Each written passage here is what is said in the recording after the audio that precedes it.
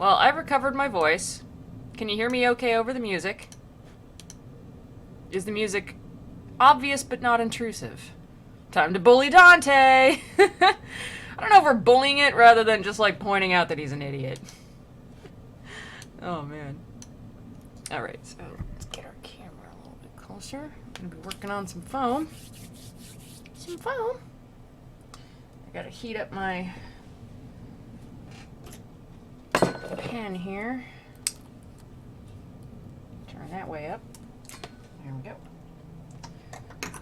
Get some more foam to cut, because I got a lot more to do. Whoosh. I get the feeling he'd think that was bullying. Yeah, probably. You just don't understand. You don't understand how good my poem is and how much Beatrice totally loves me. And everybody I hate is secretly a demon. I know you hate me. I don't need you. Virgil likes me. Right, Virgil? And Virgil's just got that look, like, on the left, like, oh, God, anyways. So where did we last leave Dante? He had entered the city of Dis, which it was difficult to get in because the fallen angels who were in the rebellion with Lucifer and were condemned to hell didn't want to let them in because they were alive. And they said that Virgil could come in, but he couldn't leave. Virgil was not all about that. I gotta cut some more feathers here. So Virgil tried to make them open the gates, and they wouldn't do it. They're like, yeah, yeah, yeah, yeah, from the top of the gates. And he's like, oh my God. So finally, he called an angel down from heaven to bring his magic angel wand and open the gates. And Dante saw that even Virgil was kind of nervous. He was like, when's that guy gonna get here? Nothing, nothing, nothing, nothing. Tra-la-la. Nothing, nothing, tra-la-la. You know, don't worry, it's fine, it's fine. He's like, our mission is ruled from on high, where God dwells. But he sure is taking a long time about it. And he's just like, are you nervous? He's like, no, just because I'm pacing and talking to myself doesn't mean that I'm worried that this might not work and we might be stuck in hell forever.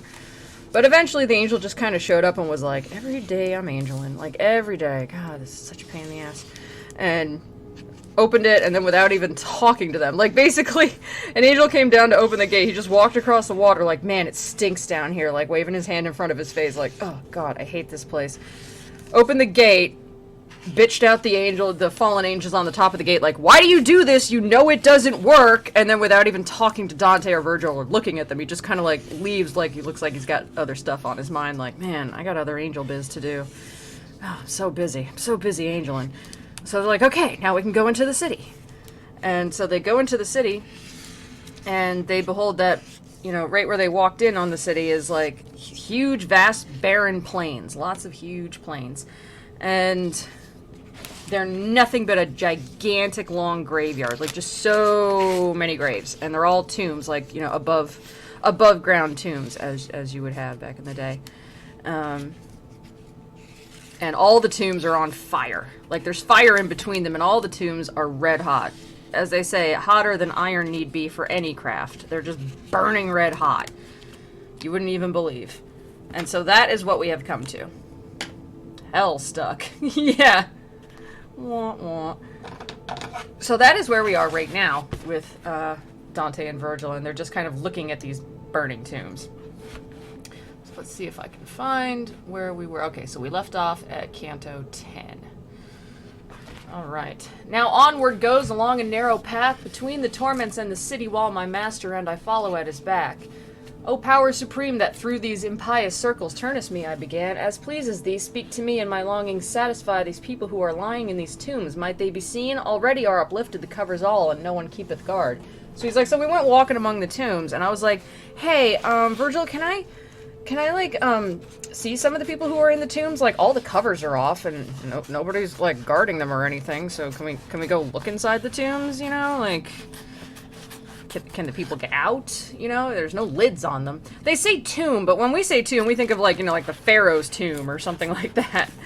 You know, we think of, like, a tomb that's inside some sort of a building. What they actually mean is sort of like a raised stone coffin, that like a large stone box that sits above ground and has a big heavy lid upon it. And the lids are pushed off in this scene, so you could look inside of them. And Virgil says, they all will be closed up when from Jehoshaphat they shall return here with the bodies they have left above. Their cemetery have upon this side with Epicurus all his followers, who make the body mortal, make the soul. Wait, oh god, the typos in this copy. I'm sorry, I should have found a better one online. Who with the body mortal make the soul. He's like, well, they're gonna stay here, and the lids won't be put on until later, you know, when, you know, during Judgment Day, when everybody gets their human bodies back. A secret beer crow cosplay. Oh, that would be cool, Siri. That would be cool. This is my ASMR. It's pretty loud for ASMR. Shouldn't it be, like, quiet for ASMR? Like, and then Dante said, is everybody I hate in hell? And Virgil said, yes, they are. Let's go make out. I soul, therefore I sin. No. So, no, please, no. Yeah. ASMR is terrifying.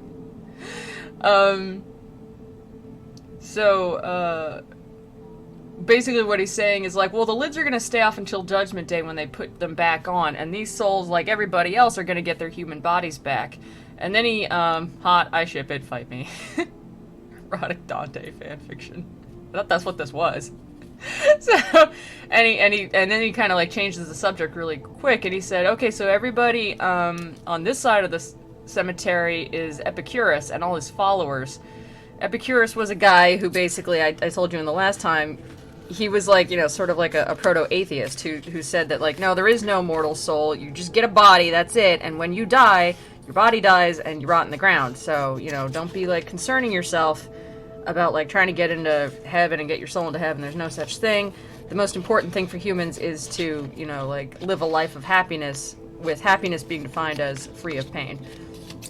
So he says, all of him and all his followers are here as heretics, because this is where the heretics are buried, in these flaming tombs. And he says, who make the soul die with the body, which is, like, you know, who says that you don't live on after you die. You just die and that's it.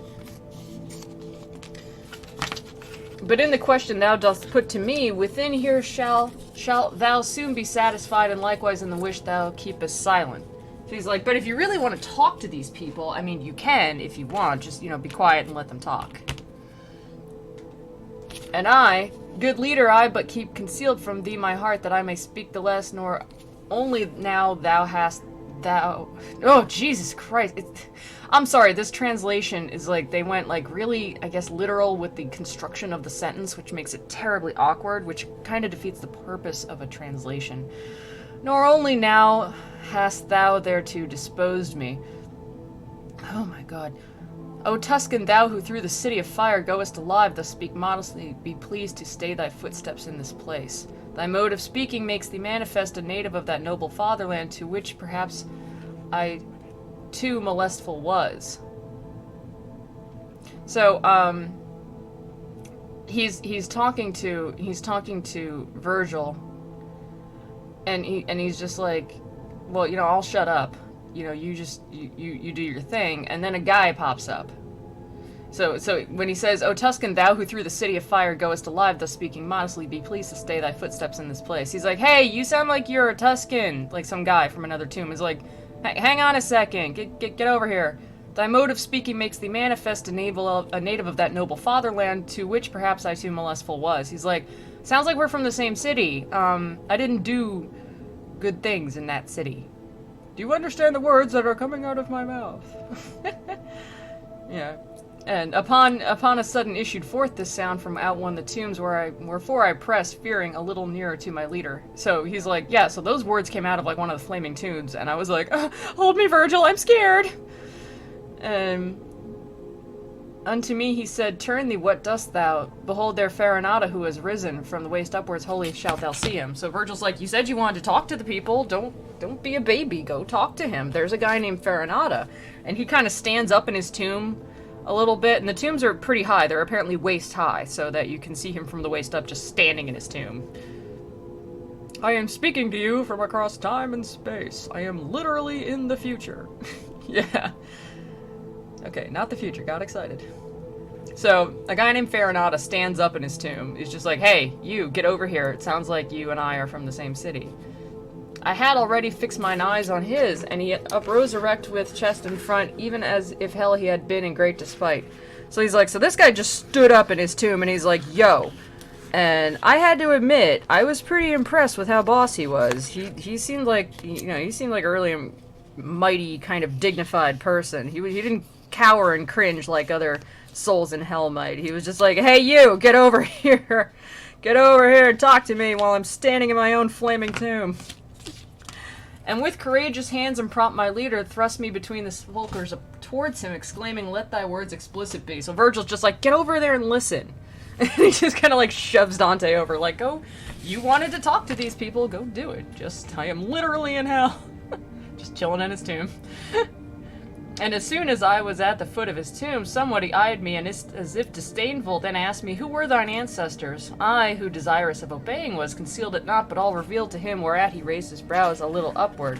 Then said he, fiercely adverse have they been to me and to my fathers and my party, so that several times I scattered them. If they were banished, they returned on all sides, I answered him, the first time and the second, but yours have not acquired that art aright. Oh, what a slam. So, Farinata, this big dignified, sort of proud guy standing up in his tomb is like, I think I know you. Who are your ancestors? Like, who is your family? And Dante told him of his family, and he's like, oh yeah, I know those guys. You guys are like we're in like a feud, like a family rivalry and everything. And I remember we got your family like exiled from Florence like twice. And then Dante snaps back like, well, yeah, it's twice, and guess what? They came back both times, but now on Earth it turns out that your family's been exiled and they haven't figured out how to come back from that yet. He's like, when he says like, yours have not acquired that art aright. He's like, they apparently haven't figured out how to come back from exile, whereas mine have. So the rivalry here is that Farinata was from a family of people. His family's not called the Gilibines, but that's Gilibines. I don't know how to pronounce it. But they were followers of this idea that they were faithful to the Pope, whereas Dante's family was faithful to the Holy Roman Emperor. Basically, Dante's people were of the idea that there should be a separation of church and state. And they were of the Guelphs? I don't know how to pronounce it. I've only seen it written. There's a lot of history I've only seen written, so I'm sorry about my pronunciation. But they were of the thing, like, it's basically if you had, like, Protestants versus Catholics. And you're like, who is your family? Oh, they're the O'Haras. Oh, they're Catholic. Well, we're Protestant. Well, you're full of crap. No, you're full of crap. It's kind of like that in that Dante, even though he's like, super pious and, very, very strict, his ideas are very strictly religious, he still feels that there should be a separation of church and state. There should be a secular state, like we have now in the U.S. And so they follow the words of the Holy Roman Emperor. And Farinata's family and such believe that, the Pope has the last say over everything, including everything in government. So it was a rivalry between families and a rivalry between cities, like between Florence and parts of Germany, and like it was really, really complicated and everything. The point is that there's like a lot of bad blood between Farinata's family and Dante's family, and they were always trying to get each other kicked out of Florence, so that because whoever was in Florence at the time made the rules. And exile was kind of like a thing back then. It's the whole reason that Machiavelli wrote the book The Prince, his famous book. He was trying to suck up. He got exiled and was writing it as like a suck-up present to the people who were in power at the time, part of the Medici family. These powerful families could get you other powerful families just kicked out of the state for like no reason, and he was like, oh, sorry, I like tried to lead a rebellion against you. Here's a book, and it's all about how like what a great leader you could be. And he's just like, yeah, not having it, Machiavelli. You can stay in exile. And he's like, oh man, my suck-up present didn't work. So like, exile was a thing that people put up with in Florence like all the time. People are always getting exiled and then like let back into the city when like power dynamics changed. And then it's kind of like if like if, like, when your state, like, was Democrat and it suddenly turned Republican, suddenly they exile all the Democratic, like, major families and they have to go live in, like, Alabama or something. And then when, like, you know, the state goes back to being a Democratic state, they all get let back in, they exile a whole bunch of, like, Republican families. It's just kind of complicated. But the point is that Farinata, this guy standing up in his tomb, is of the family that is a rivalry with Dante. And Dante's like, uh-huh, you're that guy. And Farinata's like, yeah, I remember, my family kicked you out of Florence, like, twice. He's like, yeah, well, we came back every time, and right now your family is kicked out, and they haven't figured out how to come back. I guess they're just not good at it. Yeah, he is petty. And it goes back to how he says, you know, he says that Farinata cut, like, a proud and dignified figure standing up in his tomb and, you know, confronting him like that. He will compliment people who are his rivals, who he thinks deserves it. But he still put him in hell, like, up to his wasted fire. Then there uprose upon the sight, uncovered down to the chin, a shadow at his side. I think that he has risen to his knees.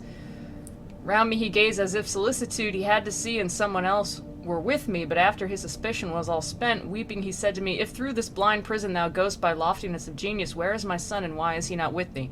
So another guy stands up in, like, the same tomb, because it's like a big old tomb. And, you know, it's not like it's not like a casket. It's not one person to a tomb. Get out of my room! Oh, babe, make the Algerians go away! The Algerians go away! So another guy stands up, but he's not proud like Farinata. He just kind of, like, peeks. You know, he kind of rises up to his knees and peeks over the edge of the tomb, like, looking really kind of pathetic and crying. And he looks around like he thought there might be somebody else there with Dante, but he doesn't see anybody. So he's like, hey, if you're going through hell, like, do you know where my son is? I thought my son might be with you. Yeah, Farinata thought pleasure was eating dry bread. Yeah, basically. And, which seems odd, like, he says, why is my son not with you? But there's a reason. And Dante says to him, I come not of myself. He who is waiting yonder leads me here, who in disdain perhaps your Guido had. His language and the mode of punishment already unto me had read his name. On that account my answer was so full. So he's like, Dante's like, oh, I know who you are. And your son Guido isn't here. Like, I came with Virgil, that guy over there who... he just kind of as a side, he's like, I bet Guido would have treated him in disdain because Guido was a contemporary of Dante's. He was a modern poet, and he might not have liked Virgil's old-fashioned poetry. So it's kind of like a subtle slam on Guido. He's like, anyways, he's not here. It's just me and Virgil. And he's like, so, you know, your son Guido had a lot of disdain, possibly, for Virgil, so he probably wouldn't have come along on this trip with him. His language and the mode of... Okay, so he's like, so I already knew who he was. Upstarting suddenly, he cried out, how saidst thou he had? Is he not still alive? Does not the sweet light strike upon his eyes? When he became aware of some delay, which I before my answer made, supine he fell again, and forth appeared no more. And he's like, wait, what do you mean had? Guido had disdain? Is he not alive anymore? Is he dead? And Dante kind of, like, pauses for a second, and he's like, oh my god, he's dead, isn't he? And he just, like, faints away back into the tomb. Hey, Babs! I'm inviting a friend here, so be cool. But the other magnanimous, at whose desire I had remained, did not his aspect change, neither his neck he moved, nor bent his side. And if, continuing his first discourse, they have that art... He said, not learned aright, that more tormenteth me than doth this bed. So the first guy he was talking to, he doesn't even, like, acknowledge that other guy talked, like that other guy was like, where's my son? What do you mean he's dead? Oh, and faints away, and the first guy's like, so anyways. He doesn't even acknowledge that the other guy said anything. He just keeps talking, as if he didn't even see him. Oh, Dante didn't faint. The other guy who thought that Guido, his son, was dead, had fainted. Nice job, Pebs. But he was just like, he's like, so anyways, even if my family got, if my family got kicked out of Florence, that pisses me off even more than being in hell. Like, that's worse than being on fire. I'm so mad. Now, here the thing is, can get some water. Here's the thing. Freezes. That guy who was like, where's my son? He's not with you? What do you mean he had disdain for Virgil? Oh no, he's dead, isn't he?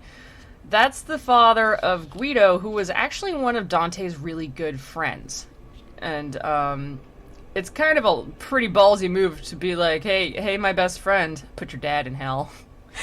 Sorry, he didn't believe the things I thought he should believe, so that's kind of a dick move. Link's place. But yeah, so that's... So the first guy, just without even, like, blinking or, like, noticing, or even turning his head to notice that other guy talking to him. So over this. Yeah. Virgil's so over this. Without even turning his head, he's just like, so anyways, if my family is banished from Florence, that pisses me off more than being on fire in hell, which is what I'm doing right now. But 50 times shall not rekindled be the countenance of the lady who reigns here, ere thou shalt know how heavy is that art. And as thou wouldst to the sweet world return, say why that people is so pitiless against my race in each one of its laws. He's like, well, you know what? Before too long, you're gonna know what it's like to be exiled.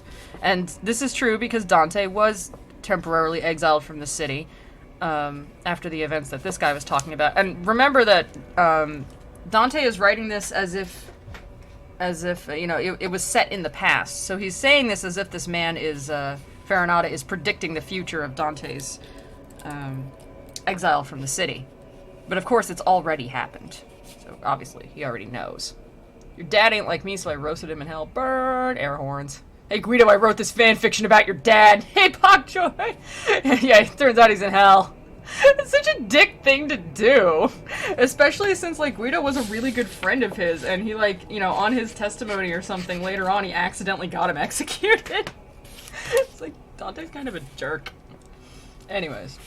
So he's like, anyways, why is everybody up there so hateful to my family anyways? Just because of its laws, you know? Why can't you just, you know, be cool about it? Says the guy who got Dante's family exiled because he didn't believe their religious beliefs. Whence I to him, the slaughter and great carnage which have with crimson stained the Arabia caused such orisons in our temple to be made. Oh, the Arbia. They spelled it Arabia, the Arbia. He's like, maybe people don't like you because your family killed a lot of people. Like, there's a lot of bloodshed on your hand, old man. Like, there are reasons that we had to exile them. They were getting really murdery.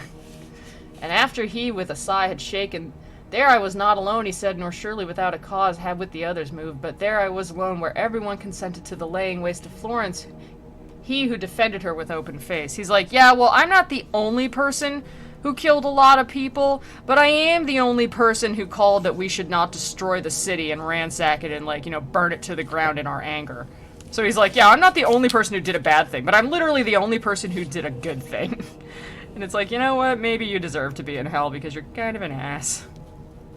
But what's funny is that Dante puts him in the same part of the city of Dis for the heretics. You know, he puts him in with Epicurus and his followers who literally believe that you don't have an immortal soul and, you know, you don't go to heaven, you just die and rot in the ground and that's it. And he put Farinata in here, even though Farinata fully believed in the Catholic Church and everything, just like Dante did. He just believed that the Catholic Church should have a hand in government, and Dante believed that he shouldn't. That it should be separation of church and state. So he's still in with the heretics just for being like, I think the church should take a more active role in our government and, you know, and influence what our government does and everything. And Dante's like, I don't believe that. You're going in the bin with heretics. Which, that's not really heresy. That's just a disagreement of government. But Dante can kind of, you know, he kind of hand waves it away by being like, well, you know, there's an order to everything in the universe. God decrees it. And, you know, he, in some obscure way that I'm translating in my mind here, said that, you know, government should stay out of, or religion should stay out of the government. Whatever. You don't agree with me. You don't agree with me, and so you're going to hell and you're gonna go in with the heretics because I can't find a better place for you. Like, this is the best I can think of. You don't agree with me. This is really a heresy against Dante. This isn't really a heresy against God. This is a heresy against the guy who's like, it's my fan fiction, and I say that you're going to hell because I don't like you, and you exiled my family, and you're a jerk. I'm not your dad, but Dad, your moves are weak. You're not fam anymore. I'm gonna be super famous, and I'm gonna put you in a home, and you'll totes thank me. Wow, bro, put my fam in hell. You're not fam anymore. Yeah, they probably did. They were probably like, what the hell, dude? This is like, but, you know, again, this is kind of common where people just get called out and compared to old villains in, like, you know, historical fiction and everything. Like, it was just something poets did. Like, this is just how they slammed each other. It's like releasing a diss track. It's my Hades, and I can condemn if I want to. It really was extremely petty, because it wasn't heresy. You know, he wasn't being heretical to the church. If anything, he was just being heretical to the state, where he's like, the state can't run itself, it has to have religion intervene. And he's like, no, it doesn't, and also you're going to hell because I said so. Bye, Pebs, enjoy your movie. Ah, so hereafter may your seed repose, I him entreated. Solve for me that knot which has entangled my conceptions here. It seems that you can see, if I hear rightly, beforehand whatsoever time brings with it, and in the present have another mode. He's like, yeah, so that's why your family isn't, because he's like, yeah, well, we did a lot of bad things, but, you know, I didn't do all the bad things. And he's like, yeah, well, your family's in hell. Anyways, can you tell me why it is that you can seem to see the future, but you don't seem to see the present, like what's going on right now? That's kind of confusing to me. Dante just kind of, like, slams people, and then he's like, anyways, answer for me this one, like, riddle me this. We see, like those who have imperfect sight, the things he said that distant are from us, so much still shines on us the sovereign ruler. When they draw near or are, is wholly vain our intellect, and if none brings it to us, nor not anything we know of your human state, hence thou canst understand that wholly dead will be our knowledge from the moment when the portal of the future shall be closed. So he's like, well, we can see, like, important stuff from the future, but as it gets closer and closer to the present, it gets, like, harder to see, so we have no idea what's actually going on up there right now. You know, so unless somebody like you comes and tells us, we have no idea what's going on in the present. We only see kind of important stuff from the future. But you can understand that, you know, being able to do that, we obviously know when Judgment Day is going to come. So we know when, like, we're really going to get it later on. So, you know, you can see why it kind of really sucks to be in hell, because we kind of know the approach of when everything's going to get even worse for us. I know I just insulted you, but can you do me a solid? Yeah, Dante lampshading. Yeah, he's backfilling. He's backfilling.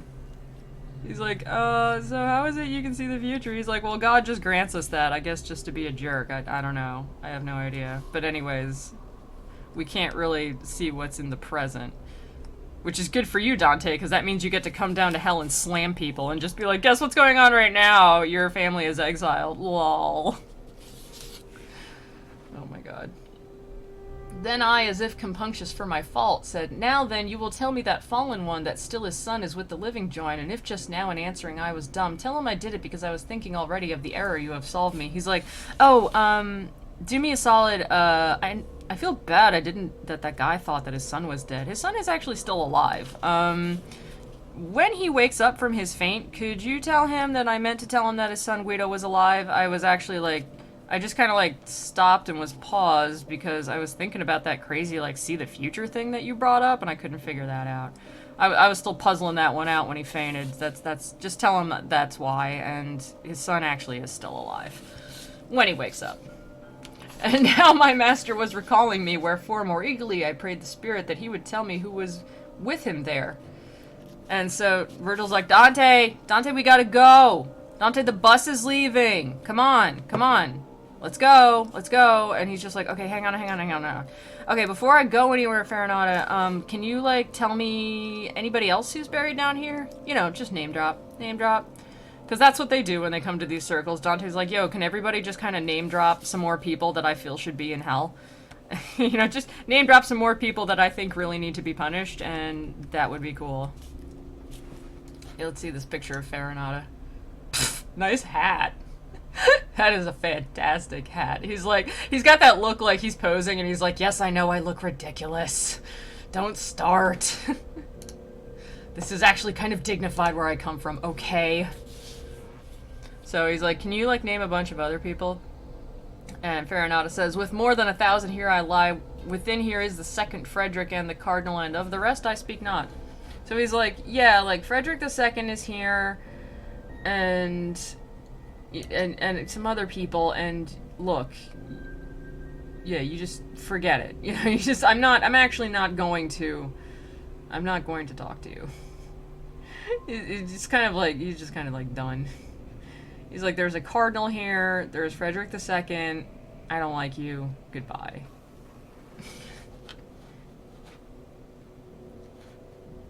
Looks like a fighting condom. It looks like a dinosaur's tampon. I was more staring at the fact that his head is kind of big for his body. Yeah, all his body proportions are kind of off. Alright. So he's like, and I'm not going to tell you anymore. Thereon he hid himself, and I towards the ancient poet turned my steps, reflecting upon that saying which seemed hostile to me. So he's like, and so he kind of like just went back into his tomb, like, the hell with you, Dante. And I was like, and Dante walked back to Virgil, and he was like, man, I wonder why he was pissed at me. Why do you think? Because you were a total ass to him. He's like, man, I wonder why everybody in hell is so mad at me. All I said was that they're a bunch of sinners and they're gonna burn in hell and stuff, and then I demanded that they give me, like, the 10-cent tour of their immediate surroundings. Everybody's such a dick down here. I try so hard to be nice. It's that art style where they're like, this is what humans look like, right? Yeah, he has yaoi hands. He moved along, and afterward, thus going, he said to me, why art thou so bewildered? And I in his inquiries satisfied him. When thou shalt be before the sweet radiance of her whose beauteous eyes all things behold, from her thou shalt know the journey of thy life.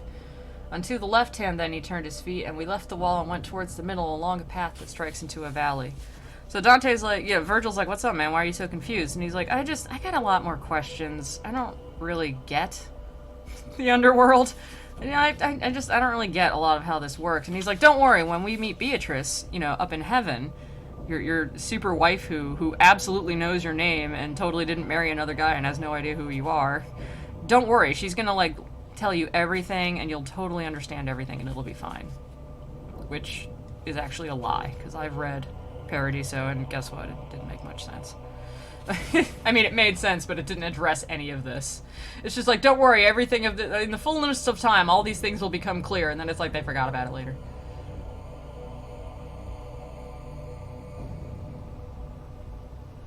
Oh, I don't know what that meme is.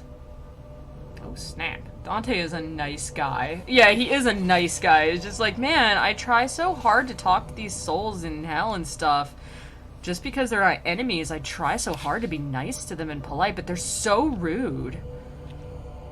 Dante is the kind of guy who would have, like, an AIM conversation and, like, an argument or something, and then, you know, he'd show it to somebody later, like, man, can you believe they said this to me? Isn't that so mean? Look how nice I'm being. And then later you find out that he, like, kind of went in and edited it before he printed it out so that he looks really nice and everybody else looks like a jerk.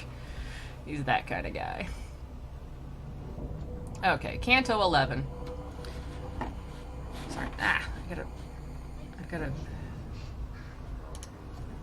This thing. What is this thing? Screwdriver. I've got a screwdriver in the way of my mouse, and it's driving me nuts. Anyways. Upon the margin of a lofty bank, which great rocks broken in a circle made, we came upon a still more cruel throng. So we kind of found, like, an even more horrible bunch of rocks, basically. You'd think these guys would be happy to see me in their internal suffering. Jeez! Yeah, he's such an ass. hang on, I have to look at this. Oh my god, those dogs. Those dogs. They're pretty good dogs. They're badly drawn dogs, but they're pretty good dogs. Unless that's like their style, in which case that's fine. So he's like, yeah, so anyways, we kept walking, and we, like, walked down the middle of the valley, and went, you know, or we walked down the middle of the plains between the graves, these burning tombs of heretics, and then took a path that led into a small valley. And when we were down there, there were a bunch of broken rocks and everything, like, just big broken rocks just laying around in, like, a big clump. And then we came an even bigger clump of, like, why though? Oh, the why though. I see. An even bigger, you know, bunch of broken ass rocks, and they were kind of foreboding, and I didn't know what they were. Hey, Rogue. And there, by reason of the horrible excess of stench the deep abyss throws out, we drew ourselves aside behind the cover of a great tomb, whereon I saw a writing which said, Pope Anastasius I hold, whom out the right way Photinus drew. Photinus. Potato. So he's like, anyways, it stunk like way bad further down in hell, so to kind of like get used to it and everything, and, you know, get kind of a quick break from it before we go down there, we kind of get behind these big rocks, you know, just like, ugh, let's get a breather. And I noticed that the rock was actually like a big old tombstone. And it said on it, you know, like, you know, here lies Pope Anastasis, who was led astray by a guy named Photinus. Slow it behooveth our descent to be, so that the sense be first a little used to the sad blast, and then we shall not heed it. And so Virgil's like, yeah, we'll stay back here and, like, you know, kind of get used to the awful smell and heat of further down in the city of Dis, and then, you know, later when we, like, when we go down there, it won't seem so bad.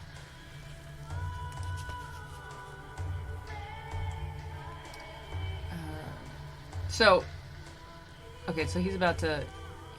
So, here's the thing about those rocks. I'm trying to see if he mentions it. Well, I'll read it again if he does mention it. When the harrowing of hell happened, you know, when Jesus was, you know, he died, and on the third day, you know, blah, blah, blah, blah, blah. So, when Jesus went down to hell after being crucified, and you recall that Virgil said, yeah, he grabbed a bunch of people from down in the lower circles of hell and left with them. You know, they were kind of rescued and everything.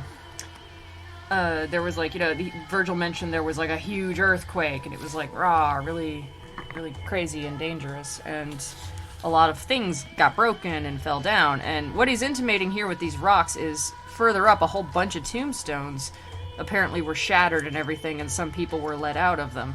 And one of them that he's saying is the Pope Anastasius was in one, you know, his tombstone is here, and, you know, apparently the tomb is empty. I guess he got rescued by Jesus or something. And he's like, yeah, you know, it says,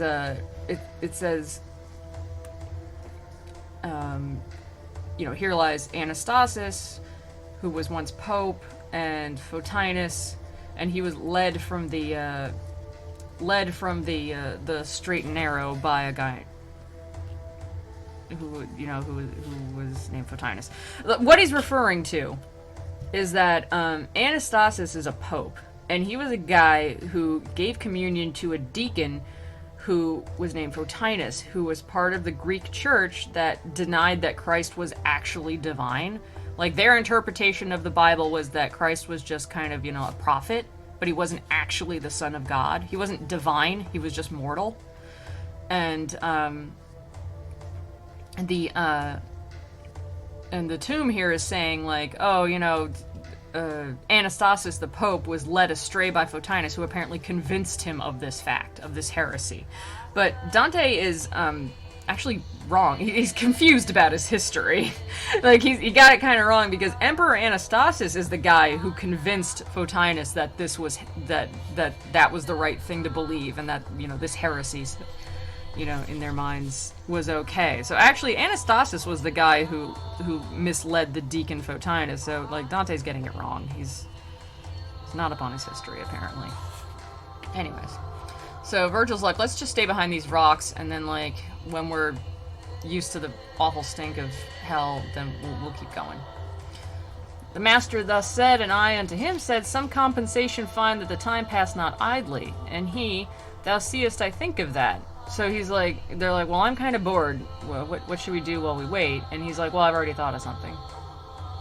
My son, upon the inside of these rocks, began he then to say, are 3 small circles from grade to grade like those which thou art leaving.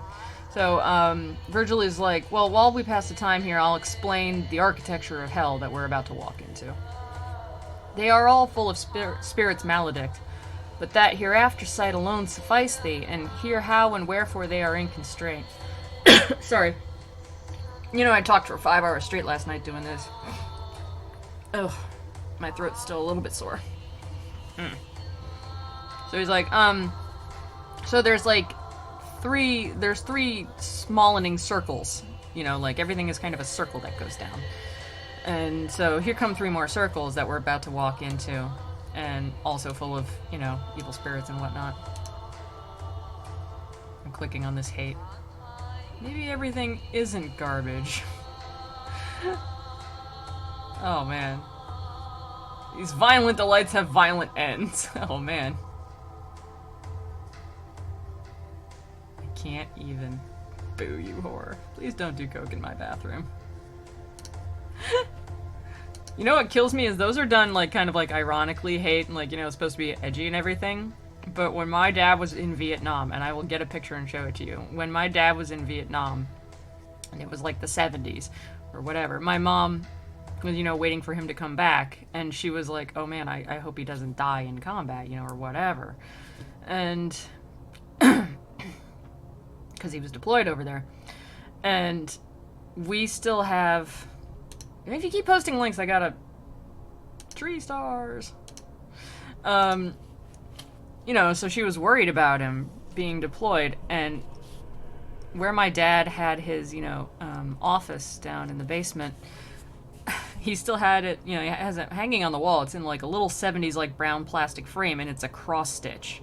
It's about yay big, and it has little flowers, like pretty little flowers all along the sides, and right in the middle, in flowers, is cross-stitched the word shit. Period. And I always remembered, like, I was always like, what the heck is that? And my mom made it. Like, and for my mom to make that is kind of impressive, because my mom doesn't even like to swear. Like, she was very, very worried about my dad being overseas for the first time, which is amazing. Yeah, post it in the Discord, you guys. If you're gonna, like, post up those, post them in the Discord, because there's, like, a lot of links. I'm getting a little distracted here. My mom is awesome. But my dad always kept that, and I was just like, my god, that's amazing. So, like, there are people, like, making, you know, cross-stitch like that now who are like, ha ha ha, cross-stitch is just supposed to be for, like, wholesome old lady stuff, but I'm using bad words in it. Isn't it funny? And I was like, yeah, my mom did that back in the 70s, okay, smart ass. Like, you're not even original. My mom's the ultimate hipster. Okay. So he's explaining the Virgil is explaining the architecture of hell to Dante as they like sit there and kind of get used to the awful smell and the heat of hell before they keep going. Of every malice that wins hate in heaven, injury is the end, and all such end either by force or fraud afflicteth others. But because fraud is man's peculiar vice. Wait, what the? The document just stops. Oh. They cut it off right in the middle of a phrase. More it displeases God, and so stand lowest the fraudulent, and greater dole assails them. So he's like, so these lower, you know, the higher circles were just, you know, stuff that harmed yourself.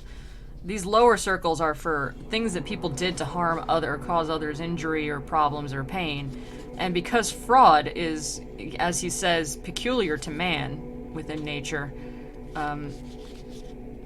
God hates it the most, and thus are the fraudulent condemned to the lowest circles. All the first circle of the violent is, and since force may be used against 3 persons in 3 rounds, 'tis divided and constructed. To God, to ourselves, and to our neighbor can we use force. I say on them and on their things, as thou shalt hear with reason manifest. So he's like, so there are, you know, the next 3 circles we're going to are the circles of the violent, and you can do violence to 3 different kind of people. You can do it to your neighbors, you can do it to yourself, and you can do it to God. So those are divided up like that. A death by violence and painful wounds are to our neighbor given, and in his substance ruin and arson and injurious levies. Whence homicides and he who smites unjustly, marauders and freebooters, the first round tormenteth all the companies diverse. So he's like, so the first round is for people who just hurt other people, who do violence to other people. And that is different from the round that we saw earlier in the River Styx, which was the circle of the wrathful. Because you notice that the punishment was that the wrathful are just kind of like laying about themselves, like hitting each other and hurting each other. But their violence is not their sin, it's their punishment. And so people are they often get the wrathful and the violent confused in Dante's Inferno, and it's not. It's the sin is up above was that they could not control their anger, and violence is their punishment. Whereas these people, in the circle of violence, deliberately tried to cause violence to others, not because that they were angry. You know, maybe they killed them because they were in a war and they wanted to, I don't know, take back the Holy Lands from the heathens. So they went and killed a bunch of people. They weren't mad at the heathens, they just did it, you know? Or, you know, they killed people just, because they were robbing them, and they decided to, oh no, this person caught me robbing their house, I better kill them. It's not out of anger, just as a means to an end. So they get a different punishment. So people can often mix up wrath and violence in this, but it's not. So they get in the first circle of the violent. Man may lay violent hands upon himself and his own goods, and therefore in the second round must perforce without avail repent. Whoever of your world deprives himself, who games and dissipates his property, and weepeth there, where he should jocund be. So the second round is famous for being the forest of suicides. Because, obviously, in Christianity, suicide is a sin. But he says he also puts in people who sort of drove themselves to death. Not by, they didn't hang themselves or poison themselves or anything, but maybe they were self-destructive and they gambled away all of their debt. They drank themselves to death knowing that it was not good for them. They dissipated themselves, as it were. They did drugs all the way, like knowing that it was probably going to kill them, and they just didn't care. And that sort of thing. So, yes, Francesca's husband is in the circle of the violent because he committed murder. Why is suicide a sin? I never quite got that. Before Christianity, it was, in many religions, it was considered noble. It was like the last free act of will that you could do, and that sort of thing. In Christianity, it's considered a sin. I'm fairly certain they made it a sin to stop people from doing it. It was kind of like, it was well intentioned at first, where they're like, well, maybe if we tell people that it's bad, they won't do it. Because it's not a good idea. You leave behind, a family or something. But then it just became a sin because they're like, well, God gave you your body. Who are you to throw it away? And, God has a time and a place for when you're going to die. Don't try and go against him by killing yourself. It became a violence against, because apparently, it's like they believe God, your whole life and your physical body is a gift from God, and you're throwing it away if you kill yourself. You're kind of spitting in his eye like, I don't want your stupid presence. And yeah, the idea is if God wanted you to die, he'd just kill you himself. Which begs the question, like, well, what if he wanted you to die by suicide? But they didn't really have that sort of thing back then. They identified that we had free will to kill ourselves, but if God wanted to kill us, he'd just kill us in an earthquake or something. Or, bitten by a viper or whatever. But it was basically like, no. Only God decides when you die. Only God gets to decide when you die. You don't get to kill yourself. That's cheating. That's going against his will. And also, you're spitting in his eye when he gave you this awesome, terrific life. And, in this human body and everything, which not everybody gets. So, it's rude.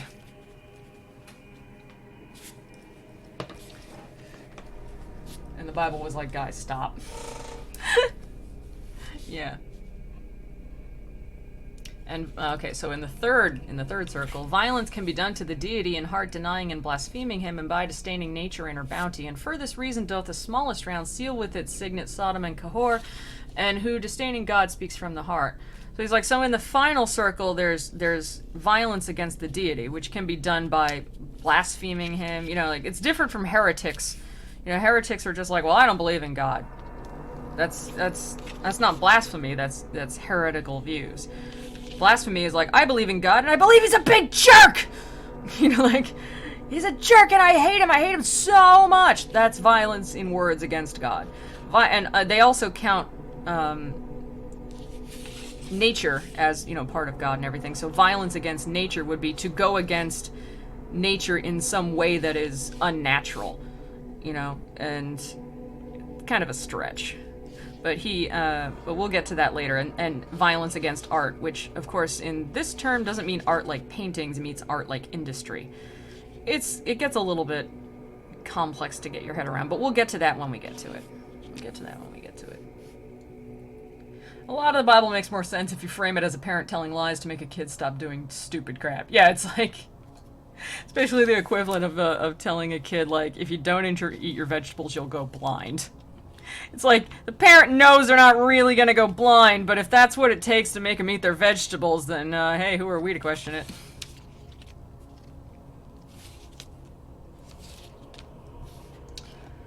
Okay, let's see here. Fraud wherewithal is every conscience stung, and a man may practice upon him who trusts, and him who doth no confidence imburse. This latter mode, it would appear, dissevers only the bond of love which nature makes, wherefore within the second circle nestle hypocrisy, flattery, and who deals in magic, falsification, theft, and simony, panderers, barraters, and the like filth. He's like, okay, so now he's getting into a place called the Malabulge, which is like the last section of circles before it drops into the Lake Cocytus. The Malabulge is a special place that has like little mini circles inside of it. It's like the last circle, and it has like a bunch of little like mini circles in it that divide up the fraudulent.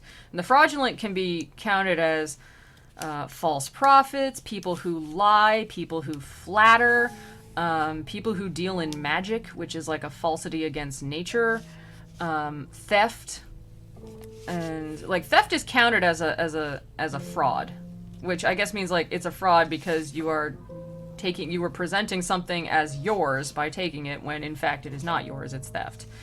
So the burning marinara lake, so spicy. Yeah, we haven't gotten to the pizza realm yet. I don't understand this hell. So and fraud is considered like the worst of the sins above the worst sin of all, which is treachery, but we'll get to that. So anyways, hence in the smallest circle where the point is of the universe upon which Dis is seated, whoever betrays forever is consumed. So he's like, and the very, very last, lowest, most horrible part of hell where Satan is kept is for traitors. Treachery, for those who betray other people's trust. And Dante says, my master clear enough proceeds thy reasoning. He's like, yeah, that makes sense. And full well distinguishes this cavern and the people who possess it. And he's like, yeah, and you laid it out pretty good. But tell me, those within the fat lagoon, the fat lagoon, I guess he means big, whom the wind drives and whom the rain doth beat, and who encounter with such bitter tongues. And unto me he said, why wander so thine intellect from that which is want? Or sooth thy mind where it is elsewhere looking? Hast thou no recollection of the words which with thine ethics thoroughly discusses the dispositions three, that heaven abides not? And he's like, okay, so, like, how come when we went through, you know, like, those upper levels, traitors like people I don't like, or who don't like my bro Virgil here, am I right? Yeah, he's like, well, how come in the upper levels those aren't as bad? You know, like the circles of incontinence, as I said, like lust and greed and gluttony. Traitors to cool ideas. And you guys, how come those aren't as bad? And Virgil's like, dude, like, I thought you were supposed to be a poet, which intimates that, you know, you'd also be interested in philosophy. Like, he's just like, come on, dude, you know the answer to this. You've been told how that's not as bad. And he's like, the dispositions three, that heaven abides not, incontinence, malice, and insane bestiality, and how, and not bestiality like that. Oh, Ming, what's up? You got a cough? Ming has a little bit of a cold. What's the matter, boo? What's the matter? And how incontinence less God offendeth and less blame attracts. He's dividing up, what's the matter? My cat is making this coughing noise. What's the matter, boo? I'll pet your face. He's dividing up hell into three areas of, like, overarching themes. The first one is incontinence, which means unable to control one's impulses. Malice, which of course is, you know, unable to control one's hate. And insane bestiality, which he doesn't mean is actual bestiality. It just means, like unto an absolute animal, like without any remorse or conscience, that sort of thing. One who has no conscience. And how incontinence less doth God offend and less blame attracts. He's like, so the people in the first three circles, lust, greed, and gluttony, they don't offend God as much. You know that. If thou regardest this conclusion well, and to thy mind recallest who they are that outside are undergoing penance, clearly wilt thou perceive why from these felons they separated are, and why less wroth justice divine doth smite them with its hammer. He's like, and you remember, like, they weren't as bad people as these people, so, like, they separate out just a little bit, you know, they don't have a whole different section like the Malabulge, which is like a subsection of an even worse part of hell. O sun that healest all distempered vision, thou doth content me so when thou resolvest that doubting pleases me no less than knowing. And So he's like, he's basically just like, but you know what? It's okay if you're asking stupid questions, because it pleases me to know that you will get the answer and understand. Once more a little backward turn thee, said I, there where thou sayest, and he's like, okay, but like I'm still thinking back about what I saw. There where thou sayest that usury offends goodness divine, and disengage the knot. Philosophy, he said, to him who heeds it, noteth not only in one place alone after what manner nature takes her course. So this is where it gets a little complicated. They're talking about a place they haven't been yet. He's like, usury, which is the act of charging like insane interest, like the money lenders. It's like one of those, you know, check cashing places, or like, you know, cash advance places like we have in America, where they're like, hey, you know, we can give you a $200 loan, you know, like, get cash today, and then you just pay us back out of your paycheck when you get it. And people go, oh, awesome, because I have a terrible, you know, medical thing coming up, or I need to pay the rent, but I don't get paid till Friday. They're like, yeah, no problem. We'll just charge you a little interest. Places like check cashing places can charge upwards, and I'm not joking, 1,400% interest over the course of a year. And they go, oh, well, that's okay, because, you know, they can just pay it back when they get their check, and the interest won't be so much. But a lot of times it gets people into so much debt that they end up in a circle of debt with these places, where they take out the loan, and then by the time they're able to pay it back, the interest is so much that they have to take out another loan to pay back that interest with them, and it just becomes a circle where they just, you're like, for a $200 loan, you might be like a year later owe them like $1,200 something in interest, something insane.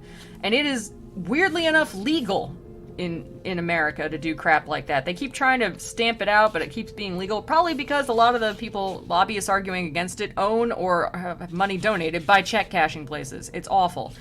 And that's called usury, where you charge an insane amount of interest that basically screws people for like a very small loan. And this was a thing that happened even in the earliest of times. And it was considered a sin. Like Jesus himself went into the temple and overthrew the tables of the money lenders because he felt it was a horrible sin. It kind of made slaves out of people, you know, just for like a small loan, you'd pretty much owe your soul to these people for like the next 3 years trying to pay them back. And there are no stupid questions, Dante. As you know, super smart Dante, these guys are much bigger butts. Yeah, basically. If you watch the Last Week Tonight thing with John Oliver about check cashing places, you would be absolutely aghast.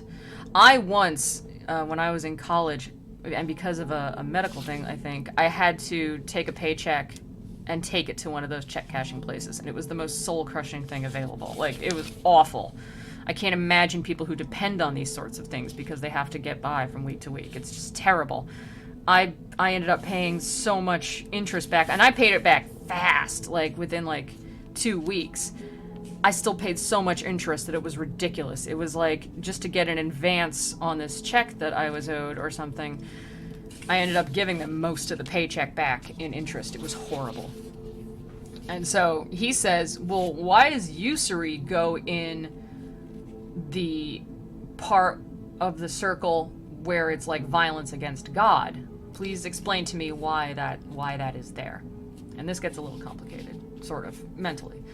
And so Virgil says, philosophy to him who heeds it noteth not only in one place alone after what manner nature takes her course, from intellect divine and from its art, and if thy physics carefully thou notice, after not many pages shalt thou find from these two, if thou bringest to thy mind Genesis at the beginning, it behooves mankind to gain their life and to advance. And since the usurer takes another way, nature herself and in her follower disdains thee, for elsewhere he puts his hope. So, what he's saying is, working hard and, you know, having industry is how humans live, working for your living. He's like, ever since we, you know, came from the Garden of Eden, we've had to work hard for our living. We plow, we build, we create things to sell, we farm. We had to work hard.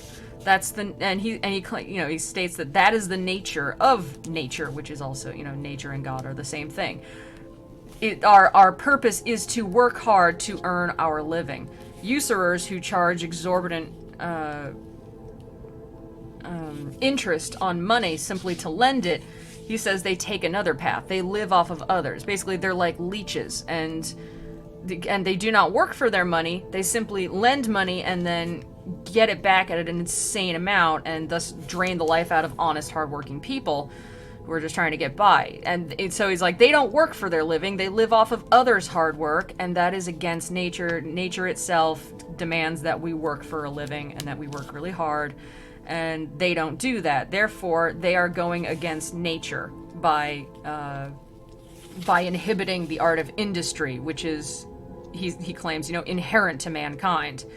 It is inherent that we work and that we create and that we build and that we, buy and trade and sell goods, as is our living. And usurers go against that, and therefore they are committing a violence against nature, which is against God, because God is all nature and God created nature. So that is why that moneylenders are in the circle reserved for those who commit a violence or offense against God and nature. So it can be a little tough. You gotta understand that moneylenders were a hell of a lot bigger problem back then. Like, they were they were a big problem, and the church hated them, and yet the church used them, just like everybody hates check cashing or pay advance places in America, but we can't get rid of them because everybody uses them, because there's no safety net for people who are poor. And so in a way, these terrible basically money lenders in the form of payday loans, they are the only safety net that impoverished Americans have. Like a short-term safety net until whatever. Look, the point is, he doesn't like them. And Jesus didn't like them because he believed they were parasites who just lived off of other people's hard work and charged them insane amounts and blah, blah, blah, blah, blah. Because it takes no work at all to charge absorbent interest. It's not like, well, I'm going to charge you an insane amount of interest because it's so much work to lend you this money. It isn't. So anyways, that's why he explains how the usurers are in the third circle of violence. But now follow as I would fain go on, for quivering are the fishes on the horizon, and the wane wholly over chorus lies, and far beyond there we descend the crag. So he's like, anyways, we gotta get going, and and there's like some more water we gotta cross, etc., etc., etc., and we're gonna get going now. So you get to the Canto 12 here. So Canto 12. The place where to descend the bank we came was alpine, and from what was there, moreover, of such a kind that every eye would shun it. So he's like, there's kind of like a bunch of trees, and like the way we walk down on the bank to go to the next area, there's it's kind of like mountainy and rocky, and it's like very steep. When he says alpine, he means like it's like a mountain, sort of like it's very steep, and there's a lot of craggy rocks and everything, and we have to kind of climb down it, and it's hard to do. And also, like that every kind would shun it. He's like, nobody wants to look at this place, it looks like hell.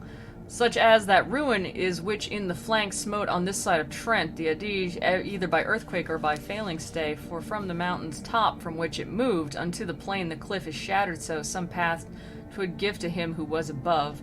Even such was the descent of that ravine, and on the border of the broken chasm the infamy of Crete was stretched along, who was conceived in the fictitious cow, and when he us beheld, he bid himself, even as one whom anger racks within. So he's like, yeah, you ever been to like one of those mountains where, there's an earthquake or something and all these big old rocks come down and it's like way hard to get down the mountain or anything? Or like when there's a landslide and all these rocks at the top of the mountain come tumbling down? Yeah, it was kind of like that. But there's always like a little bit of a path that you can find to get down, even though it's like kind of treacherous and anything. Anyways, way at the bottom we found the Minotaur. Oh, hi, Minotaur. Yeah, exactly. Kale knows what's coming. So, and at the bottom was the Minotaur. And he was so mad, he was like biting his knuckles, like, I'm so mad. I'm the Minotaur, I'm so mad. And, my sage towards him shouted, Peradventure thou thinkest that here may be the Duke of Athens, who in the world above brought death to thee? Get thee gone, beast, for this one cometh not instructed by thy sister, but he comes in order to behold your punishment. As is that bull who breaks loose at the moment in which he has received the mortal blow, who cannot walk but staggers here and there. Thus down we took our way over that discharge of stones, which oftentimes did move themselves beneath my feet from the unwonted burden. Moo, mofos, moo! Yeah, he basically was like, hey, do you think that this is the Duke of Athens, the guy who killed you? It's not, though. Don't worry. Like, we're coming just to see who you've been punishing down here in hell. He's basically like, Virgil is taunting the Minotaur to piss him off, and the Minotaur is like, he kind of like bugs him until he's just like so mad that he can't see straight. He's getting real sketty, and he just kind of like goes tromping off like, "Rah, I gotta go break something." You know, he's kind of annoying him into getting out of their way, and so Virgil just starts talking smack at the Minotaur, and the Minotaur just goes, "Oh, I'm so angry I can't see straight," and just goes like lumbering off. So they got all the way down those rocks. And even though, like, the rocks are kind of tumbling out from underneath their feet, you know, it's kind of like a scree, and they're sort of sliding down the side of the mountain like, oh god, this is treacherous. Virgil is such a jerk. Yeah, well, Dante's Virgil is. Like, he's... As they get closer to people that Dante hates and puts in the lower circles, it seems that Virgil gets, like, more of a jerk. I think that's Dante's fault. He's just like, yeah, the guy I love so much totally hates all my enemies, and he thinks my waifu is pretty. Oh, god. Thoughtful I went, and he said, "Thou art thinking perhaps upon this ruin which is guarded by that brute anger which I just now quenched." He's like, what are you thinking about? You thinking about this area that the Minotaur guards? You know, the one I just pissed off until he went away? Now will I have thee know, the other time I here descended to the nether hell, this precipice had not yet fallen down, but truly if I well discern a little before his coming, who the mighty spoil, bore off from Dis in the supernal circle, upon all sides the deep and loathsome valley trembled so that I thought the universe was thrilled with love, by which there are who think the world oft times converted into chaos. And at that moment this primeval crag, both here and elsewhere, made such overthrow. He's like, okay, so that one time when Jesus came down and, like, saved all the people, you know, who were being harrowed from hell and everything, this crag was... Like, this whole, like, rocky area wasn't here yet, but it all fell down when Jesus came, because he kind of, like, made a giant earthquake and everything. And, you know, I thought it was kind of awesome. You know, I thought there was, you know, sometimes I felt there was no more goodness in the world, and, you know, it felt like it was when he came down here and knocked all these rocks down and saved a bunch of people. Not me, apparently, but hey, you know, we can't all be saved. And, so he's talking about the harrowing of hell without specifically alluding to Jesus. But he's saying that, like, this stuff wasn't here before, but it all kind of, like, fell down when Jesus came and, like, totally rocked the place and, like, just tore the roof off of hell, basically. He's intimating that hell's landscape changes. It's not always the same. It's much like, you know, like the mortal world. You know, we tend to think that, like, it's always, you know, the same and it's exactly built that way, almost like a theme park for the damned, you know, like...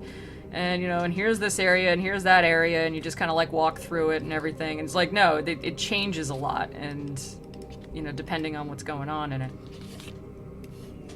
So, he says, the world oft... okay, yeah, okay. But fix thine eyes below, for draweth near the river of blood, within which boiling is whoever by violence doth injure others. He's like, okay, so look down there. Boiling in a river of blood is the first circle of the violent. Who, you know, people who were violent and injurious to other people. So, check that out. O blind cupidity, O wrath insane, that spurs us onward, it's so short in our life, and in the eternal then so badly steeps us. He's like, man, isn't it nuts that people, like, get so mad when they're alive? And it's such a short life to get mad, and then you gotta spend the rest of eternity steeped in boiling blood, you morons. Like, what is the point? That's Dante saying that, not Virgil. I saw an ample moat bent like a bow, and as one with all the plain encompasses, conformable to what my guide had said. And between this and the embankment's foot, centaurs and phila were running, armed with arrows, as in the world they used the chase to follow. Beholding us descend, each one stood still, and from the squadron three detached themselves, with bows and arrows in advance selected. And from afar one cried, "Unto what torment come ye, who down the hillside are descending? Tell us from there, if not I draw the bow." Haha, you lost your temper, sucks to be you. He's like, so, all along this embankment of this boiling river of blood that everybody's like all stuck in and angry and wrathful and unhappy, there's a bunch of centaurs patrolling with bows and arrows. And when they see Virgil and Dante coming, they're like, oh, hey, who are those guys? And 3 of them kind of come off of like the group of centaurs that are standing on the bank, and they're like, who are you? Why are you coming down the mountain? You know, like, tell us what you're doing here, or I'm going to shoot you with the arrow. And my master said, our answer will we make to Chiron near you there in evil hour, that which will thine was evermore so hasty. He's like, I'm not talking to you because you're rude. I will talk to Chiron, the other centaur. Then touched he me and said, this one is Nessus, who perished for the lovely Deianira, and for himself did vengeance take. And he's like, so, he's talking about the other centaur, and he's just like, so that guy's Nessus. I don't really want to talk to him because like he's like really wrathful and stuff. He's kind of a jerk. And he in the midst, who at his breast was gazing, is the great Chiron who brought up Achilles. The other Pholus is, who was so wrathful. And he's just naming the centaurs. He's like, that's Chiron, and that's Pholus, who you may remember was a friend of or like Chiron was a friend of Achilles, and there's Pholus, who was like also a jerk. Like all these centaurs are representative of wrath in this story. Thousands and thousands go about the moat, shooting with shafts whatever soul emerges out of the blood more than his crime allots. So what happens here is that the wrathful who are steeped in the boiling river of blood, according to how bad their wrath was in life, like how bad their sin was, they are up to like, you know, maybe their feet or their chest or their neck, or like, you know, maybe they're completely submerged because they were just the worst person available, like just the worst person on earth. So apparently sometimes they try to like, you know, they're like, I don't want to be up to my neck in blood. It hurts. Like, it's boiling. I want to be like that guy who's only up to his knees. And maybe they like sneak over to the shore to try and be like a little bit less in the river. And then the centaurs, it's their job to run around with their bows and arrows and shoot people and be like, get back in your area of the, you're up to your neck, mister. You're in the up to their neck sections because you were much worse than that up to their knees guys. And he's like, oh, I don't want to boil and blood out of my neck. And they're like, I will shoot you with this arrow if you don't get over there. And, you know, they can't die from being shot from the arrows. They're like, I don't want to. And then they shoot him and they're like, ow, you big dick centaur. Fine, I'm going. Ugh, the worst. And they're just like, man, dang souls just don't want to stay in their place in the river. And so that's apparently Chiron and the other centaur's job, is to shoot anybody who tries to kind of sneak out of their depth of the river and get to like somewhere that might be more comfortable. It's Adult Swim! Get out of the deep pool! Let's see here. Near we approached unto those monsters' fleet, Chiron an arrow took, and with the notch backward upon his jaws he put his beard. After he had uncovered his great mouth, he said to his companion, Are you aware that he behind moveth whatever he touches? Thus are not wont to do the feet of dead men. And my good guide, who now was at his chest where the two natures are together joined, replied, Indeed he lives, and thus alone me it behooves to show him the dark valley. Necessity and not delight impels us. So Chiron's like looking at them, and you know, and they're walking up to Chiron, this big centaur, and he's got like a big scary beardy mouth, and he just kind of like idly picks up an arrow and like kind of swooshes his beard out of the way of his mouth so he can talk. He's like, nah. He's just kind of like itching himself with an arrow, and he's like, hey, you notice that guy behind Virgil? Like when he walks, rocks roll out from under his feet, and like he can move stuff that he touches down here. That doesn't seem like all the dead men that are down here, because all the people in hell are shades. They're like spirits. He's like, he seems to be moving stuff that he touches. And Virgil's like, yeah, he's still alive, and that's why I'm here with, you know, as his guide and everything. And that's why we're going further into hell. We're not here for like a pleasure tour. We're not here to have fun. We're here of necessity to kind of get through hell and everything. So, you know, just... And he's like, Chiron is an enormous centaur, because even though Virgil is pretty tall, he's like basically talking to Chiron's belly button at this point. He's just like, his head only goes up that far. He's just like, can you get down here and let me talk to you?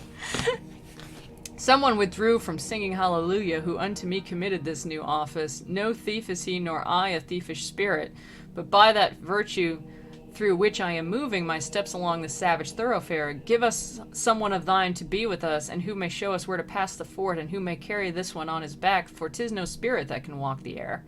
So he's like, yeah, so when Angel came down and was like, you know, she wanted my help, he's just telling the story of, like, how Beatrice told him to go get Dante. He's like, anyways, can one of your, like, horsey guys help us out and show us where the river is, like, shallowest, and help carry my friend Dante over the water, because he can't walk in boiling blood and he can't walk on the air like a spirit. So, you know, he's a solid dude. You think they're totes dating? Oh man, what's their power couple name gonna be for Dante? No, that sounds terrible. Durgel. Like, I don't know. So upon his right, Charon wheeled about and said to Nessus, turn and do thou guide them, and warn aside if other band may meet you. He's like, okay, Nessus, go take them through the shallowest part of the river of boiling blood, and if anybody gives you any, like, crap about it, just be like, back off, okay? Like, don't let anybody shoot him with arrows. We with our faithful escort onward moved along the brink of the vermilion boiling, wherein the boiled were uttering loud laments. So he's like, so we were walking along this boiling river of blood, and everybody inside is just, they're just making such a ruckus. Such a ruckus. Okay, I'm going to take a break here and get a drink of water.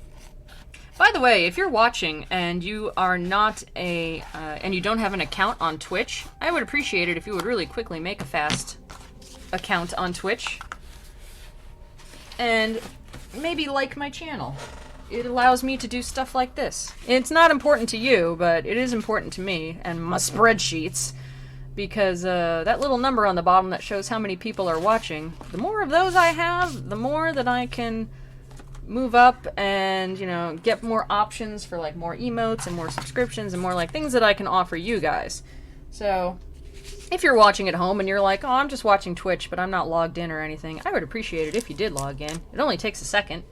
And then you can get all kinds of fun emotes and everything. And you can even get a free subscription if you have Twitch Prime. They will give you an option to subscribe. And you have to, resubscribe every month. But, you know, you can give a free subscription to someone just for having Prime, like Amazon Prime. So that's kind of cool. Durgel. Anyways, I thought in the middle here I would just give a little shout out. Oh, my throat is killing me.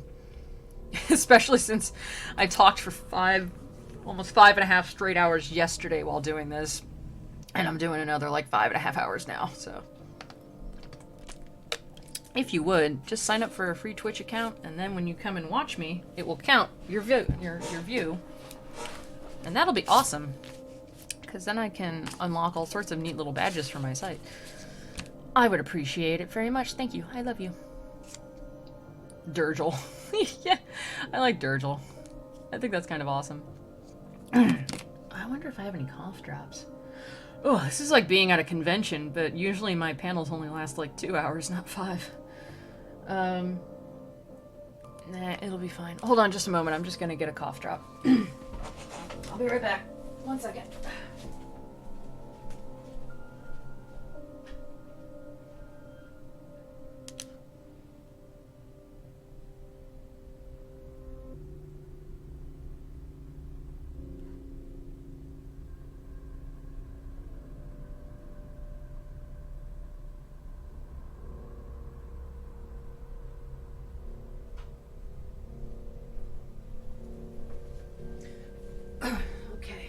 Also, if you don't feel like, clicking out of here and signing up and everything and then coming back, because it might be kind of a hassle to do it in stream, you can always do it at the end. And then come back in, if you so please, and hit follow on my account. It don't cost you anything at all, and it makes me very happy. And my spreadsheets. It makes me delightful. Plus, it puts me closer to my follower goal, which is like every time I have little follower goals, I think the next one is 500, I do a little special project. Online for everybody. Drink some honeyed tea. Maybe I will have some tea. Sorry guys, it's hard talking this much. Like 2 days in a row. But I can do this because I love Dante's Inferno. I really want to do Paradise Lost next. It's just so great. Those dogs, so great. Anyways. So they're walking along this river of boiling blood, because, like you do. And, people I saw within up to the eyebrows, and the great centaur said, "Tyrants are these who dealt in bloodshed and in pillaging. Here they lament their pitiless mischiefs. Here is Alexander and fierce Dionysus, who upon Sicily brought dolorous years." He's like, so everybody who's up to their eyebrows is the worst. Like, they're just like, they were tyrants, and they brought massive violence to cities and countries and everything. And he puts Alexander in there. Oh, I know the honey is good. "That forehead there, which has the hair so black, is Aslan, and the other who is blonde, Obizo, who is of Este, who in truth up in the world was by his stepson slain." So he's just naming a bunch of, like, fearsome tyrants from history. "Then turned I to the poet, Virgil, and he said, Now he be first to thee, and second I." So he's like, you go first.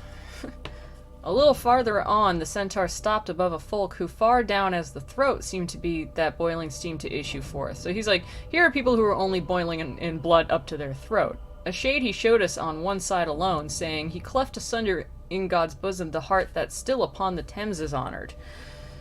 He's basically just, this is Virgil's, like, he basically, it's like his what's it? Sorry, I'm like tired, so I'm trying to think words. It's his typical, like, touring of all the people that he thinks should be in hell and naming all of them to the audience, basically. It's his tour of the damned. And, I'm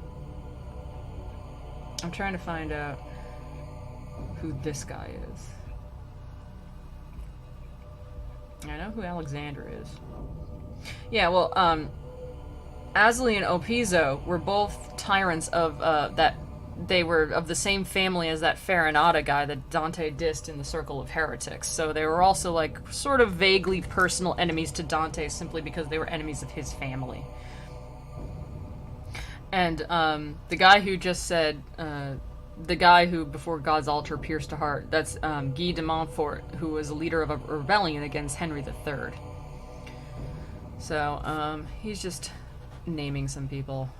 "Then people I saw who from out the river lifted their heads and also the chest, and many among these I recognized." So these are people who are up to their chest in boiling blood. By the way, the boiling river of blood is called the Phlegethon. I don't know if they mention it anywhere in here.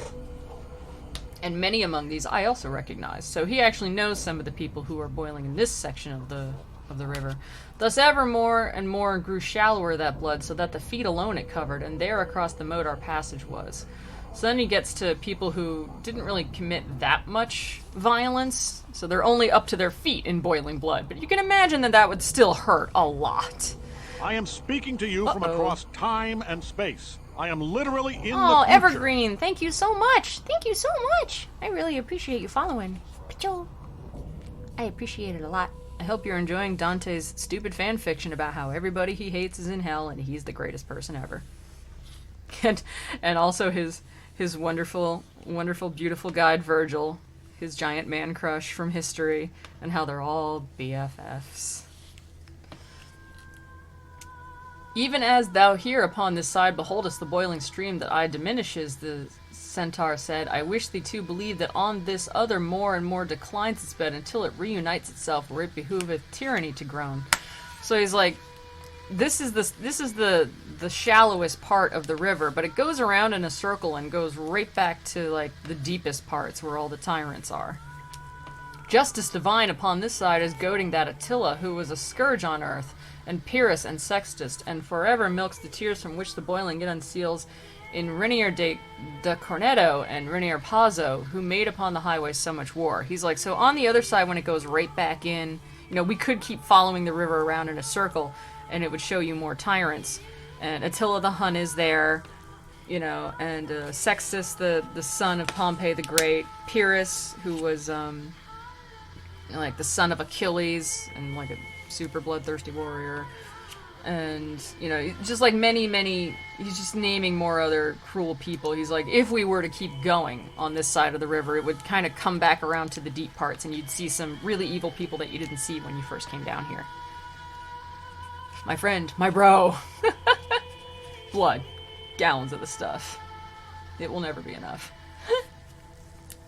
So then back he turned and passed again the ford. So he's like, so at this point, Dante is riding on the back of Nessus the Centaur, who is giving him a lift over the river of blood, because Dante cannot walk on it because he is mortal and he will burn his beatsies. And Virgil is like, just go with Nessus, he'll be your guide, and I'll meet you on the other side, because Virgil, being nothing but a shade, can walk over the river. Not foliage green, but of a dusk. Okay, so now we're into Canto 13. Not yet had Nessus reached the other side when we had put ourselves within a wood that was not marked by any path whatever. So he was like, oh man, he wasn't even on the other side of the river before I noticed that we were going into like this really, really deep like forest, and it has no path through it. It's all just scrub brush. There's like no easy way to walk through it. But apparently we were going to have to. Not foliage green, but of a dusky color, not branches smooth, but gnarled and intertangled. Not apple trees were there, but thorns of poison. Such tangled thickets have not, nor so dense, those savage wild beasts that in hatred hold twixt Cecina and Cornetta the tilled places. He's like, this was a really messed up, gross looking forest. Like, it's all thorns, there's no green leaves, all the, you know, leaves and branches are like a dirty brown and gray like ashes, and all the branches are all tangled up in each other.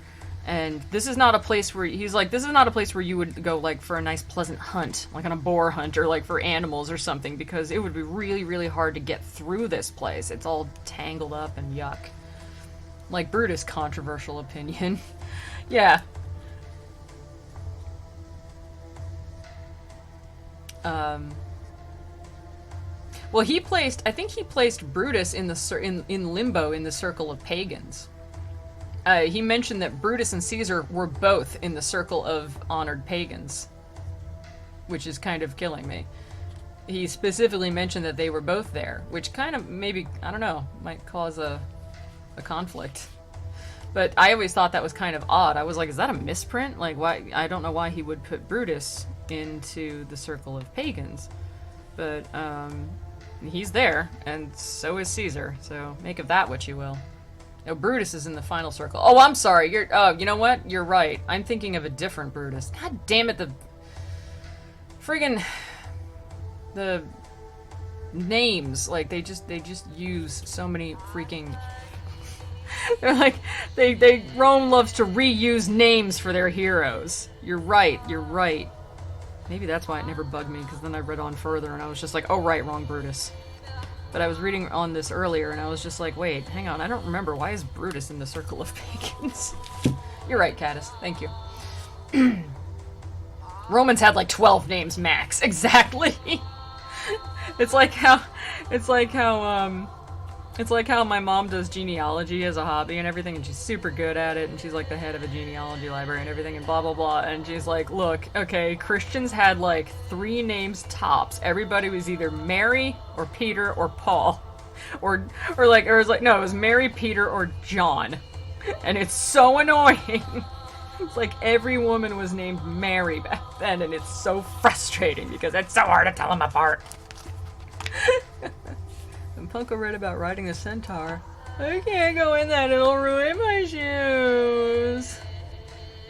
Don't stamp your little last season sandals at me, Dante. Your little last season sandals. I didn't see Legally Blonde, but that sounds hilarious. Let me just say that Caesar was a pathologically narcissistic dictator. Yeah, he was like, oh, I love on official things when I can, official days when I can wear the laurels because it hides that I'm balding. Caesar was kind of an ass. Anyways, it's a great movie, you should watch it. There do the hideous harpies make their nests who chase the Trojans from the Strophiades. Strophiades? I defer to Caddis. With sad announcement of impending doom, broad wings have they, and necks and faces human, and feet with claws, and their great bellies fledged, and they make laments upon the wondrous trees. So he's like, so this forest is like full of harpies. And then he, describes what harpies are and what they look like, and he's like, and they break the branches with their claws, and they make all sorts of angry noises, and they make big nests inside these awful-looking trees inside this forest. You went through the river of blood? What? Like it's hard? Dante it is. It is when you ride on the back of a gigantic centaur. And the good master, ere thou enter farther, know that thou art within the second round. Thus he began to say, and shalt be till thou comest out upon the horrible sand. Therefore look well around, and thou shalt see things that will credence give unto my speech.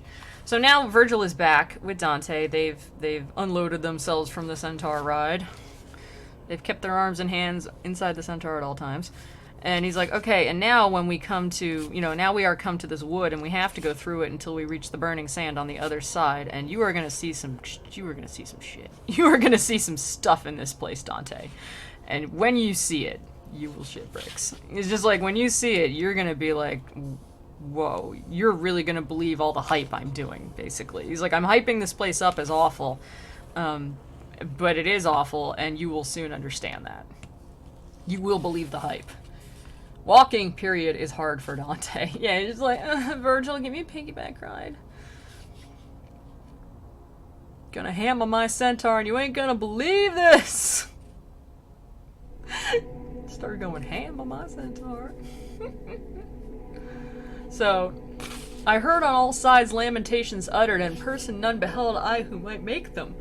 Whence utterly bewildered I stood still. He's like, so now they're in the forest, this densely awful-looking forest, and he's like, I can hear people yelling and wailing and, like, complaining, but I don't see anybody. Where is everybody? I think he thought perhaps I might think so many voices issued from those trunks from people who concealed themselves from us. And he's like, I thought maybe Virgil might think that I thought that, like, everybody was, like, hiding behind the trees. Therefore the master said, if thou break off some little spray from any of these trees, the thoughts thou hast will wholly be made vain. He's like, yo, I know what you're thinking. You're wrong. Go ahead and break off a branch from one of these trees. Thus, then stretched for my hand a little forward and plucked a branchlet off from a great thorn, and the trunk cried, why dost thou mangle me? After it had become brown with blood, it recommenced his cry, why dost thou rend me? Hast thou no spirit of pity whatsoever? He's like, so I broke off a little branch from a tree, and it started bleeding. And the tree started yelling at me like, why are you hurting me? Have you no pity? Men once we were, and now are changed to trees. Indeed, thy hand should be more pitiful, even if the souls of serpents we had been. He's like, we used to be people, can't you be nice? I mean, even if we were the worst person possible, you shouldn't break our branches. That's so mean. There's always a slight breeze flowing through Virgil's hair. Wailing or wailing? We're whalers on the moon. He's still covered in slippery olive oil on his muscles. As out of a green brand that is on fire at one of the ends, and from the other drips and hisses with the wind that is escaping, so from that splinter issued forth together both words and blood, whereat I let the tip fall and stood like a man who is afraid. He's like, so these words were just coming out of this bleeding branch. And I dropped that branch like it was hot, and I was like, what? Just what? Had he been able sooner to believe, my sage made answer, O thou wounded soul, what only in my verses he has seen, not upon thee had he stretched forth his hand, whereas the thing incredible has caused me to put to him an act which grieveth me. So he's like, if he had just believed what I said before, Mr. Tree, I wouldn't have told Dante to do that, but, apparently he had to do it so that he could see it with his eyes. I really didn't want to, and I feel bad. Which is garbage, because Virgil didn't say all these people are trees, don't hurt them. He just made him do it. Like, Virgil is oh gosh, if I thought he would have believed me before, I totally would have told him not to break your branches because they would bleed, but I didn't think he'd believe me, and he had to see it with his own eyes, so that's why I told him to do it. I feel so bad. I really think that Virgil's actually being kind of an ass. It's clear he doesn't feel bad, and he didn't tell him, don't break these, they're people, and it hurts. He's just like, oh gosh, that really grieves me to hurt you, sorry bro. Perhaps a floaty sakura petal or two. So, but tell him who thou wast, so that by way of some amends thy fame he may refresh up in the world to which he can return. He's like, but anyways, okay, here, to make you feel better, why don't you tell him who you were, and then when he goes back up to the earthly realm, he can remind everybody of you, and that'll make you feel better, I bet. Everybody, they just kind of assume, when they're going through hell later on, that, people want to be, remembered up on Earth and, talked about. Which, honestly, all they'd be talking about is, I saw that person in hell.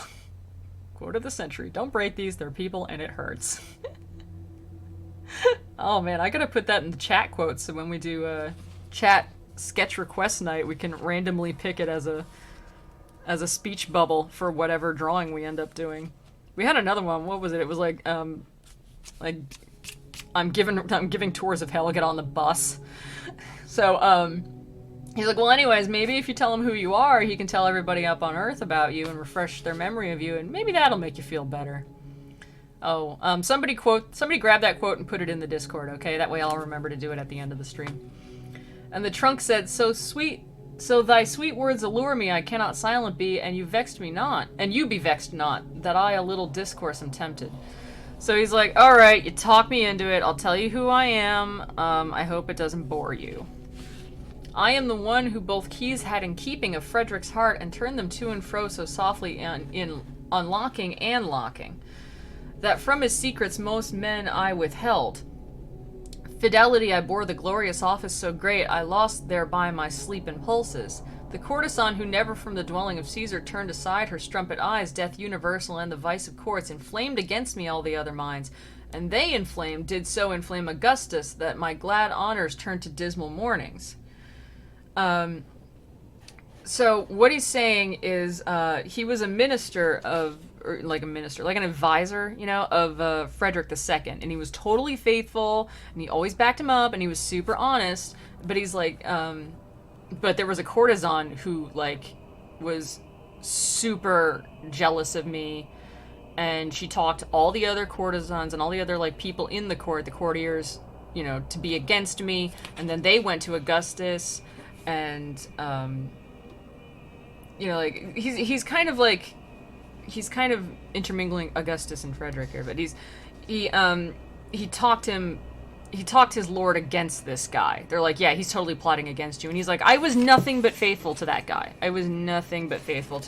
But, like, you know, all the other envy of the court turned him against me. You know? And, you know, even though I was, like, totally, like, sleeping at his door, like, faithful to that dude, you know? My spirit in disdainful exultation, thinking by dying to escape disdain, made me unjust against myself, the just. I, by the roots unwanted of this wood, do swear to you that never I broke the faith unto my lord, who was so worthy of honor, and to the world if one of you return, let him my memory comfort, which is lying still prostrate from the blow that envy dealt it. So, he's like, I felt so bad that this guy who, like, I was totally faithful to, like, I lost his trust, and he didn't trust me anymore, and he was suspicious of me, and I couldn't take it, so I just killed myself, you know, and he's like, I swear, I was totally faithful and honest to that guy to the end. I never plotted against him, you know, and yet I have this reputation up in the waking world of, you know, being distrustful and dishonest to him, so can you do me a solid here? Can you go up to Earth and tell my real story and be like, yo, that guy never betrayed Augustus, like, he never, Frederick II, whatever, two different names. He was like, I can you tell people, like, look, no, he was a really cool guy, and he totally was, like, super faithful to his lord, he never betrayed him. Because he's basically saying, like, I was totally just, I didn't do anything wrong, you know, but I killed myself because I couldn't live with the idea that people thought that I was wrong, you know? And this is, it's the whole thing is kind of like, his name is, Piero della Vine, I don't know how to pronounce his name. So anyways, he basically, he was like, you know, I was so just, I could not stand the idea of being made unjust by all this hot gossip. So I killed myself to preserve my reputation. But basically, he didn't make himself an honorable man by killing himself in the eyes of Christianity. He made it worse by killing himself, because now he's definitely unjust, because the unjust, you know, kill themselves. The unjust defy God. So he's like, I actually made it worse. But can you go up to Earth and tell people that, you know, it wasn't my fault, and it was just a bunch of hot gossip, and they were wrong to talk about me like that. I was super just. I was never, you know, a sneak or a liar or anything like that. Thank you, Caddis. So that's, you know, he's like, I'm a gentleman. Seriously, this wasn't my thing. So it was just, he's not a bad person. Dante is not showing him as a bad person. He's not being like, well, this guy is a jerk. You know, he wasn't wrathful. He wasn't gluttonous. He wasn't like proud or a heretic or anything. He's basically like saying that he pities him. He's like, man, he was a really good guy, but all this gossip made him out to be a bad person. And, you know, now he has this terrible reputation on Earth for being a bad person, and he doesn't deserve it. And, you know, just one stupid mistake kind of got him forever condemned. You know? So, Dante feels bad. But again, you know, he's presenting him as a person who, like, maybe doesn't even deserve this fate. But you gotta understand, Dante's the one writing this poem. So Dante is the one who put him in hell, even as he's like, oh, how sad. Oh, I'm so sad. Oh, I'm fainting from sadness at your terrible, oh, you didn't deserve that. You're the one who put him in hell in your story. So clearly, you're still condemning him. You think he does deserve it, or you wouldn't have put him here. You know? You can't say something like, oh, I don't think my sister-in-law deserves to go to hell just because she stole that cake on my birthday. I mean, she stole 40 cakes. That's the same as 4 10s, and that's terrible. You know, but I don't think she deserves to go to hell for that. You know, that's so sad. You know, that seems really harsh. And then you write a story about how she's in hell burning for exactly that. It's like, clearly you think she does. This is all your fault, Dante. You know, so clearly you do. So, let's see here, is he still talking? Oh, I, by the roots unwanted of this wood, do swear to you that I never broke my faith unto my Lord, who was so worthy of honor, and to the world, if one you return, let my memory, and to the world, if one of you return, let him my memory comfort, which is lying still prostrate from the blow that envy dealt it. So he's just like, I never betrayed that guy, always thought he was great, and if he's still alive, and you go up to the world, like, you know, tell him that, and tell him that, like, I still believe in him. Maybe that'll make him feel better. Waited a while, and then, since he is silent, the poet said to me, lose not the time, but speak and question him if more may please thee. He's like, so Virgil's like, well, he's not saying anything else now, because he just kind of, like, fell silent, so, you know, hurry up. If you want to ask him any more questions, you know, don't waste time, just ask him questions. Whence I to him, do thou again inquire concerning what thou thinkst will satisfy me? For I cannot sense such pity as in my heart. So, he's like, Virgil, I'm too sad. I'm too sad about hearing about this guy. I don't want to ask him. Like, you know what I want to ask. You ask him, okay, buddy? Like, you ask him for me. I can't ask him. I'm too sad. I'm too sad at this guy that I deliberately put in hell in my own story. He doesn't deserve it. Well, in my headcanon, he was innocent, but still dead. Yeah, this is Dante's headcanon. So he's like, I'm so piteous of this person, and I feel so bad for him. I can't even ask him the questions I want to ask. So you know what I want to ask. Because you're Virgil, and we're so on the same page. I love you so much. So you ask him for me. Virgil, I can't even. You do it. Yeah, basically. Therefore he recommenced, so Virgil's like, alright, I'll ask him. So may the man do for thee freely what thy speech implores, Spirit incarnate, again be pleased to tell us in what way the soul is bound within these knots, and tell us, if thou canst, if any from such members ever is freed. He's like, okay, Tree, if you want him to go back and tell everybody your story and everything, just answer this question, like, how did you get to be in this tree? We finish each other's Satan! Somebody clip that and put that in the Discord for quote night later. Evergreen, that's amazing. That was perfect. So he's like, tell us how people get in these trees, and tell us if they can ever get out of them again, and, you know, have, you know, regular kind of form of man, if you want us to go and tell everybody you're innocent.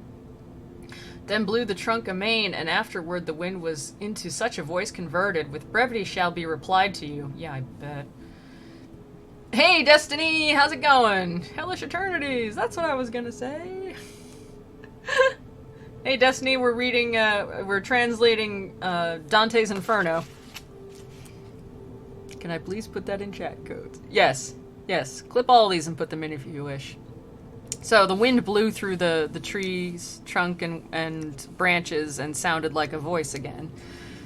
And he said, well, I'll be brief, which is garbage because no, he isn't. When the exasperated soul abandons the body whence it rent itself away, Minos consigns it to the seventh abyss. It falls into the forest, and no part is chosen for it but where fortune hurls it. There, like a grain of spelt, it germinates. It springs a sapling and a forest tree. The harpies feeding then upon its leaves do pain create, and for the pain an outlet. So he's like, so here's how it happens. When I got here and King Minos was like, or Minos, seeing that thing online where they're like, potato, potato, and they're like, it's potato. Nobody says potato. Who the hell says potato? Nobody. But he's like, when a soul, when my soul got down here, Minos was like, well, you go to the Forest of Suicides. And I was torn away from my physical form, so that I was just a spirit, and I was dropped down into this Forest of Suicides level, and I grew up into a tree. And I couldn't move, I was just in tree form. I was like a really crappy ent. And then the harpies come along and they eat my leaves and break my branches, which hurts. And that's how I am punished for throwing away my body, as I did in Suicide.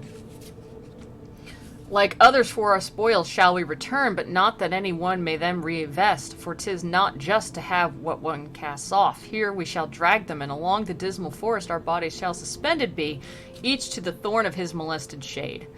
So what he says here is, when Judgment Day comes, and everybody's supposed to get their bodies back, we who committed suicide, we don't get them back. We don't get them back because we threw them away.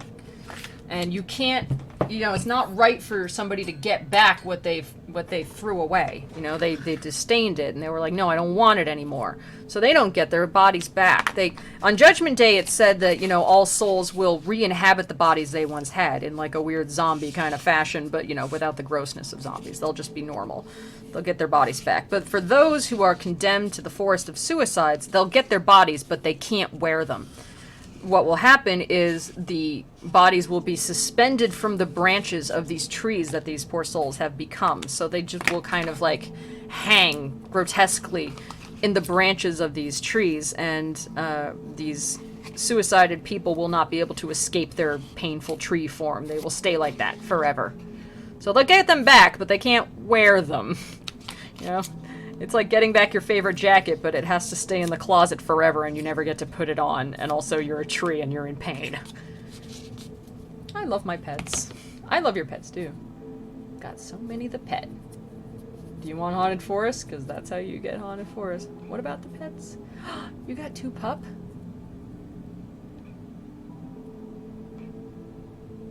Fanfiction master. You have a house now with hella cat! 2 cat? That is more than 1 cat! It's intriguing. Boo! Okay, I can't do that. That's great. 2 pup and 2 cat? Wow. That sounds cool. They'll get their bodies, but they can't wear them. Serial killer. Aww. Yeah, basically that. We were attentive still into the trunk, thinking that more it might yet wish to tell us, when by a tumult we were overtaken, in the same way as he who perceives the boar in chase approaching to his stand, who hears the crashing of the beasts and branches, and two, behold, upon our left-hand side, naked and scratched, fleeing so furiously, that of the forest every fan they broke. He who was in advance, now help, death, help. And the other one, who seemed to lag too much, was shouting, Lano, we're not so alert, those legs of thine at jousting at the topo. And then, perchance because his breath was failing, he grouped himself together with a bush. So he's like, so we were still listening to see if the tree was going to tell us anything more when these 2 people came crashing through the forest and breaking every branch around them, which obviously would have been very painful for the people who were trees. And the guy in front, they were naked and scratched all over and falling through thorn bushes and everything. And the guy in front was like, oh my god, I wish I was dead, except I'm already dead, somebody help me. And the guy in back was like, you know, you weren't this fast when we were jousting. like up on Earth. He's like, I bet you wish you'd been this fast when we were doing sports. You're pretty fast. And And then, you know, the guy in the back who was making fun of him, he's like, man, you're so fast. He was like, I'm out of breath. And so he tried to, like, hide himself behind a bush. Behind them was the forest full of black she-mastiffs, ravenous and swift of foot as greyhounds who are issuing from the chain. And they were being chased by giant female black mastiff dogs. And they're faster than greyhounds. On him who had crouched down, they set their teeth, and him they lacerated piece by piece, thereafter bore away those aching members. So they were like, yeah, we know you're in the bush, and they caught the guy who was trying to hide in the bush and grabbed him and bit him to pieces and dragged him away. Thereat my escort took me by the hand and led me to the bush that all in vain is weeping from its bloody lacerations. O Jacopo, it said, of Saint Andrea, what helped it thee of me to make a screen? What blame have I in thy nefarious life? So, like, he landed in the bush and tried to hide in this thorn bush, and the dogs found him anyways and dragged him off and bit him to pieces. And the bush was like, why did you have to land in me? That hurt a lot. I'm a person. And it didn't even help you because, like, the dogs still knew you were there. Ow. And so he's like super unhappy. He's got that football. Sounds like frat guys. Frat bros on a rager. No, they're being chased. Aw, we missed you too, Destiny. We're glad you are adulting with the animals. Adulting with the animals. Being an adult and a pet owner. So cool. So the bush is like, ow, that hurt. You guys are dicks. And like, that didn't even help you. Like, didn't even give you any cover. The dogs still found you. What was the point? Now I'm all broken and bleeding. You stupid idiot. Virgil's like, hey, give me your hand. Let's walk over and talk to that unhappy bush. When near him had the master stayed his steps, he said, who wast thou that through wounds so many are blowing out with blood thy dolorous speech? He's like, wow, you look like crap, Bush. So who are you in real life? So, like, the way these bushes talk, they don't just shake and do, like, a funny voice like you might see on, like, a cartoon or something. They speak through, like, their broken branches that are blowing out both their voice and also, like, just gobs of blood. So they're like, plah, spitting out blood and words at the same time. And he to us, O souls that hither come to look upon the shameful massacre that has so rent from me my leaves, gather them up beneath the dismal bush. I of that city was which to the Baptist changed its first patron, wherefore he for this forever with his art will make it sad. And were it not that on the pass of Arno some glimpses of him are remaining still, those citizens who afterwards rebuilt it upon the ashes left by Attila in vain had caused their labor to be done. Of my own house I made myself a gibbet. So, I don't know who this bush is. Let me see if I can look up the history here. Is it Cato of Utica? No. Well, he's describing who he is, and I don't actually know who he is. But basically, he said I hanged myself. I don't know who this fellow is in history, but who cares? I'm clicking on that caddis. No! Damn it! Ugh. Okay, but seriously, Caddis, this isn't from the story. This is from the video game. I can tell from the coloring. This is from the video game. It's still a terrible thing to click on. Why did you do that? That's even worse than the circle. Who did this? I am dying! Dang it, Attila, I just built that! Caddis, yes. Caddis. You know, there's a special realm in hell. I think it's in the violence against the art of nature for people who make terrible My Little Pony OCs. But yeah, those are from the video game, Dante's Inferno, which is, what's up, Weary? Which is I don't know if that's better or worse than doing it purely from the text. Anyways, so I don't know who this bush is, but he's like, can you pick up my leaves and kind of gather them under me? I hurt so much. And anyways, like, there was like a war and stuff, and I hung myself in my house, okay? So this is Canto 14 coming up. Because he charity of my native place constrained me, gathered I the scattered leaves and gave them back to him who now was hoarse. He's like, oh, well, he's just like, well, this guy was from, like, the same place as me, like, same town as me, you know. He's kind of, like, in the same region as me, so I'll have pity of him. And I gathered up his leaves and kind of put him underneath the bush, like, here you go, dude. Not sure that even helps. And, like, the bush was so tired out from talking that he couldn't talk anymore.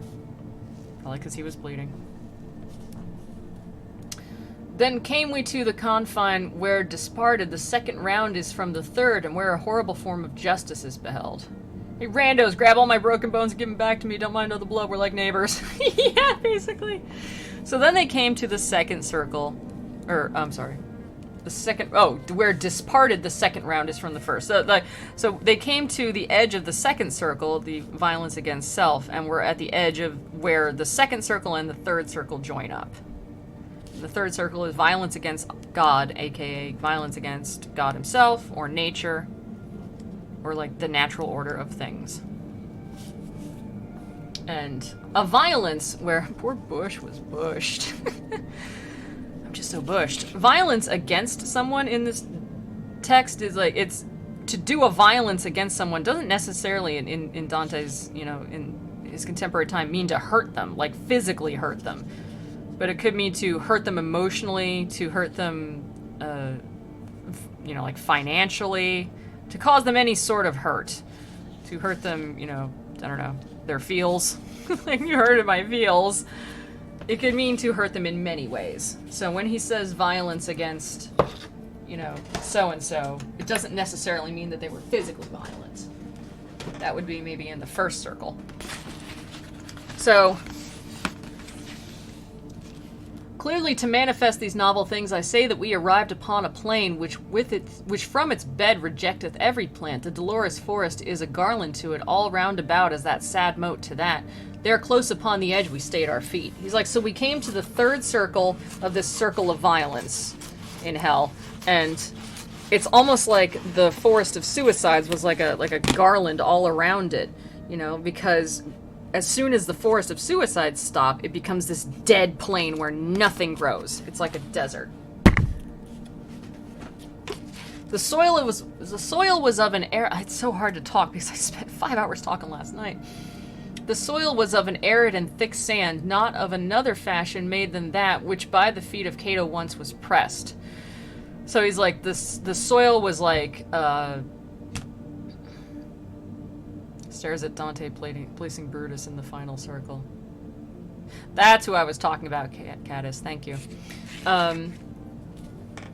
So it's like it's just a dry, hot sand. It's really, really thick. So it's not like a little bit of sand over like a hard ground. So it's obviously harder to walk in. And vengeance of God, oh how much oughtest thou by each one to be dreaded, who doth read that which was manifest unto thine eyes. It's basically Dante being like, damn, God, you are harsh. Like, nobody better mess. Like, nobody better mess with God, because, like, I'm looking at this scene and I'm like, damn, God, you crazy. Like, I do not want to cross you. Wow, this is tough. And I just talked to a bleeding tree. You know?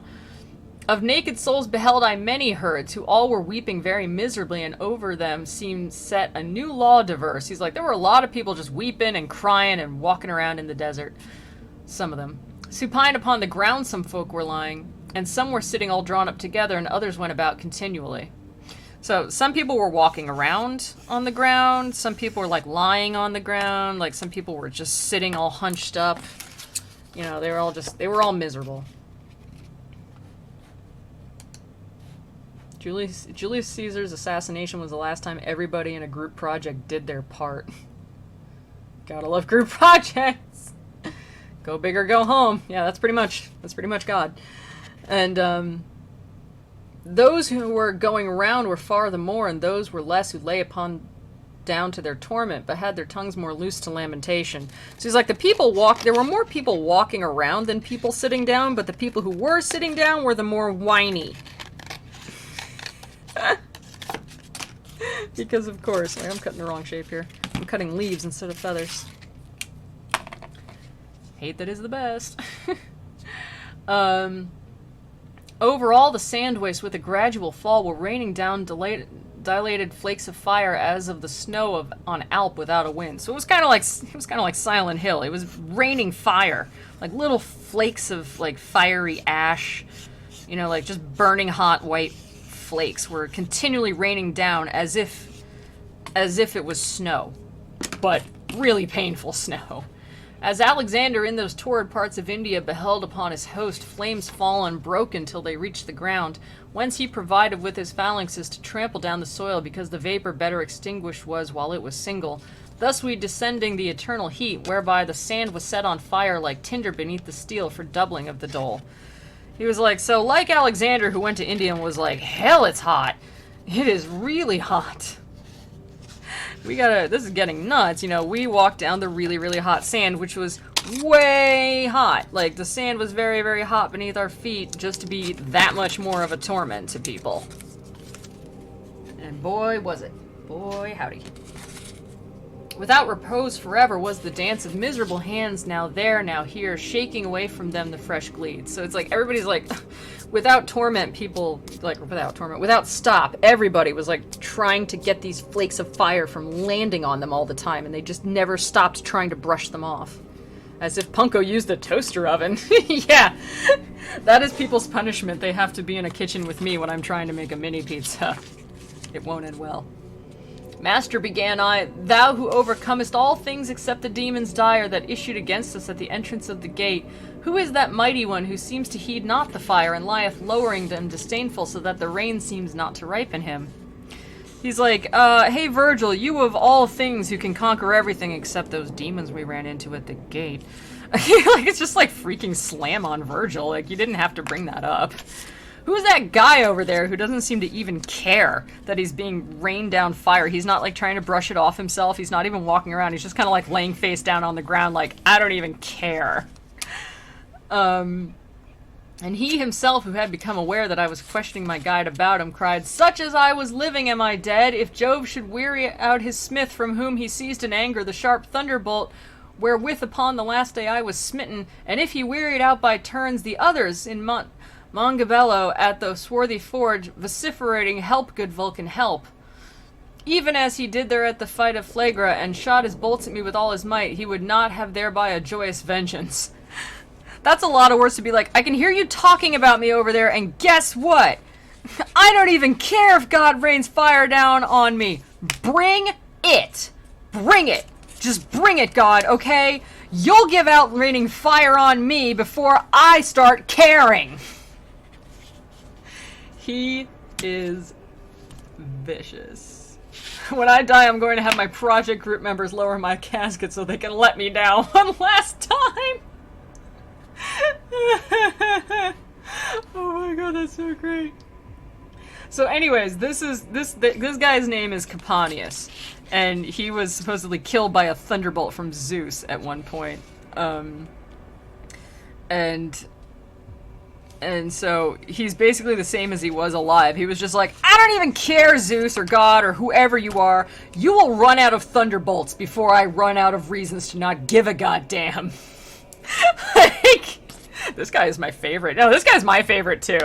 And like, as if to prove it, everybody else is like, oh god, the burning, oh god, like walking around trying to get away from the burning fire that rains from the sky, trying to hide themselves under each other, trying to like huddle up so it doesn't hit as much of them. He's laying face down, like spread out on the ground, like, go ahead, I don't even care if you rain fire on me. I still think you're a jerk, God. You will run out of fire before I run out of reasons to hate you. You will get tired of raining on fire on me before I get tired of laying here being covered in fire. He's so awesome. He's staggering around with a bottle of Jack Daniels yelling at Zeus. No, it's great because he's totally sober and being rained down on fire, and he's like, bring it on. I don't care. More fire. I don't even care. You will run out of punishments before I start to care. Yep, I love this guy. I don't need these nuts. Do your worst. You're gonna run out of fire before I run out of fireball. He's like, you're gonna have to go ask Vulcan for more help. Like, help, make me more thunderbolts. This guy is like so hardcore. He's like, I hate you, God, and I will continue to say that I hate you, and you will run out of fire and punishments before I run out of ways to say I hate you. So, like, Dante's like, what's great is usually, you know, they, it's like Dante's like, who's that guy, Virgil? And Virgil's like, well, we'll go ask him. And, you know, and they walk up to a soul and they're like, hey, who are you? And the soul's like, in life I was such and such. In this one, he's like, Virgil, who's that guy? And he's like, I hear you talking about me. I will tell you who I am. Oh my god. Well, no, your body wouldn't eventually go numb to the fire because they have no bodies down in hell. They're just spirits, and you know, it's hell, so they have it's magical, you know, so that you never get numb to it. It's just as bad every single time. This guy's on fire! You will rue the day you tried to make me rue! Rue it! We've all been there. Laying on the ground because I'm overcome with how little I care. No, this guy's kind of epic, and like you'll see that Dante actually is, you know, he's like, oh, you know, it is good that we should hate upon the damned and disdain them because they're being punished by God, so that's the proper way. But I'm actually kind of impressed with this guy. Like Dante's actually pretty impressed with this dude. He's like, you know what? I gotta give it up for this guy. He's got balls. Like, oh, it's so great. So, then my leader spake with such great force. So Virgil's yelling at him like, shut up! That I had never heard him speak so loud. O Capaneus, oh, there is his name. In that is not extinguished thine arrogance, thou punished art the more. Not any torment saving thy own rage would be unto thy fury pain complete.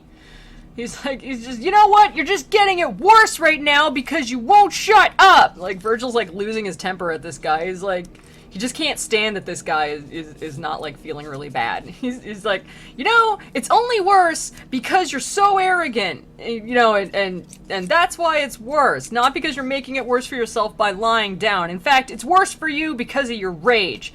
Your rage is what makes it worse for you. I'm so mad at you. Stop making me look bad in front of Dante. Saying, he turned around to me with better lip. He's like, anyways, he calmed down and turned to me and said, one of the 7 kings was he who Thebes besieged and held, seems to hold God in disdain and little seems to prize him. But as I said to him, his own despites are for his breast the fittest ornaments. He's like, anyways, that's that guy, and you know what? Honestly, like, he's being punished, like, all the more just because he's so flippin' angry. I'll wait until it's quiet. No hurry. This is hell. There is no chill. When a background character is more loved than the main characters. Yeah, I love that guy. He's so great. Virgil has no chill for him. He's like, shut up! Stop saying bad things about God! Stop it! And if I were Capaneus, I would have been like, you know what? You got sent to a circle where you'll never go to heaven just because you didn't know what heaven was. And never had a chance to find out. You should be mad too. And he's like, why are you defending him? But, yeah. Virgil is not that teacher who's like, I'll wait until it's quiet. Virgil is the opposite. He starts yelling at those souls. Like, he's yelling at Capaneus like, shut up! Shut up! Like, you know what's really tormenting you is the fact that you're so mad. I'm sorry that you're so mad. I'm sorry that you have no chill. So he's like, anyways, it's more than you deserve, you dingus. So he's like, yeah, sorry about that, Dante, but that guy is like, he has no chill, and he's such a jerk.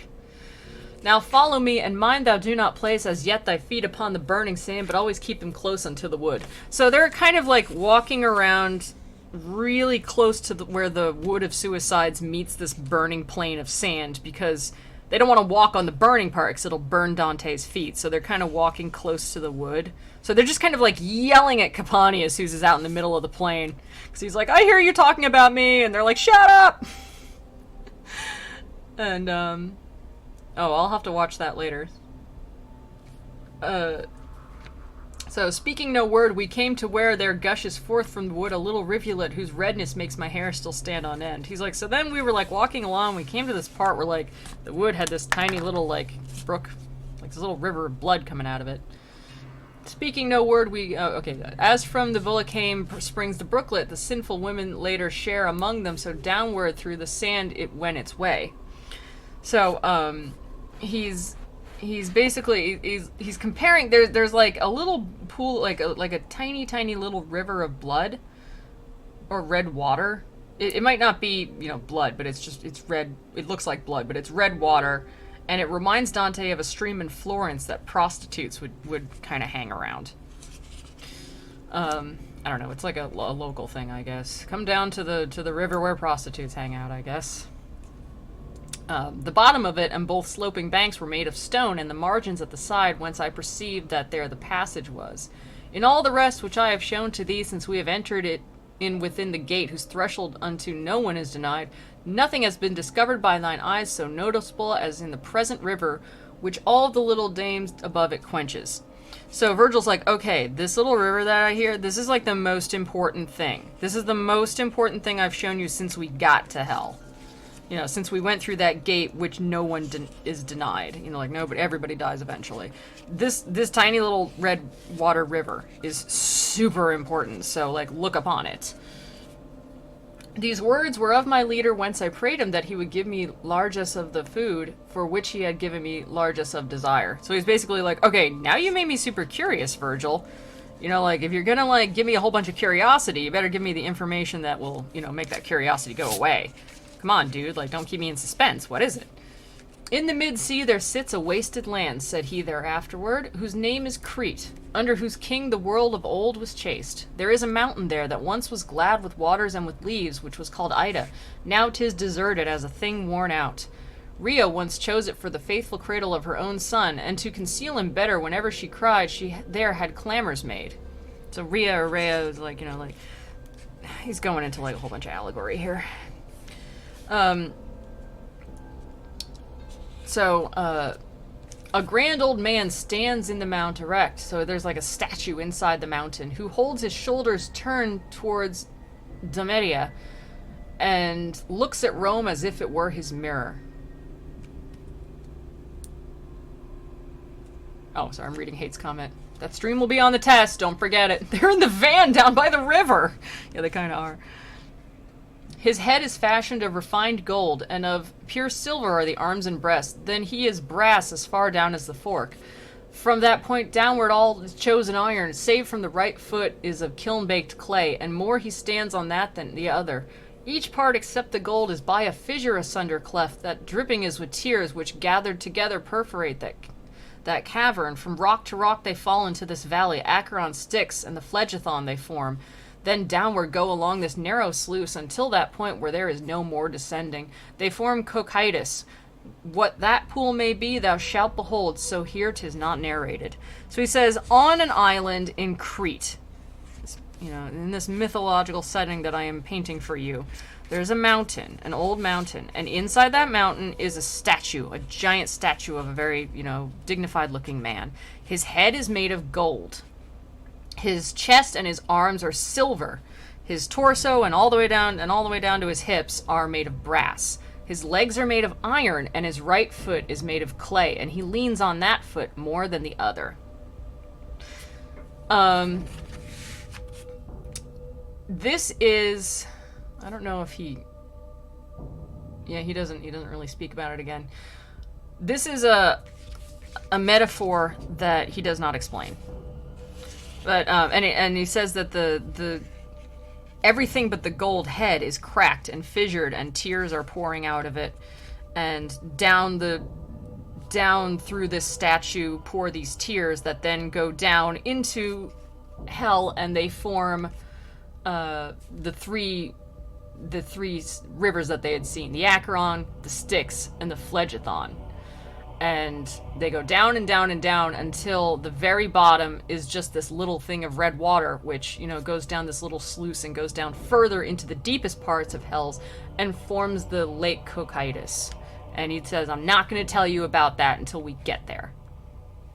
The statue is representative in Dante's, Dante makes it, this statue, representative in his mind of the Holy Church, wherein it's romanticized as it was perfect when it was first made. The head was of gold. As they went on, it became more and more corrupt and sinful. So the arms are made of silver, the torso is made of brass, the legs are made of iron, and the right foot is nothing but weak clay. And he leans upon this the most. So he's like, the history of the church in Dante's mind is that it started out great and with noble intentions, but it's become more and more corrupt. And right now, its present state is that little clay foot. The foot is like, really brittle. And he's like, and the statue is leaning on that clay foot more than his other foot or any other position. And it's like, look, it doesn't matter how wonderful we can claim the history of the church is, and wow, how holy and benevolent it is. If it's bad right now and it's corrupt right now, it's like the weakest link. It's going to come crashing down, because that's what he leans upon, is the now of the church. And if you don't make it any better, eventually the whole thing will come crashing down. So he's basically insulting the church. He's saying, a lot of the church has become more and more corrupt over the years. It's strayed from its holy intentions. And if you're not careful, then the things you do today to corrupt it further are just going to have the whole thing come crashing down and lose a lot of its power. It will lose its effect in the world. And of course the church, the statue cries tears because of what has happened to the church and everything, and the sin that has been committed in it. And all those tears flow down and create these 3 unholy rivers, and also the lake Cocytus at the bottom, the very bottom of hell, the very bottom of this little inverted cone that Dante is traveling down. And that's not explained, fully in this, but that's the metaphor you're to take away from it. And Virgil says, I'm not going to tell you what the lake Cocytus is, because we'll see it, but it's not for me to reveal to you right now. We'll get there. I'm fine. This is all fine. Okay. And I to him, so if the present runnel doth take its rise in this way from our world, why only on this verge appears it to us? And he to me, thou knowest the places round, and notwithstanding thou hast journeyed far, still to the left descending to the bottom, thou hast not yet through all the circle turned. Therefore, if something new appear to us, it should not bring amazement to thy face. He's like, look, we're walking kind of like around in like a really big place. If something in it, because Dante is like, well, how come I haven't seen this before? Like if it's coming down from our world and and dripping down into hell, why haven't we seen it before as we were walking down these circles? Dripping all the way down through all the other circles. And he's like, look, we've been kind of walking around the circles and everything, and they're really round and everything, and so if we come upon something you haven't seen yet, it's because this place is really big, dummy. Like we've yet to see everything. It's kind of like, a big tire, and you're walking around as you go down. He's like, we would have had to go all the way around to see it again. Look, just look. It's a really big place, and we're kind of walking around the edges. Don't mess with me. You asked too many questions! Yeah, seriously, Virgil's getting kind of, annoyed with him. Just a little bit. And I again, Master, where shall be found Lethe and Phlegethon? For of one thou art silent, and sayest the other of this rain is made. In all thy questions truly thou dost please me, replied thee. But the boiling of the red water might well solve one of them thou makest. So Virgil's like, I'm not mad you're asking all these questions. It's good that you're at least learning. Anyways, that river that we passed, remember I told you earlier, even though they didn't mention in the text, that boiling river of blood people were standing in was called the Phlegethon. He's like, remember that river we passed? That was the Phlegethon. So Dante is asking, wait a minute, I've seen the Acheron and the Styx. I haven't seen Lethe, and I haven't seen the Phlegethon. He's like, yeah, you did see the Phlegethon. It was the one with the centaurs, remember? I just didn't tell you what the name of the river was. He's like, yeah, so thou shalt see Lethe, but outside this moat, where the souls repair to lave themselves when sin repented of has been removed. He's like, Lethe is first of all, he's like, okay, first of all, you've seen the other rivers that I told you about. And Dante's like, I haven't seen Lethe. And he's like, yeah, well, I didn't mention Lethe. Lethe doesn't come from that crying statue. He's like, he kind of brought up a place where he's like, I know a famous river called Lethe, and I don't see it here. And he's like, you'll see it, but you're not going to see it in hell. You're going to see it outside of hell, maybe in purgatory, outside of here, because that's where people wash themselves to forget their sin once they've repented of it. So you're not going to see it right away. And you wouldn't remember it anyways. Yeah, exactly. He's like, that's where people bathe to forget their sins that they have repented of. Obviously, you're not going to see that here. You'll see it later. Because the whole plan of this trip is that they're going to go through hell, then they're going to go through purgatory, then they're going to go to heaven. So people know Dante's Inferno, but because they're like slightly more boring, not a lot of people read Dante's Purgatorio or Dante's Paradiso, but I have. But honestly, Inferno is the best one. That's how it works. What worked? The River of Lethe. That's how it works. That's how what works. Yeah, basically. Then said he, "It is time now to abandon the wood. Take heed that thou come after me. Away the margins make that are now burning, and over them all vapors are extinguished." So he's like, okay, anyways, we gotta stop, like, skirting the edge of the wood if we want to go further into hell. So follow right after me and walk exactly where I walk. There's, like, a way that you can go through the desert without burning your little feets. But it's, like, really, really narrow. So just walk right behind me and walk where I walk. Alright, Canto 15. Now bear us onward. And we're like 3/4 of the way through the whole thing. Now bears us onward one of the hard margins, and so the brooklet's mist overshadows it. From fire it saves the water and the dikes. Even as the Flemings twixt Cadsand and Bruges, fearing the flood that towards them hurls itself, their bulwarks build to put the sea to flight. And as the Paduans along the Brenta to guard their villas and their villages, or ever Chiarantana feel the heat. In such similitude had those been made, albeit not so lofty nor so thick. Whoever he might be, the master made them. He's like, he always has to explain things like, you know, the thing that we're looking at in hell, it's a lot like this thing that you've seen in your world. He doesn't. He kind of falls back on using similes from the real world. So they start walking along these high banks of the little blood red stream that they're following, and he's describing like the dikes and banks that in real life are in different cities and everything, and he's kind of comparing it to that. He's like, so, you know, the flakes of fire are falling down on this blood red stream that we're following through this circle of hell. And obviously a lot of steam would come up from it because they'd be like fire hitting this water. But we're protected from these little, by these little embankments that were built that we can kind of walk along, and it'll protect us from the boiling steam that comes off of the blood red water and the fire that's raining down on it. So we're kind of, he's basically saying in a roundabout way, like, oh yeah, you know how like there are embankments and stuff in the real world and everything? Like, it's kind of like that, and these were built in such a way as to protect us from them. I don't know who built them that way, but they did. That's what he says. He's like, whoever he might be, the master made them.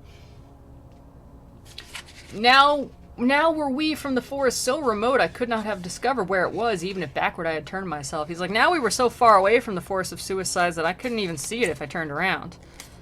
Then we a company of souls encountered, who came beside the dike, and every one gazed at us, as that evening we are wont to eye each other under a new moon, and so towards us sharpen they their brows as an old tailor at the needle's eye.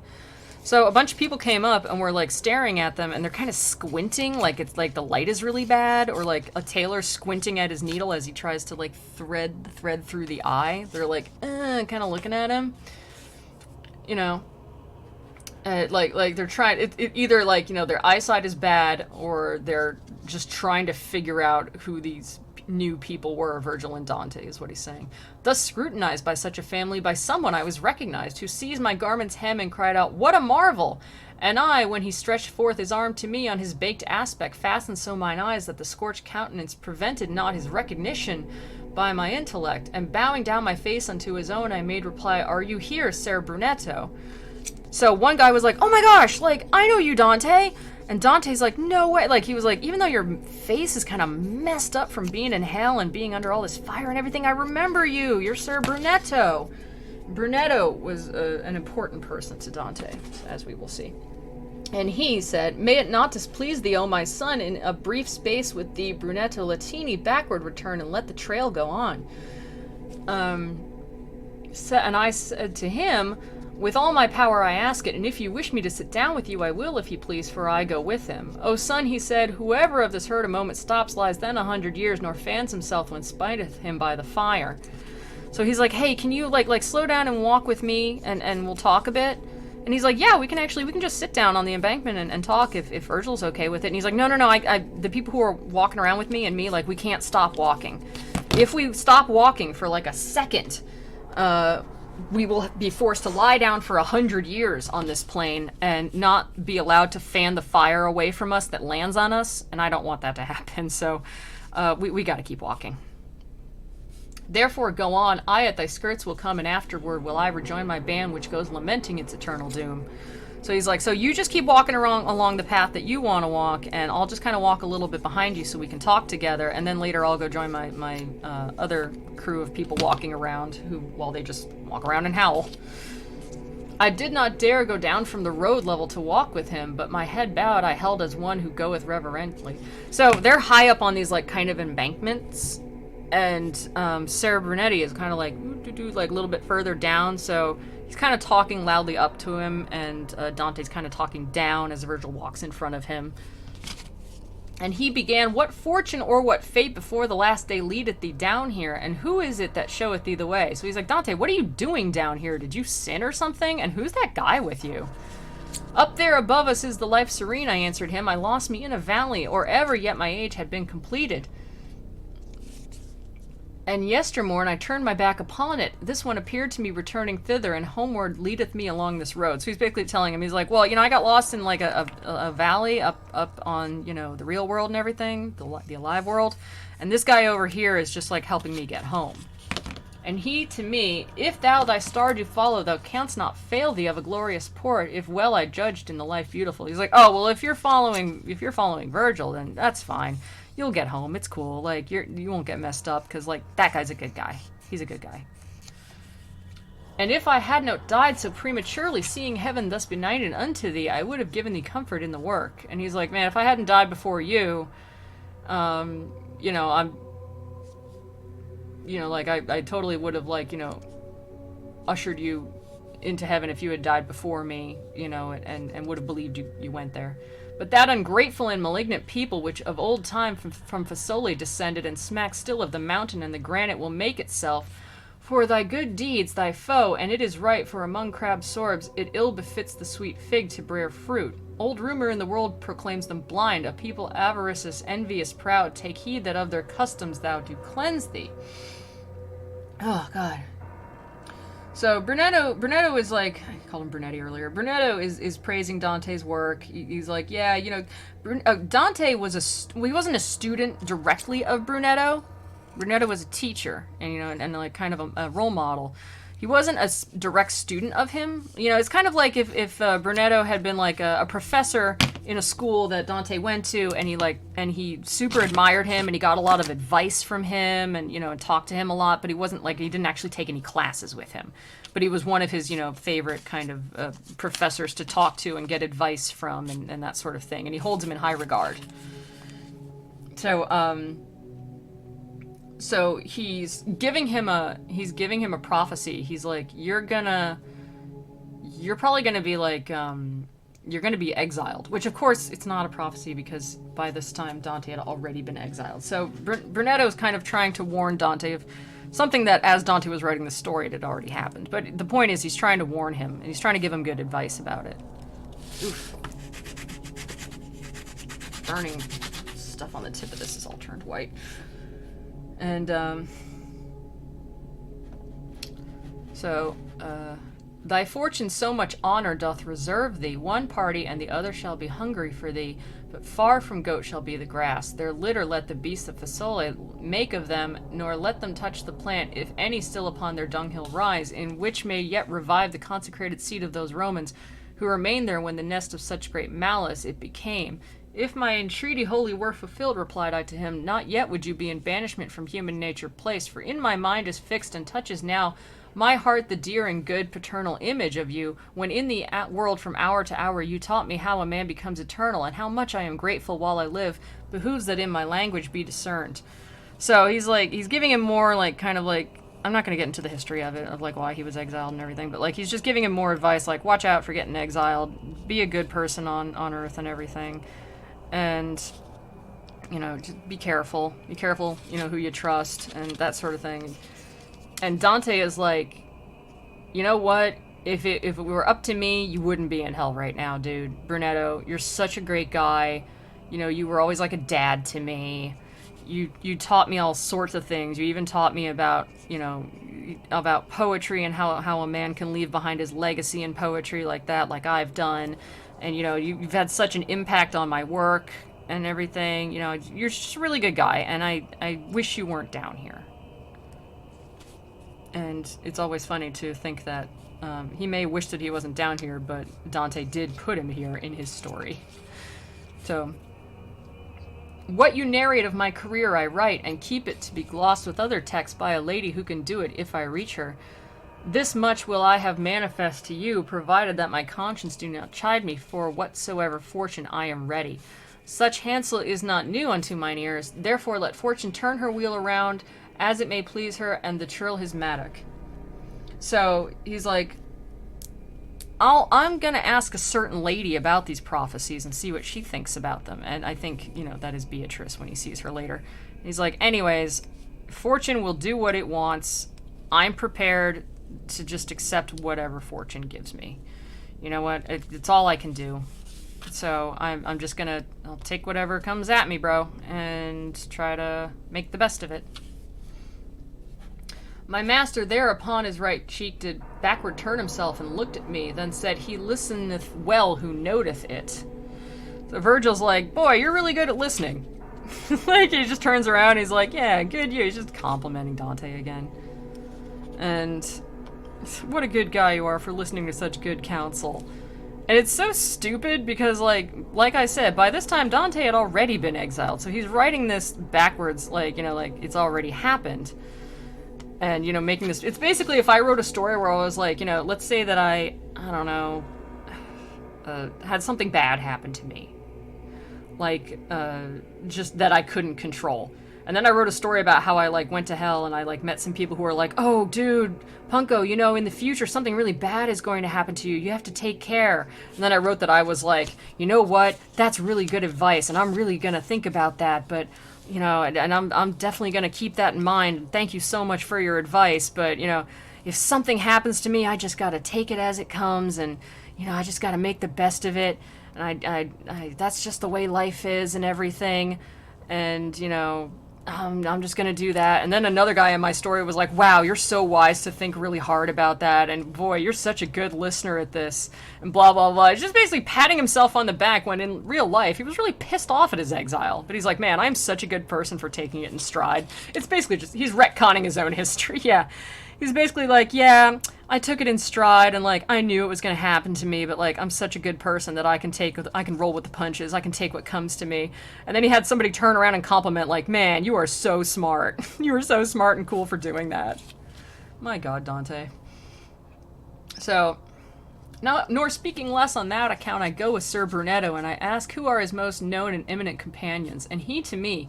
To know of some as well, of others it were laudable to be silent, for short would be the time for so much speech. He's like, so who are those other guys you're condemned to hell with? And he's like, well, I can tell you about some of them, but, like, some of them others, it would take, like, it'd be better just not to talk about them, because it's a long freaking story. By the way, he never mentions what his great mentor, Sir Brunetto, is in for hell, but he doesn't mention it, but everybody knows it, and I'm going to tell you what it is in a bit. Don't ruin it, Caddis, or anybody else. To know them in sum, that all of them were clerks and men of letters great and of great fame, in the world tainted with the self-same sin. Priscian goes yonder with that wretched crowd, and Francis of Accorso, and thou hast seen there, if thou hast a hankering for such scurf, that one whom by the servant of the servants from Arna was transferred from Bacchiglione... I can't even manage it with my throat, where he has left his sin-excited nerves. More would I say, but coming and discoursing can be no longer, for that I behold new smoke uprising yonder from the sand. A people comes with whom I may not be, commended unto thee be my tesoro, in which I still live, and no more I ask. So he's talking about, he's like, oh, the guys I were walking with, well, they're all, like, you know, scholars of some great renown. And they all committed the same sin, but he doesn't mention what the sin is. He's like, there's all the same sin that I committed, but, you know, let us leave it there. And he doesn't mention what it is. And then he's like, oh, I gotta get going. I gotta go. You know, like I have to go back. I see some smoke rising in the background of people approaching, and it's like I have to go. Anyways, don't forget my good book, the Tesoro, that I wrote. Which means the treasure. He's like, don't forget that great work that I wrote. Then he turned around and seemed to be of those who at Verona run for the green mantle across the plain, and seemed to be among them the one who wins and not the one who loses. So, all right, Flan. So he kind of like got up and like beat fast as fast as he could across the desert to meet up with those other guys, and he's like, man, he was fast. And that's the end of Canto 15. The crime that he is condemned for, along with all the people he was walking with, is sodomy. He was, and they don't mention it. Dante does not mention it, though he clearly thinks it bad enough to place it in this very lower circle and even place his own beloved mentor in hell for it. So they do not mention it by name, but apparently I don't know, we're gay. And Dante finds that a crime against nature, since it's kind of like, you know, the dumb same-sex against same-sex arguments where they're like, oh, same-sex marriage is illegal because, like, you can't have kids from it, you know, like, which is kind of stupid because, like, you know, lots of straight people get married and don't have kids or want to, but they're like, oh, well, you know, it's against God because it doesn't bear fruit, and that's why, you know, he was condemned to this burning plain of his crime against nature. But also because the burning plain, the fire rains down like rain, and it is compared to rain a lot, but nothing grows in the desert. So it's like, you know, it's raining on this desert, but nothing grows here. Huh. That kind of reminds me of another crime, doesn't it? Where things should be fertile, but aren't because you've perverted them. How reconcile that and Virgil Boner? Well, he didn't act on it, because Virgil won't let him. So there. Before I leave, let me promote my own book. Yeah, basically. Don't forget my book. And, so yeah, that's why he doesn't mention it. He just kind of like goes in like a roundabout way. And, you know, it would have been taken at the time when people were reading this poem, like, they all knew. You know, it was just kind of like a, you know, open secret kind of thing. So it's just kind of like, yeah, he's in hell with these other people. I named a bunch of other people. We don't need to say what they did. Like, you know, it's impolite. I'm not going to mention it, but, you know, we all know. You know, we know. So that's why they're in hell. Still gay, though.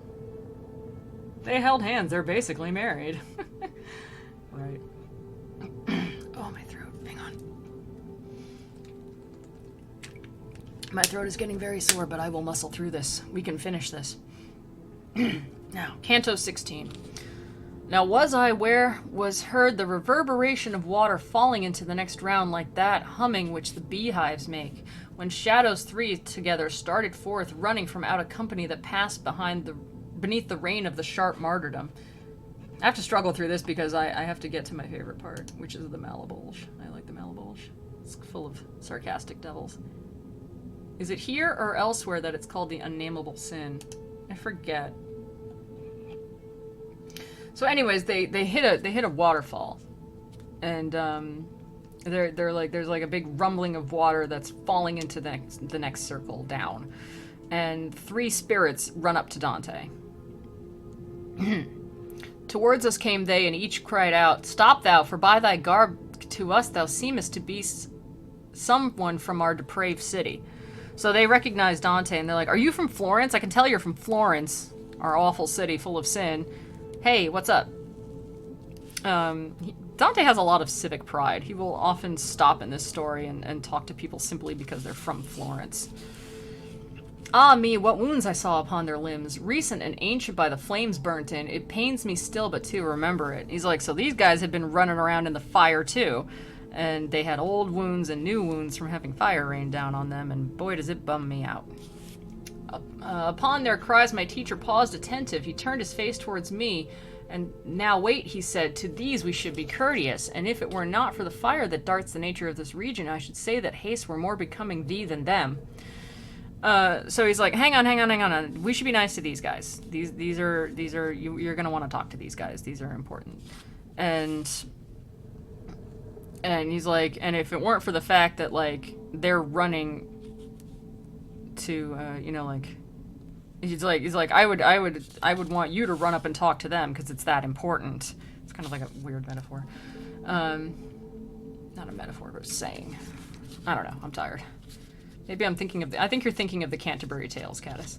As soon as we stood still, they recommenced the old refrain, and when they overtook us, formed of themselves a wheel, all three of them. They all kind of like, as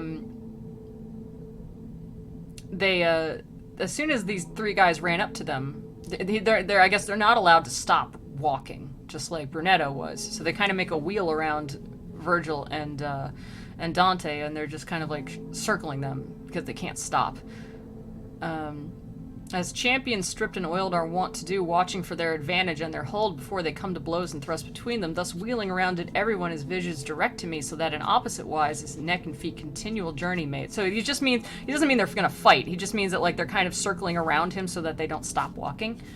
And if the misery of this soft place bring in disdain ourselves in our entreaties, began one, and our aspect black and blistered, let the renown of thus thy mind incline to tell us who thou art, who thus securely thy living feet dost move around along through hell. He in whose footprints thou dost see me treading, naked and skinless though he may now go, was of a greater rank than thou dost think. He was the grandson of the good Gualdrada. His name was Guidagera, and in life much did he with his wisdom and his sword. Good night, Evergreen. Thank you very much for coming in, and thank you for the follow. Enjoy your works. Get a nice sleep tonight. So they're like, how'd you get down here? You're alive. How are you alive anyways? And you see this guy that I'm walking around, you know, with in this circle? He's actually like a super important person. He's like a really nice guy. And his name is Guido Guerra. And in life, he did much with his wisdom and his sword. So, he's like, and he's like, you know, and if we look like crap right now, don't judge us and contempt us, because in life, we were pretty famous. And, the other who close by me treads the sand, Tagayo Aldebrandi is, whose fame above there in the world should welcome be. Your voice is so soothing, really? It's like really harsh. I'm like, And I, who with them on the cross and placed, Jacobi Rusticucci was, and truly my savage wife more aught than else doth harm me. So, let me find the history of these guys, because I don't... Yeah. So these are guys from Dante's political party, and his party leaders from that which his family followed. And he would have had much respect for them, even though they are down here. And so this is basically like a lot of this canto is like just politically motivated, where he's kind of like talking up the greatness of everybody who was on his side, you know. Whereas he kind of dissed Farinata in the Circle of Heretics, you know, for having their family be currently exiled. These guys he kind of talks up. Could I have been protected by the fire below, I should have thrown myself among them, and the teacher would have suffered for it. But as I should have burned and baked myself, my terror overmastered my goodwill, which made me greedy of embracing them. So he's like, "Oh my God, you guys! Oh my God! I think really highly of you." And you know, he's like, I wanted to go by and like hug him, like, "Oh my gosh!" And you know, but like the burning sand and the burning fire and everything would have hurt me, and so obviously I did not, but I wanted to. Then I began. Oh hell, I forgot there was a stram. Hi Meridian, I'm sorry. Well, at least you can always watch it back later, right? We're not done yet. Then I began, sorrow and not disdain did your condition fix within me so, that tardily it wholly is stripped off, and as soon as this my lord said unto me words on count of which I thought within me that people such as you were approaching. And he was like, "Oh my gosh, I'm not like disdainful of you, you know, because they're like, don't hold us in contempt with how we look. We actually are famous." And he's like, no. I like totally like you guys. I just feel bad for you. I wasn't like looking at you like, oh, you look gross. And anyways, Virgil over here told me that you were like super important and I'd want to talk to you. So obviously I do want to talk to you. Like, feel free to talk. I am of your city, am, and evermore your labors and your honorable names I with affection have retraced and heard. And he's like, oh, no, I'm totally from Florence, and also I'm a big admirer of you guys. Like, you know, you did a lot for our political party, and, you know, I'm super into you guys. Yes, but I have a midnighty bedtime. Oh, no. Oh, Meridian, then it is just a quick flyby, a 5-minute flyby from Meridian Airlines. Well, that's okay. Thank you very much for visiting us anyways. You can watch it back later. Don't worry, I'll leave it on my, you know, it'll be on my video so you can watch it back later. I leave the gall and go for the sweet fruits promised to me by the voracious leader, but to the center first I must needs plunge. So he's like, oh, so anyways, you asked why I was here. I'm trying to get up to, like, you know, to visit heaven and everything, and then eventually get back to life. But you know, in order to do that, I gotta walk through hell first. It's complicated. Such flyby. Awesome. Whoosh. It is. Wait, where's my Meridian airplane? There it is. Ah, yes. My little Meridian airplane that we made on stream once. This is your captain speaking. We'll be flying by hell at an altitude of about 6 inches. If you look to your left, you see a bunch of people being burned for being sodomists. We do appreciate you. Thanking you in advance for choosing Meridian Flight Lines. We know you have a lot of choices when you visit hell, and we're glad to count you as among our gold standard members. We'll be serving tiny cups of soda and no snacks for the duration of the flight. Thank you very much, and enjoy your flight.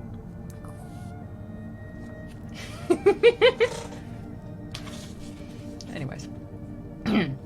Where were we? I had to stop for a flyby. Valor and courtesy say if they dwell within our city as they used to do, or if they wholly have gone out of it. For Guglielmo Borsier, who is in torment with us of late and goes there with his comrades, doth greatly mortify us with his words. So they're just talking about it's just a bunch of complicated political slams or whatever. Flying truly is hell on earth. Dude, I was just thinking to myself, like, after we did the first Dante's, I was like, what would be my own personal hell? And I'm like, oh my god, it would be being trapped on a plane, middle seat, like, on a never-ending flight to San Diego. Like, they'd always be like, well, we have another 4 hours. And I'd be like, that can't be. I checked my phone. I've checked my phone 3 hours ago. We can't have another 4 hours in flight. And they're like, you really should turn off your phone. And it's like, that special kind of hell on planes where it's really hot, but it's also really stuffy, and the air doesn't, like, circulate, and you try and turn that thing on overhead to, like, make it cooler, but it doesn't feel like air conditioning. It just feels like more crappy and miserable. And, like, you want to, like, rest your eyes, but the dipstick next to you is like, I want to read a book! I want to be the only person on this flight at, like, 11 o'clock at night who has the light on over their head. I'm gonna sit and read a book. So you have to put up with that bright light, and you do that thing where, like, you try to, like, pile your bag or something on top of the tray in front of you. Like, you put down the tray so you can, like, rest your head, but you end up, like, having to lean yourself all the way over just to get your head on the tray, and it doesn't work, and you're so uncomfortable, and you have, like, no leg room. My god, I'm making myself depressed just thinking about it. No way, Meridian. You would be a good flight. You would be a good flight where I would get all the snacks, and due to, like, underbooking, I would get the entire row to myself, and so I would just get to, like, flip up the sides of the arms and just lay down and go to sleep. You'd be one of those good flights that still has, like, blankets and mini pillows. Oh man, that would be so sweet. That would be the best. I mean, that wouldn't be the best. That would be like purgatory for me. It wouldn't be, like, great, but, like, it wouldn't be terrible, I guess. And, you know, there would be, like, a bunch of movies I could watch for free on there that I wanted to see. And, like, there would be, like, a really, really good meal or something. You're still on an airplane and it still sucks, but, like, it wouldn't be so bad. You know, that sort of thing.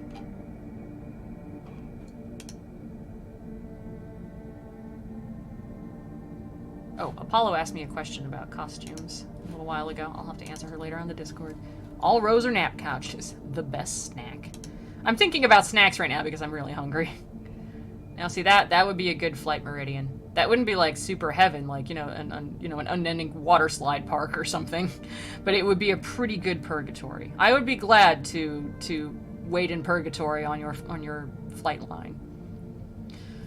hell is a Delta flight middle seat between two large people who won't stop moving around and have like 100 different things they want to put on their tray, and they both want their lights on when everybody else on the plane is trying to sleep. And it's that awful, awful recirc air that makes you feel like it almost makes you feel like you're having a fever or something. It makes you so uncomfortable. And there's somewhere on the plane, there's a baby that won't shut up. Purgatory with me, there are snacks and naps. That sounds pretty good. Okay. This is all a bunch of, like, this canto I think is really weak. It's all a bunch of, like, political talk. But I won't skip it. I'll read it. Oh, sorry, I scrolled down from it. I was like, how much more? The new inhabitants and the sudden gains, pride, and extravagance have thee engendered, Florence, so that thou weepest thereat already. They're talking about Florence. They're like, Florence has become so big and with so much money that it's, like, become so sinful and, like, greedy and extravagant, and it looks like hell now. You know, it's just, I'm not happy about it. In this wise I exclaimed with face uplifted, and the three, taking that for my reply, looked at each other as one looks at truth. If other times so little it doth cost thee, replied they all, to satisfy another, happy art thou thus speaking at thy will. Therefore, if thou escape from these dark places, and come to re-behold the beauteous stars, when it shall pleasure thee to say, I was, see that thou speak of us unto the people. And he was like, yeah, you speak the truth, brother. Anyways, when you get back up to Earth, could you, like, mention us? Because it's, like, one of the things of people in hell in Dante's Inferno is they just want to be mentioned and remembered a lot on hell. Like, or on Earth. And it seems like, oh, they just want to be remembered. But it's more also that Dante's like, yeah, I'll mention you in my awesome poem. Because what is really happening is he's mentioning them, he's fulfilling his promise by writing about them in his poem. So it's like everybody's like, oh, Dante, will you write about us? Will you write about us? Because when they say mention us or speak of us, they don't mean like, hey, go down to the grocery store and remember, like, hey, remember that guy that died? Just thought I'd mention him. No, they mean mention him in song and in poem. So they're like, could you talk about us, Dante? Put us in your awesome poem. You're so cool, please. That would, like, totally make our suffering a lot less. And he's like, I guess I will, since I'm your personal savior. Like, ugh. Listening while shopping at midnight. Dedication. And no small children that kick your seat endlessly. Hey, I am that baby. It's also the baby's hell, because the baby doesn't want to be on a plane. I'm not saying the baby is bad for crying during the plane. I'm just saying it sucks. I'm not calling the air that's recirced sinful for being recirc. I'm just saying that it's unpleasant. It can't help it, but it's still unpleasant. So, not an amen could possibly be said, so rapidly had they disappeared, wherefore the master deemed best to depart. So he's just like, so anyways, they just kind of like, were like, we'll see ya, and then they just kind of like ran away, and he's like, wow, that was fast. And then Virgil's like, we better get going. I followed him, and little had we gone before the sound of water was so near us that speaking we should hardly have been heard. So they're like, we were by the waterfall, and it was way loud. Even as that stream which holdeth its own course, the first from Monteviso towards the east, upon the left-hand slope of Apennine, which is above called Aquicetta, ere it down descendeth into its low bed, and at Forli is vacant of that name, reverberates there above San Benedetto from Alps by falling at a single leap, wherefore 1,000 there were room enough, thus downward. He's like, okay, you know that place in the Alps? You know that place in that one place? It's like that, but way bigger. It's like, use your words, Dante. Don't just, because if people don't understand those references, they don't get your metaphor. Like, just use your words, buddy. Describe it in your own words. It's like if somebody wrote a story and they're like, this is the story of a city. And if you need to imagine the city, imagine New York, but way bigger. And they're just like, okay. And he's like, and that's my only description, thank you. Thus downward from a bank precipitate, we found resounding that dark-tinted water, so that it soon the ear would have offended. So it was like pouring down on the banks, it was so loud, and it was that red water, you know, tinted kind of blood-looking fountain, and it was so loud, like the rush of the water was so loud, it was almost hurting our ears. I had a cord about me girt, and therewithal I whilom had designed to take the panther with the painted skin. After this had all from me unloosed, as my conductor had commanded me, I reached it to him, gathered up and coiled, whereat he turned himself to the right side, and at a little distance from the verge he cast it down into that deep abyss. Okay. So, the cord is kind of like... He was like, oh, by the way, I had a rope. And it's like... I think that, like, he just kind of, like, has it. And so he's just like, oh, I was gonna catch that leopard. You know? Remember that leopard with the gaudy pelt at the very beginning when I was in the desert and everything? Yeah, I thought maybe I might catch it with that rope. This rope that I suddenly have that I never mentioned before, but I didn't. Anyways, I tied the rope about myself, you know, so that they can let themselves down by the waterfall down from this cliff down to the bottom. And it's kind of like I don't know, it's just kind of I don't know, it's like a weird, just kind of like, it just kind of came out of nowhere. It's just kind of, I don't know, it's just very strange. And so he's just like, yeah, and so I had this cord that was tied about me, and then suddenly, you know, and so Virgil helped lower me down, because he can't bring him down. And so, I don't know, it's kind of like, I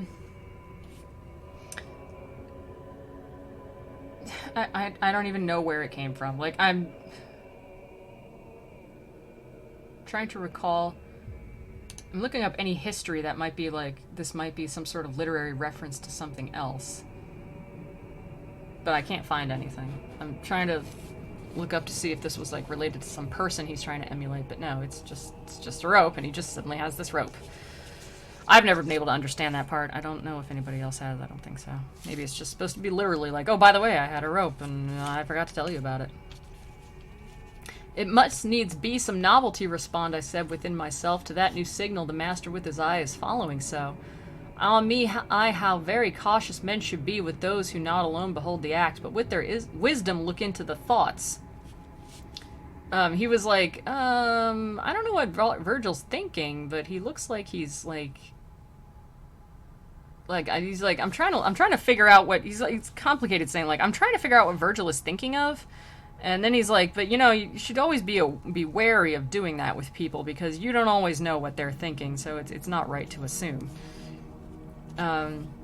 He said to me, soon there will upward come what I await, and what thy thought is dreaming must soon reveal itself unto thy sight. He's like, I don't know what you're thinking that I'm thinking, but something is coming, and it's going to be here soon, and it's going to come up, so you'll see it soon enough. I think he wrote himself into a corner. He wrote himself onto a cliff, more like.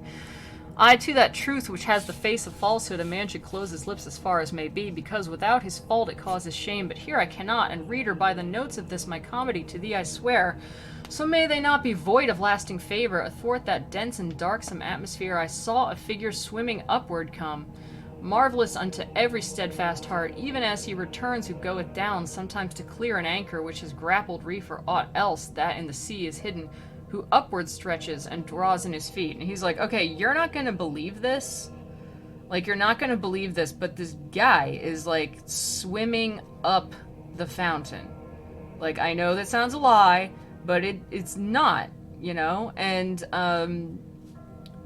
so, like, it's just, he's just like, it's coming right up the fountain, you know? And, you know, I would never lie to you, reader. He's swimming the same way that, like, you know, if somebody, like, if, like, an anchor or something got caught on a reef and somebody had to, like, swim down under the boat and get it out again and untangle it and whatever, he's kind of doing that, but he's doing it up the waterfall. How crazy. Let's go down to Canto 17. Behold the monster with the pointed tail who cleaves the hills and breaketh walls and weapons. Behold him who infecteth all the world. Thus unto me my guide began to say, and beckoned him that he should come to shore, near to the confine of the trodden marble. And that uncleanly image of deceit came up and thrust ashore its head and bust, but on the border did not drag its tail. So he's like, Virgil's like, yo, behold this monster who infects the world with his disease. He has a pointed sharp tail and stings people with it, and here he is. Come on over, big ugly monster that just swam up. And the monster came over, but, you know, he didn't come up onto the land. He, like, kind of stayed a little in the water and just kind of, like a swimmer, kind of hangs on the side. The face was as the face of a just man. Its semblance outwardly was so benign, and of a serpent all the trunk beside. So he's like, he had the face of a really honest-looking guy, but he had the body of a serpent. You know, lion kind of serpent. 2 paws it had, hairy unto the arms, the back and breast, and both the sides it had depicted over with nooses and with shields.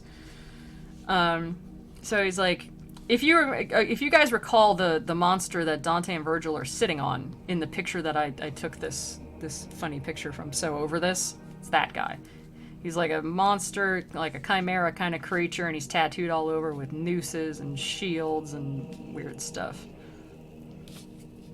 With colors more groundwork or broidery, never in cloth did Tartars make nor Turks, nor were such tissues by Arachne laid. He's like, dude is covered in tattoos, and they're really, like, just elaborate.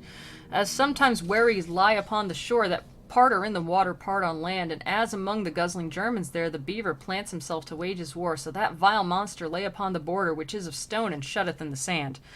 So he's like, so he's half in the water and half out of the water, just kind of laying half in the water, half out of the water. His tail was wholly quivering in the void, contorting upwards the envenomed fork that in the guise of scorpion armed its point. So he's like, his tail was that of a scorpion, and it was like kind of upright, like it looked like it wanted to sting somebody. The guide said, now perforce must turn aside our way a little, even to that beast malevolent that yonder coucheth him. He's like, now we got to go a little out of the way here so we can go down. Where we therefore on the right side descended, and made 10 steps upon the outer verge, completely to avoid the sand and flame. And after we are come to him, I see a little farther off upon the sand a people sitting near the hollow place. Then said to me the master, so that full experience of this round thou bear away, now go and see what their condition is. There let lie conversation be concise. Till thou returnest, I will speak with him, that he concede to us his stalwart shoulders. He's like, okay, so we're like walking around the edge. And he's like, hey, there's a bunch of people over there sitting, and, you know, I kind of want you to get the full experience of hell. So, like, go talk to them and ask them what they're doing and why they're down here, you know, the usual thing. And while you're doing that, I'm going to talk to this big ugly monster and ask if maybe he can help us carry us down to the lowest part of hell. So, you know, you go do that, and I'll have a chat here. Hey, Dante, look at my anaconda, hon. My chimera don't want some. So, let's see. Thus farther still upon the outermost head of that 7th circle, all alone I went, where sat the melancholy folk. So he's like, yeah, I'll go over to this drum circle of sufferers or whatever they're doing. Out of their eyes was gushing forth their woe. This way, that way, they helped them with their hands, now from the flames and now from the hot soil. So they're the same people who were sitting on the hot sand and crying and trying to brush away the hot flakes of fire that are landing upon them. Not otherwise in summer do the dogs, now with the foot, now with the muzzle, when so by fleas or flies or gadflies they are bitten. So they're being rained on by fire so much that it's kind of like a dog that's absolutely tormented by flies and fleas in summer. It can't stop biting and scratching itself. They can't stop scratching and trying to get stuff off of themselves.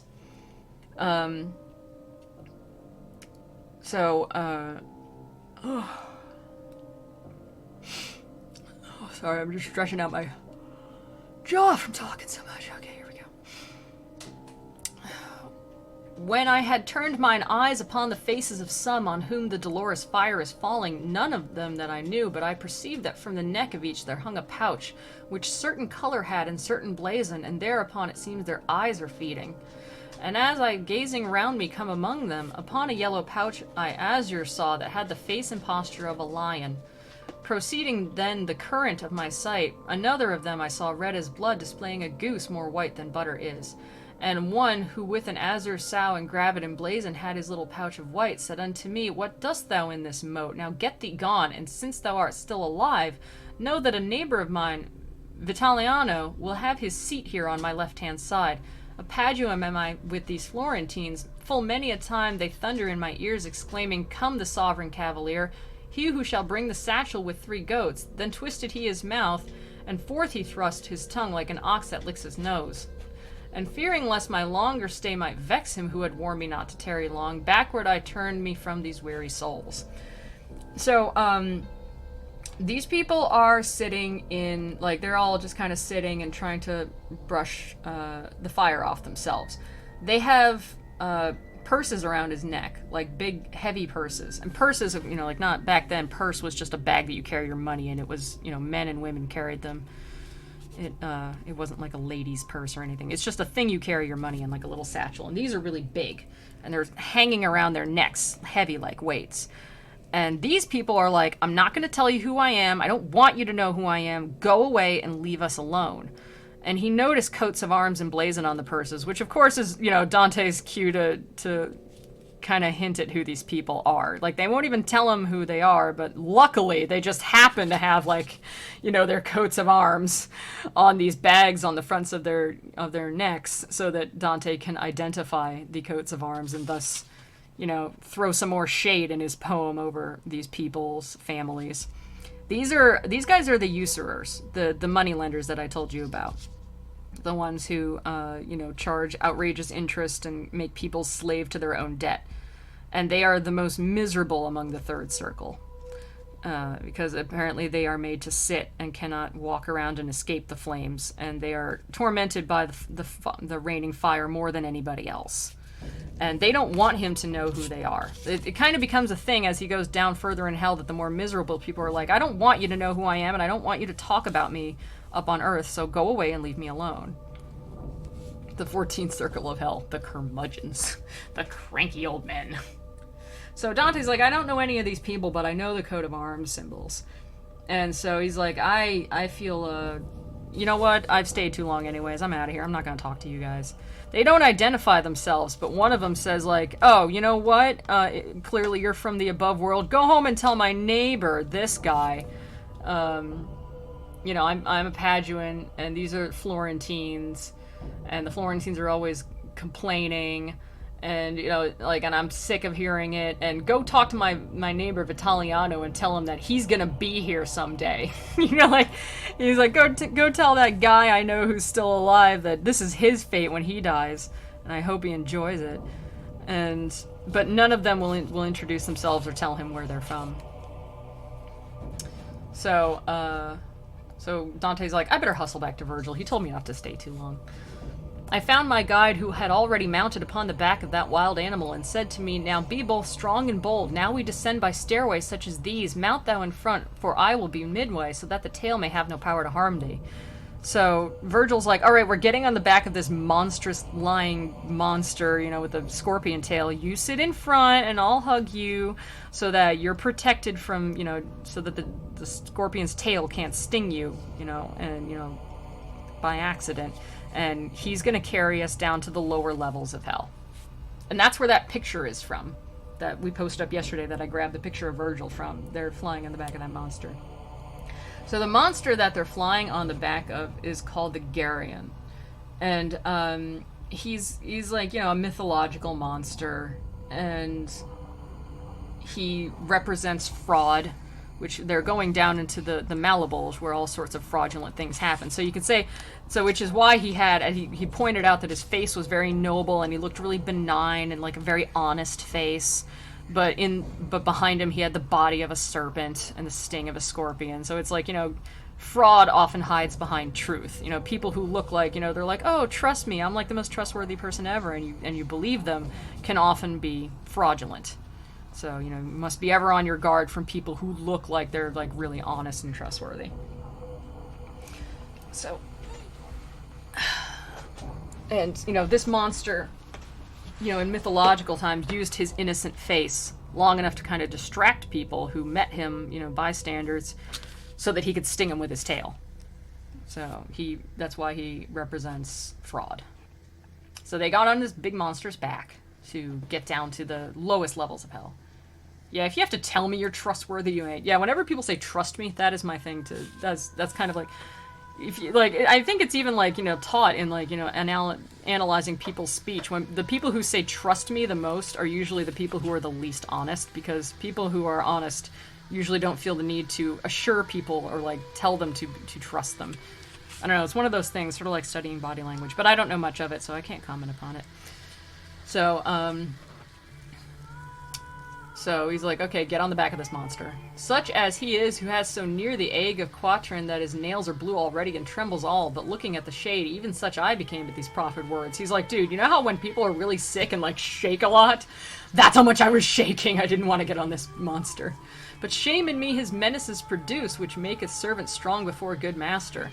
So he's like, but I didn't want to look like a wuss in front of Virgil, so I kind of sucked it up. I seated me upon those monstrous shoulders and wished to say, and yet the voice came not as I believed. Take heed that thou embrace me. So he's like, I wanted to ask Virgil to, like, hang on to me so I wouldn't be scared, but, like, I couldn't ask him because I was, like, so embarrassed. The words wouldn't come, but I wanted to be like, Virgil, hold on to me! I'm scared! But he's like, I didn't ask because, like, I was, like, super embarrassed. But he, who at other times had rescued me in other perils, soon as I had mounted within his arms encircled and sustained me. So he's like, but it's okay, because, like, Virgil totally got up behind me and, like, totally hugged me, so I felt better. And said, now, Geryon, bestir thyself, the circle's large and the descent be little. Think of the novel burden which thou hast. So he's like, okay, Geryon, carry on, like, take us down, but, like, be careful, because Dante's, like, a little, like, baby who still has his mortal body, and you gotta be really careful with him when you carry him down. Don't worry, Dante, I've got you in my big, strong arms. Oh my god, it's so funny.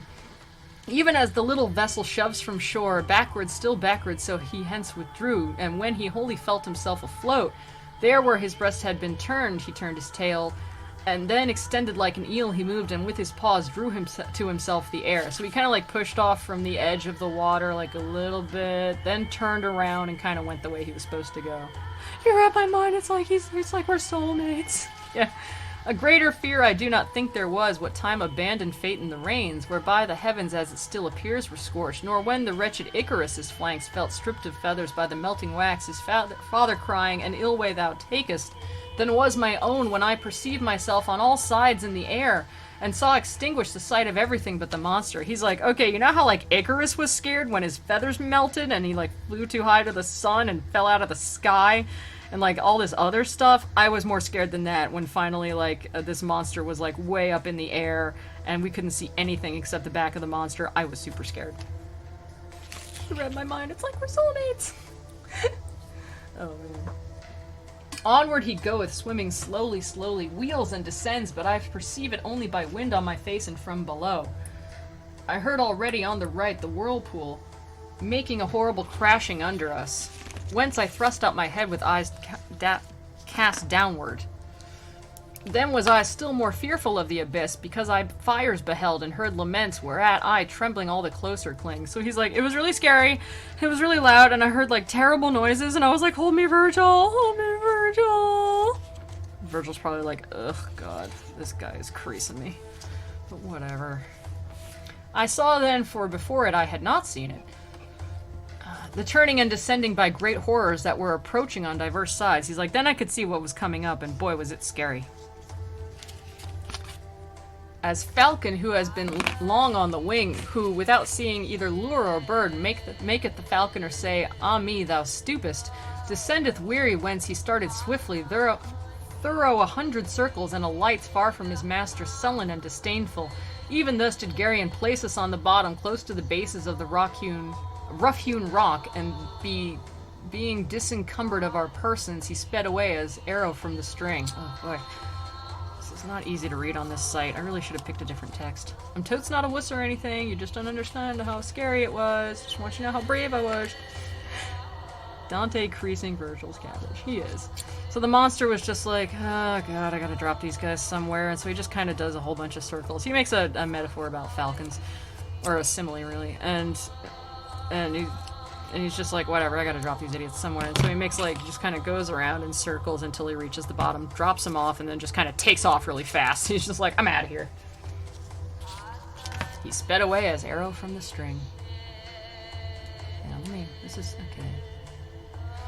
Oh, shoot. Oh, part 2 out of 8. Oh, cripes. We're not even close to being done. What on earth was I thinking? I was like, man, the other parts must be much shorter than I thought. So...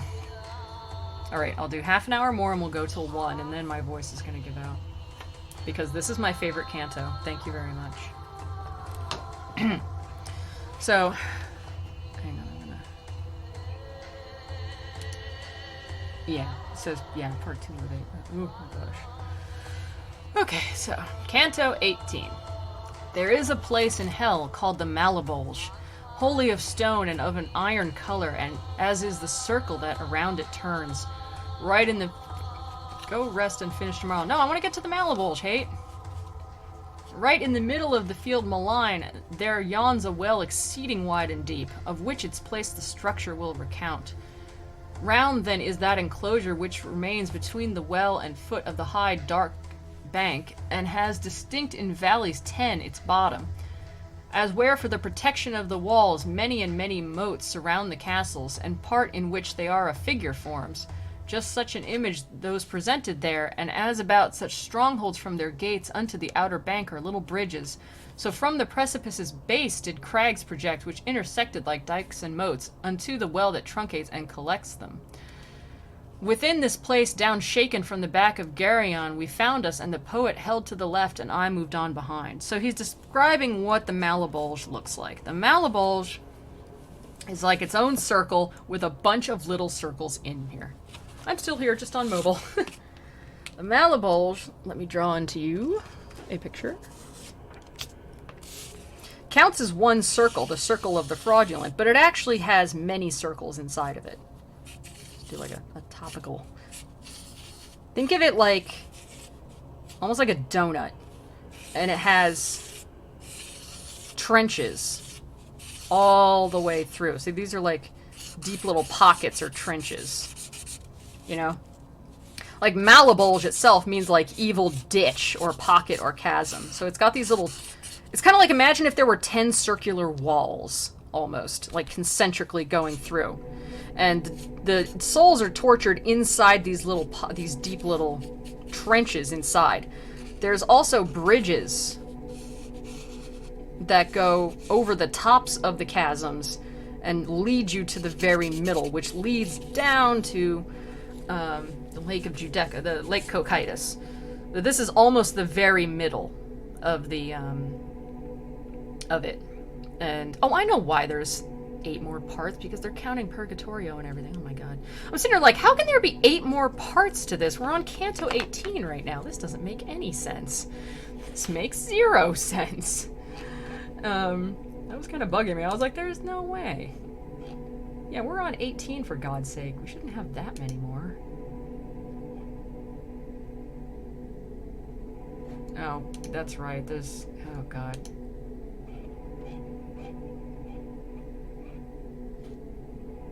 Yeah, there's not that much more. Crying out loud. They're counting all the other bits. Dante, since you know make. No. I'm looking at this one website, and it's like, yeah, it's like part 2 of 8. And I was like, that can't be part 2 of 8.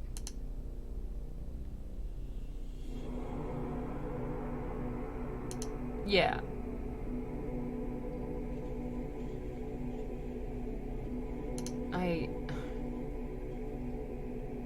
I don't know. I don't think so.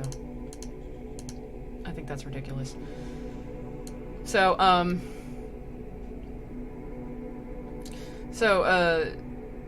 I don't know how they're, like, these parts on this website, they sometimes divide right in the middle of a phrasing, which is, like, kind of stupid. I've lost my place, I'm sorry. Who were we? And we were at Canto 18. Where am I now? There we go, okay. So the Malabulge is, like, just this wheel of, like, little wheels inside, and in between are these deep ditches where all the suffering actually happens. And Virgil and Dante are going to go up these bridges and go across the top. So it can be hard to imagine unless you kind of get that. So that's what they're talking about.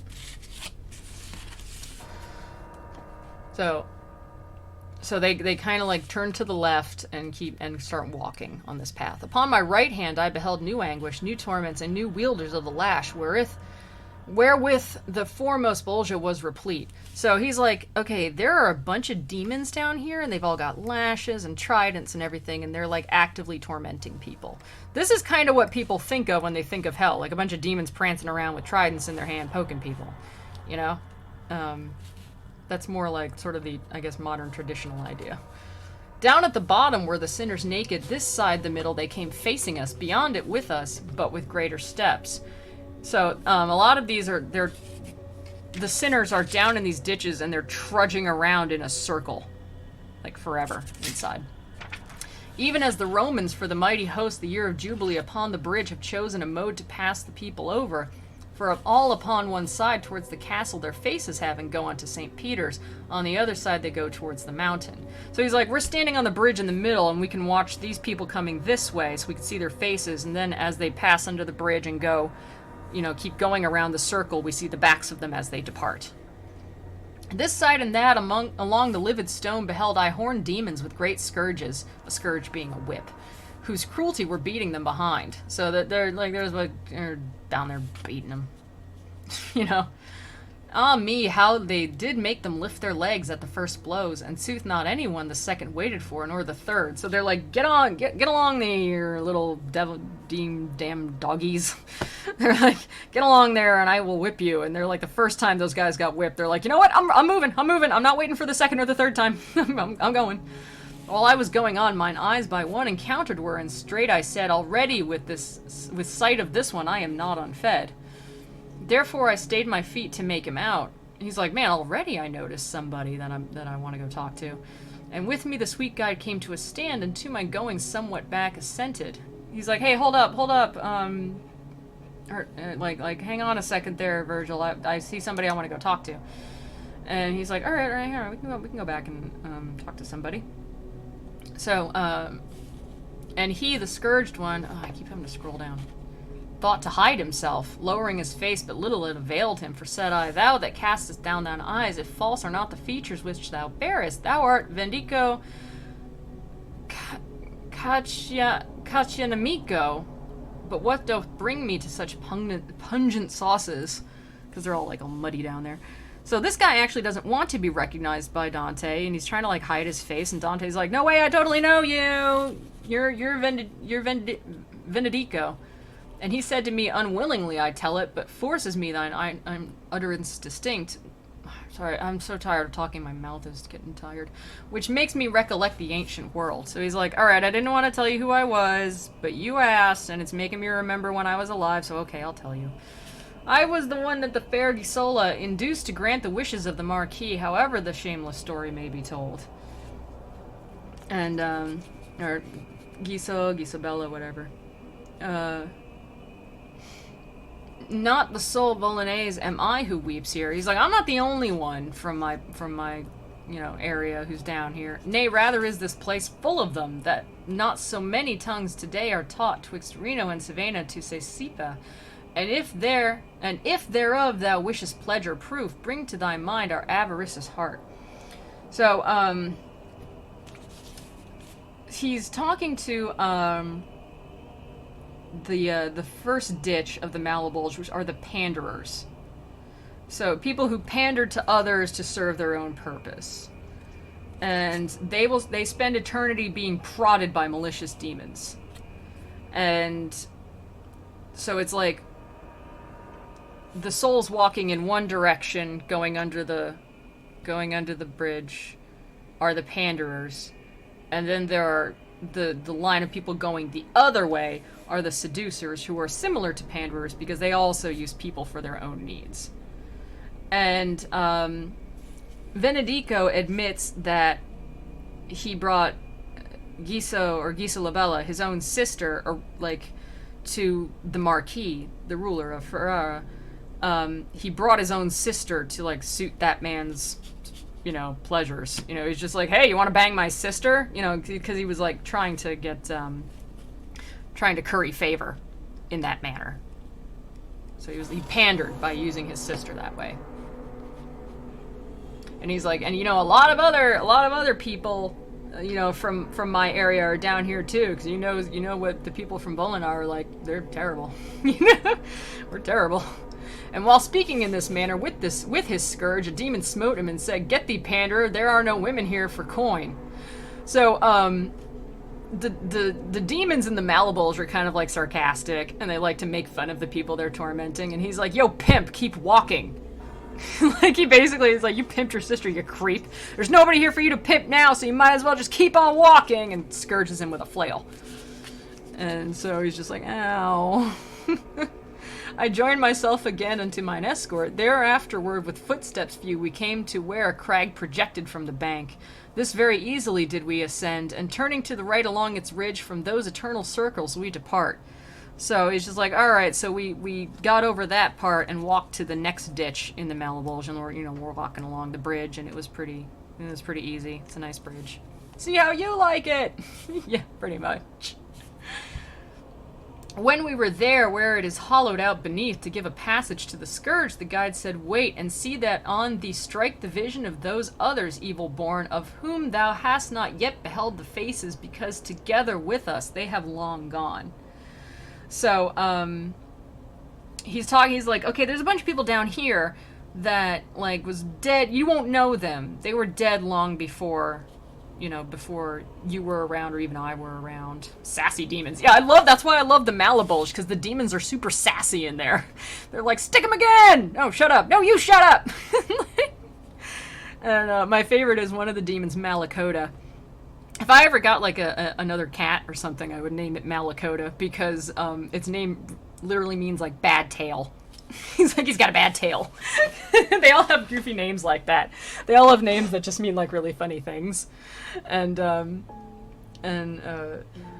it's funny because, like, well, I won't get into that stupid video game, but they had a character in there named Malakota who was supposed to be this, like, big demon, fierce demon, and they were, like, chanting his name like it was an incantation, but actually Malakota's just a little punk with a pitchfork, basically.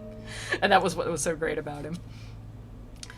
You gotta get a cat with a busted tail and do that. Exactly. If I were ever to adopt a cat that had, like, a busted tail, I would call him Malakota. Maybe I'll get a cat named Dante. Who knows? Who knows? I have 2 cats now, so they're good cats, and I will not replace them.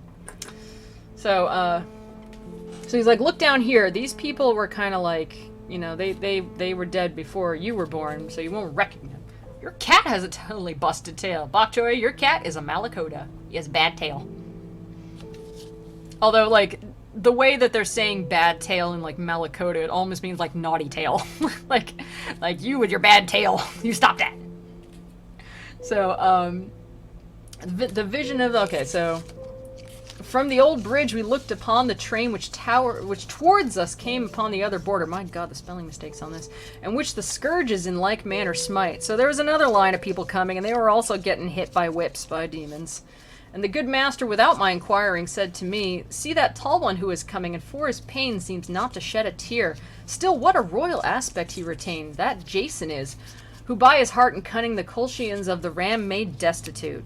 So he's talking about Jason, for like of Jason of like, the myth fame. And he's like, he's not even crying at all. Like he's not even like upset or like crying out from being whipped. What a noble guy he is. Still in hell, but he's still there. He's very famous, and but we will see why Dante, ever the neckbeard, puts him in here. He by the Isle of Lemnos passed along, and after the daring women pitiless had unto death devoted all their males, there with his tokens and with ornate words did he deceive Hypsipyle, the maiden who first herself had all the rest deceived. There did he leave her pregnant and forlorn. Such sin unto such punishment condemns him, and also for Medea is vengeance done. With him go those who in such wise deceive, and this sufficient be of the first valley to know, and those that in its jaw it holds. Oh, okay, so they haven't actually gone entirely over the bridge yet. They're still among... They just saw the Panderers, and here come the Seducers, walking the other way. I see. I got a little confused. And he's like, there's Jason. He's really famous. He's a famous hero from myth. But Dante puts him in hell because he's like... I'm Dante, and I'm of the courtly love of, like, Lancelot and the knights, and, and my fair, beautiful Beatrice, who I loved from afar and never spoke a word to because I was a nerd. Jason, this big, dumb jock, he just uses women and, and he just, like, has sex with them and then just leaves them, and, he's like he's not a nice guy like me. Like, Dante is doing the ultimate... This is the original nice guy Reddit thread. He's like, ugh, why do women always fall for jerks? They're like those dumb jocks. Yeah, they're like strong and stuff, and they're good at things, and they're famous or whatever, but like, all they're gonna do is cheat on him and use him. I would never do that. I would be like so like worshipping my beautiful Beatrice and putting her on a pedestal, and I'd never even look at another woman, and I'd treat her like an angel. It's not fair. I'm Dante, never gonna give you up, never gonna let you go. No, he's Dante, nice guy. And yeah, he's doing the nice guy speech, where it's like, why do girls always like jerks and assholes? I wouldn't treat her like that. Jason may be a hero to lots of people, but he wasn't very nice to women. He just like slept with them and stuff, and didn't marry them, and he slept around a bunch, and he's a jerk. I'm so nice to women, I don't even talk to them, because that might bother them. Yeah, I just sit behind them in the pew behind them at church and sniff their hair. Allegedly. I cannot confirm that. I'm making that up. That's my headcanon for Dante.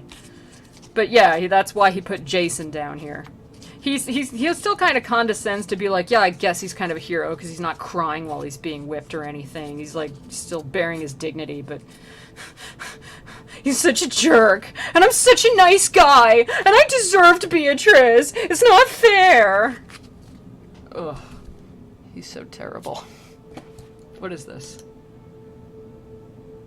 Oh, that's... Oh, I don't even have to look to know who posted that. Was it Lynx? No, it was Hate. That seemed like a Lynx joke. But it's great, Hate. I love it. So yeah, as he's going on and on about that, because, like, Dante's, like, one of those, you know, he's a nice guy. So, okay. Now we're gonna go along to the second ditch. Okay. We were already where the narrow path crosses athwart the second dike and forms of that a buttress for another arch. So they're walking over these arches. These arches go between, you know, when you go through the Malabulge and you step between one ditch and another, there's like a little arch for the path to go along.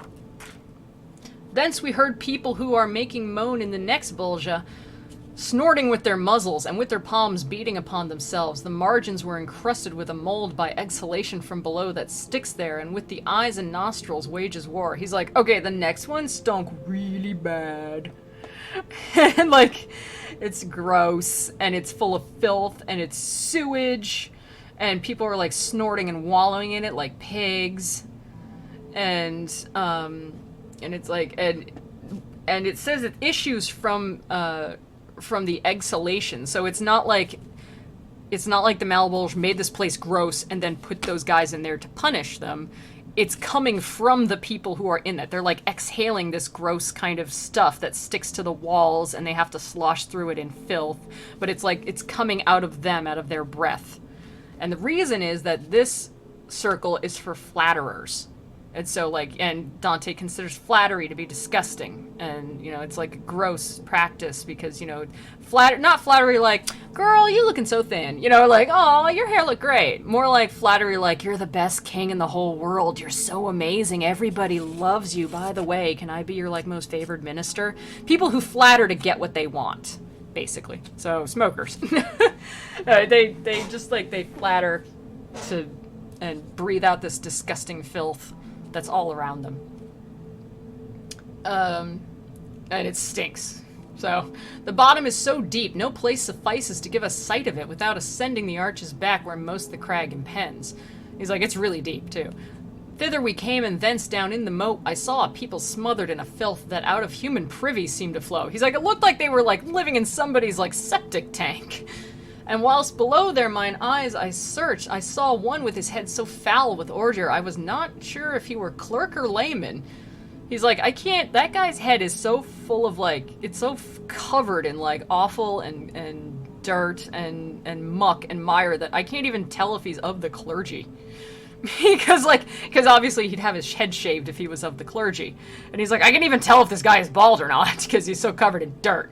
He screamed at me, wherefore art thou so eager to look at me more than the other foul ones? He's like, why are you looking, like, what are you looking at, bro? What are you looking at?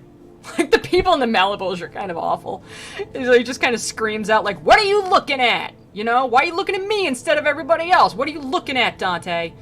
And I said to him, because if I remember, I have already seen thee with dry hair. He's like, I saw you when you weren't covered in filth.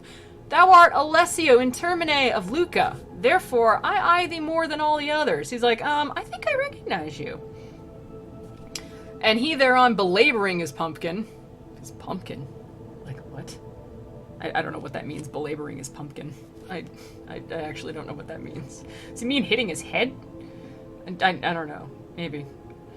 He's belaboring his pumpkin. The flatteries have submerged me here below, wherewith my tongue was never surfeited. He's like, yeah, I'm here because I'm a flatterer, because I did it all the time, and, like, kinda never stopped. Then said to me the guide, see that thou thrust thy visage somewhat farther in advance, that with thine eyes thou well the face attain of that uncleanly and dishevelled drab, who there doth scratch herself with filthy nails, and crouches now, and now on foot is standing. So he's like, hey, look ahead, Dante. Like, Virgil's like, look ahead, you see that really filthy chick over there? She's all gross looking and disheveled, and she's unclean, and she's scratching herself with filthy nails, and sometimes she crouches down, and sometimes she stands. Thais the harlot is it, who replied unto her paramour when he said, have I a great gratitude from thee? Nay, marvellous, and herewith let our sight be satisfied. The second is Thais, who is said to, it's just like a proverb of, like, not a proverb, but like a story of a woman who received the gift of a slave from her lover, and when asked if she thanked him muchly for it, she replied with so much flattery that her gratitude was beyond believing. It's a story that other people would have known at the time.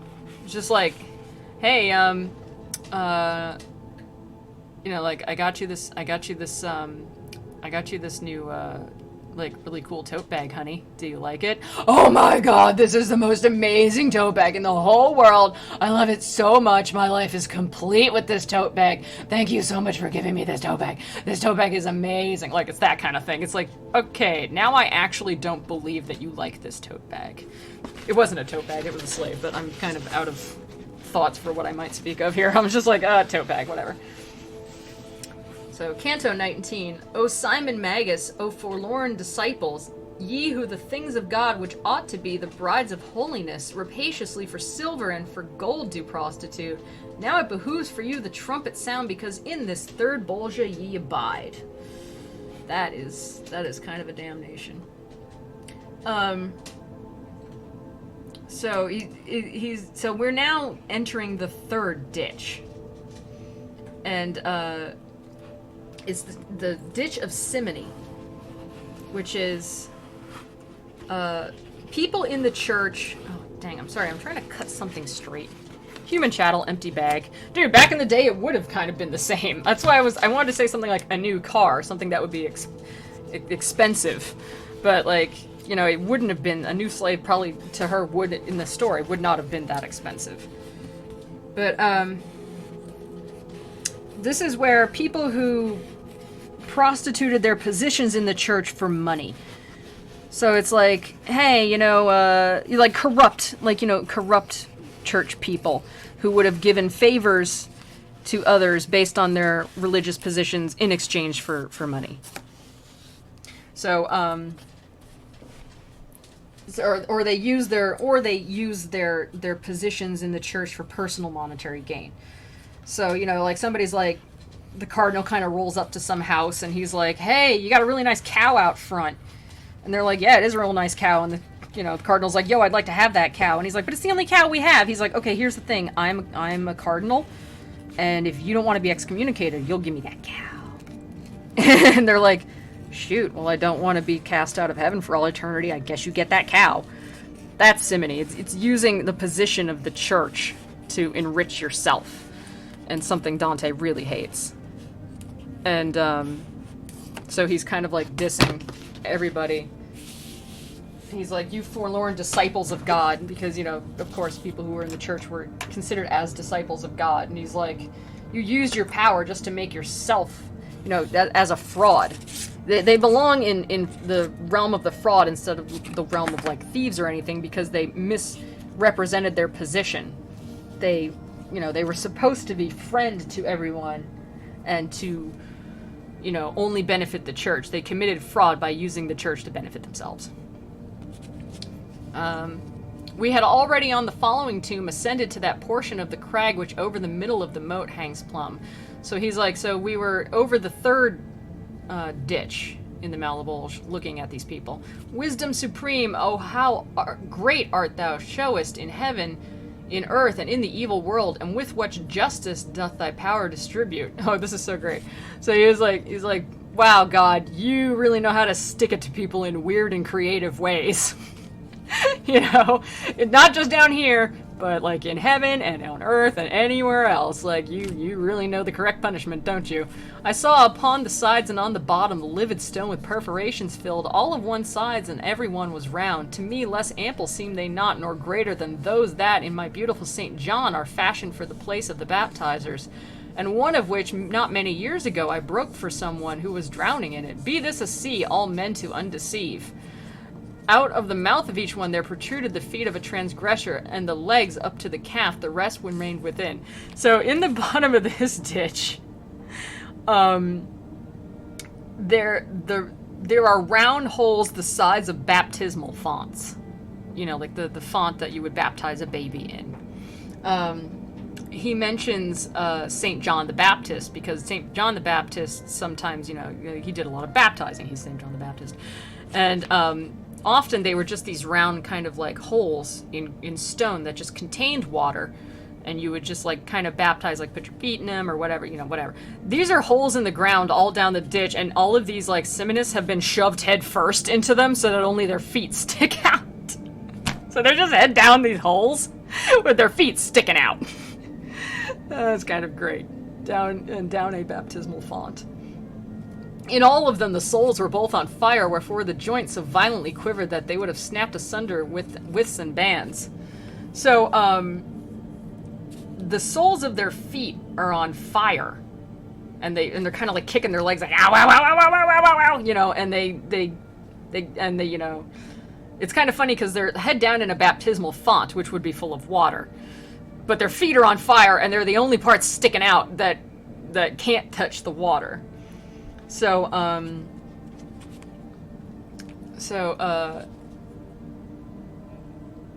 let's see here, where did I leave off? Even as the flame of unctuous things is wont to move upon the outer surface only, so likewise it there from heel to point. So it's like it's not like their whole foot is on fire. It's just like, it's almost like one of those alcohol fires, you know, you burn it on a table and like light it and it just burns across the surface. But unlike an alcohol fire, this hurts a lot more. It's only burning the soles of their feet. Oh yeah, that's Junji Ito series. I love Junji Ito.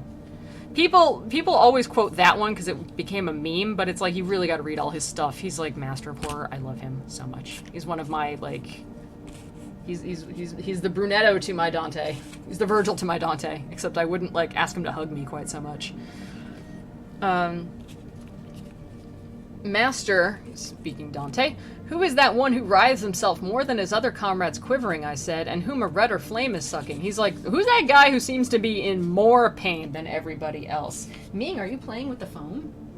Ming is playing with little strips of foam that I'm cutting. She's like, oh boy, toys. Those are not toys. Who's that guy over there who seems to be like freaking out? Yeah, so no trips to hell with him. Dude, I feel like I would rather go to Virgil's hell than Junji Ito's hell. I feel like Junji Ito's hell would be way scarier.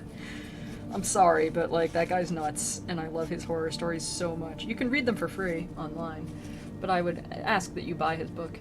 And he to me said, if thou wilt have me bear thee down there along that bank which lowest lies, from him thou shalt know his errors and himself. He's like, okay, well there's like a little bank we can walk along without actually getting in the ditch, if you want to talk to that guy who's head down in a hole. So if you want to go down there, I'll take you down there and we'll go ask him like, what's his deal. Straight away upon the fourth dike we arrived. We turned, and on the left-hand side descended down to the bottom full of holes and narrow. And the good master yet from off his haunch deposed me not, till to the hole he brought me of him who so lamented from his shanks. So like Virgil actually like carried him down there, like do do do do do, and then put him down, like, there you go, Dante, now you can talk to the people who are head down and burning. Whoever thou art that standest upside down, O doleful soul, implanted like a stake, to say, began I. He's like yelling into a hole at this guy. If thou canst, speak out. That wasn't even his scariest comic series, seriously. I'm not saying like, oh, I can't believe that you would be scared of it. They're like, I'm just saying like, there's worse. He's so good. I love all his stuff so much. Oh, Hellstar Ramina is the worst. But, and he cried out, "Dost thou stand there already? Dost thou stand there already, Boniface? By many years the record lied to me." So he's like, the guy who's head down in this hole is like, "Is that you, Boniface? I thought you weren't down here until, like, later."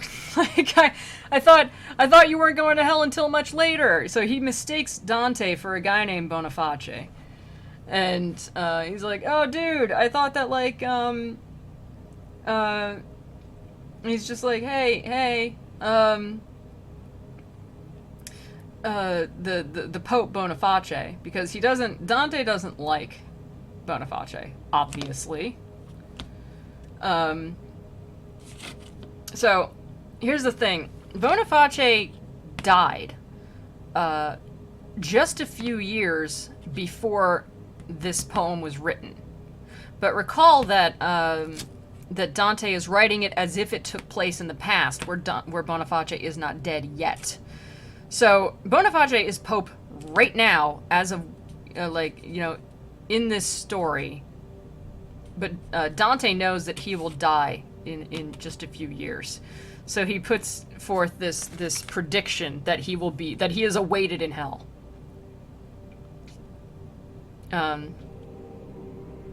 Scary stories to tell in the dark. Oh, man. Yo, those pictures were scary, sure. That was a good book. But, no, his story is so good. It's so good.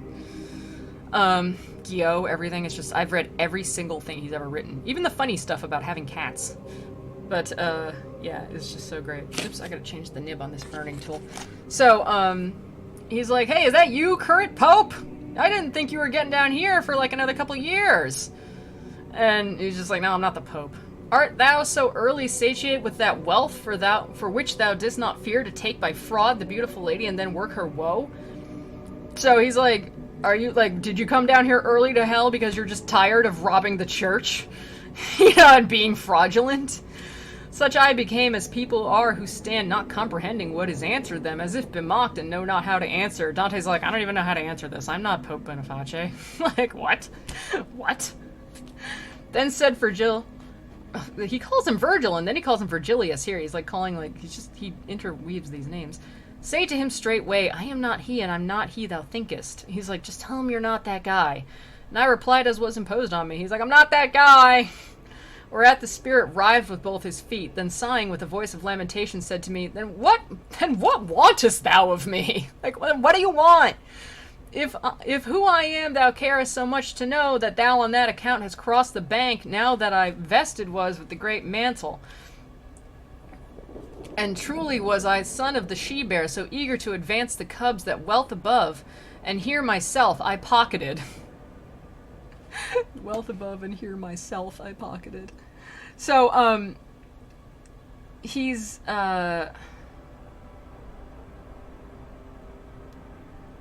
what is his name? Yeah, he's Pope Nicholas III. The chief, the biggest sinner in the pit, because he's being burned the most. His name means the bear cubs in Italian, and, so he's like, I advanced the cubs. So he's like, I enriched my family more than the church. And he was, and he was super corrupt anything, of everything. And he's like, above and here myself I pocketed. So he's like, I pocketed money up there, now I've pocketed myself head down in a hole in the ground in hell. Hang on, I'm clicking on this. I'm not reading that right now, but I will. The feels. It's a good cat. Beneath my head the others are dragged down, who have preceded me in simony, flattening among the fissure of the rock. So he's like, okay, I'm not the only one head down in this hole. There's like a bunch more popes, like corrupt popes, all head down. Like, they're all like this. Like, there's a hole, and he's down, like, head down here with his feet sticking out and on fire. And Dante's like, hey, what's going on down there? Hey, how you doing? He's like kind of crouching down, like, what you doing there, buddy? And he's like, I'm head down in this freaking hole, and guess what? There's a bunch more popes down here. They're all head down. We're like a sleeve of paper cups. That's so great. And it sucks.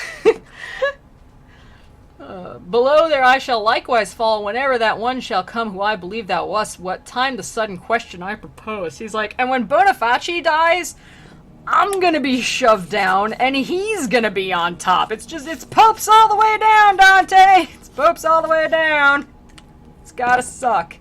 The papal pit. At least their feet aren't on fire, I guess.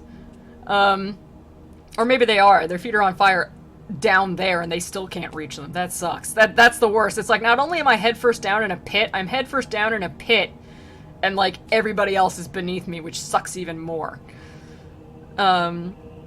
And so he's like, oh, you're not Pope Boniface? Well, he'll be on top soon enough, and I'll get shoved down. It's ridiculous. So weird. Below there I shall likewise fall again.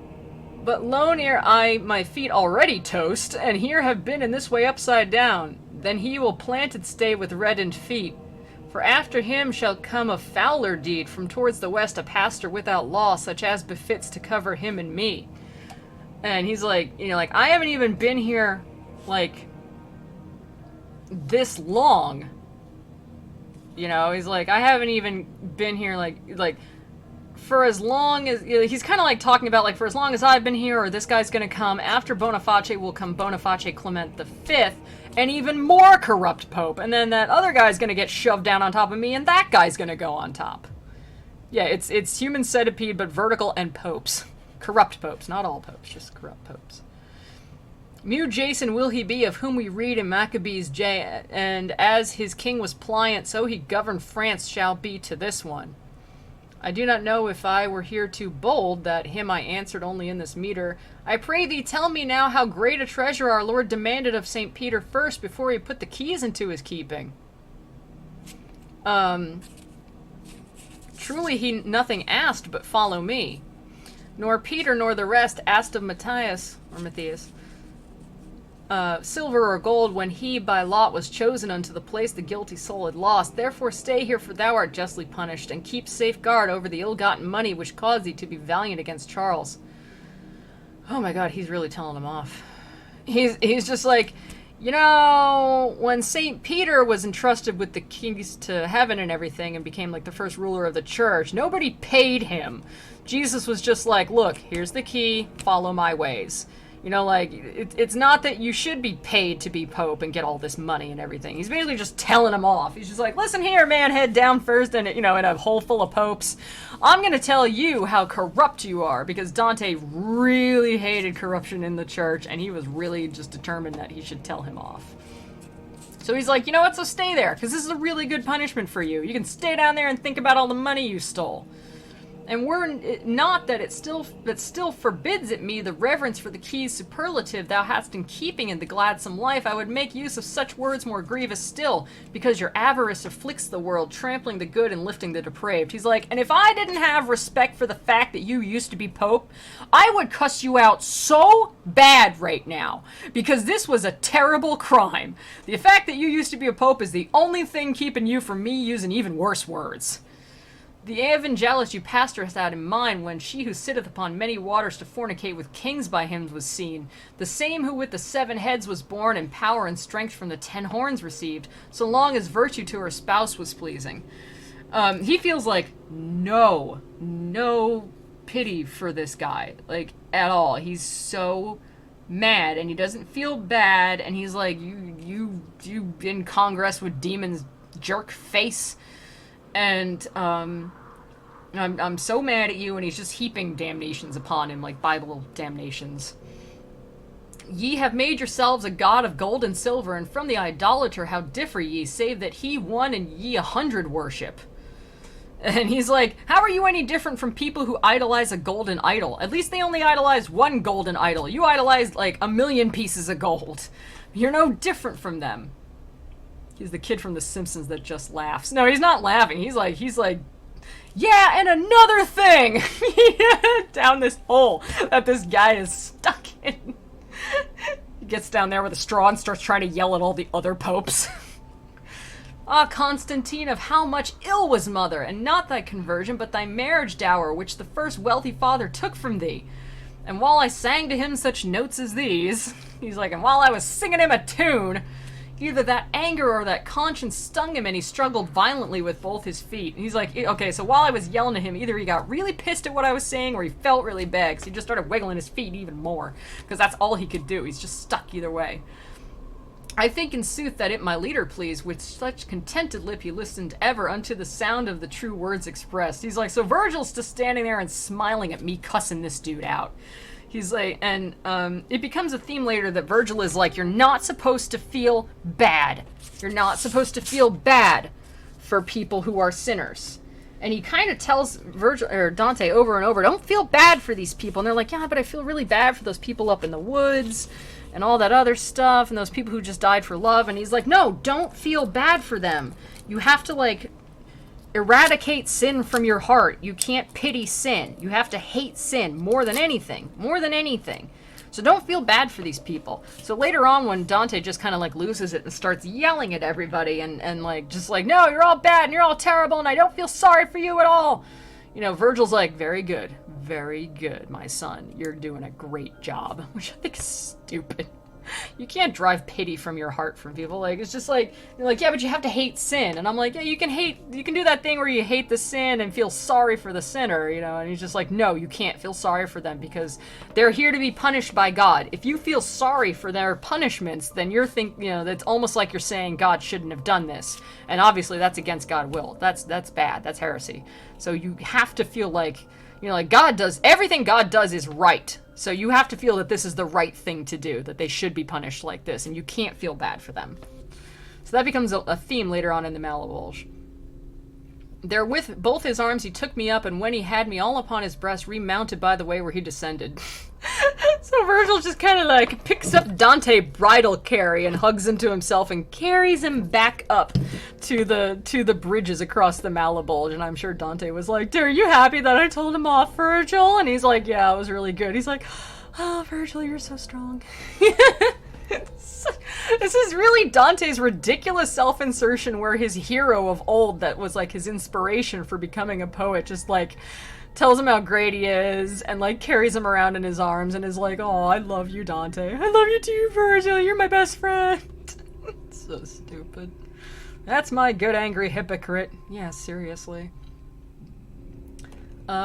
Nor did he tire to have me clasped to him, but bore me to the summit of the arch from with the fourth dike to the fifth his passage. He's like, oh my god, Virgil is so strong. He didn't even get tired carrying me up there.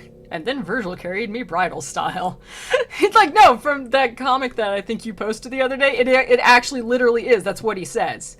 He picks him up and carries him bridal style. And he's like, Virgil is like so strong. He like didn't even get tired carrying me up all that way. It's not told why Dante couldn't have simply walked down himself. Like, why a grown man needed another grown man to pick him up and carry him all the way down there, and then pick him up and carry him all the way back and put him down on the top of the arch. But he did.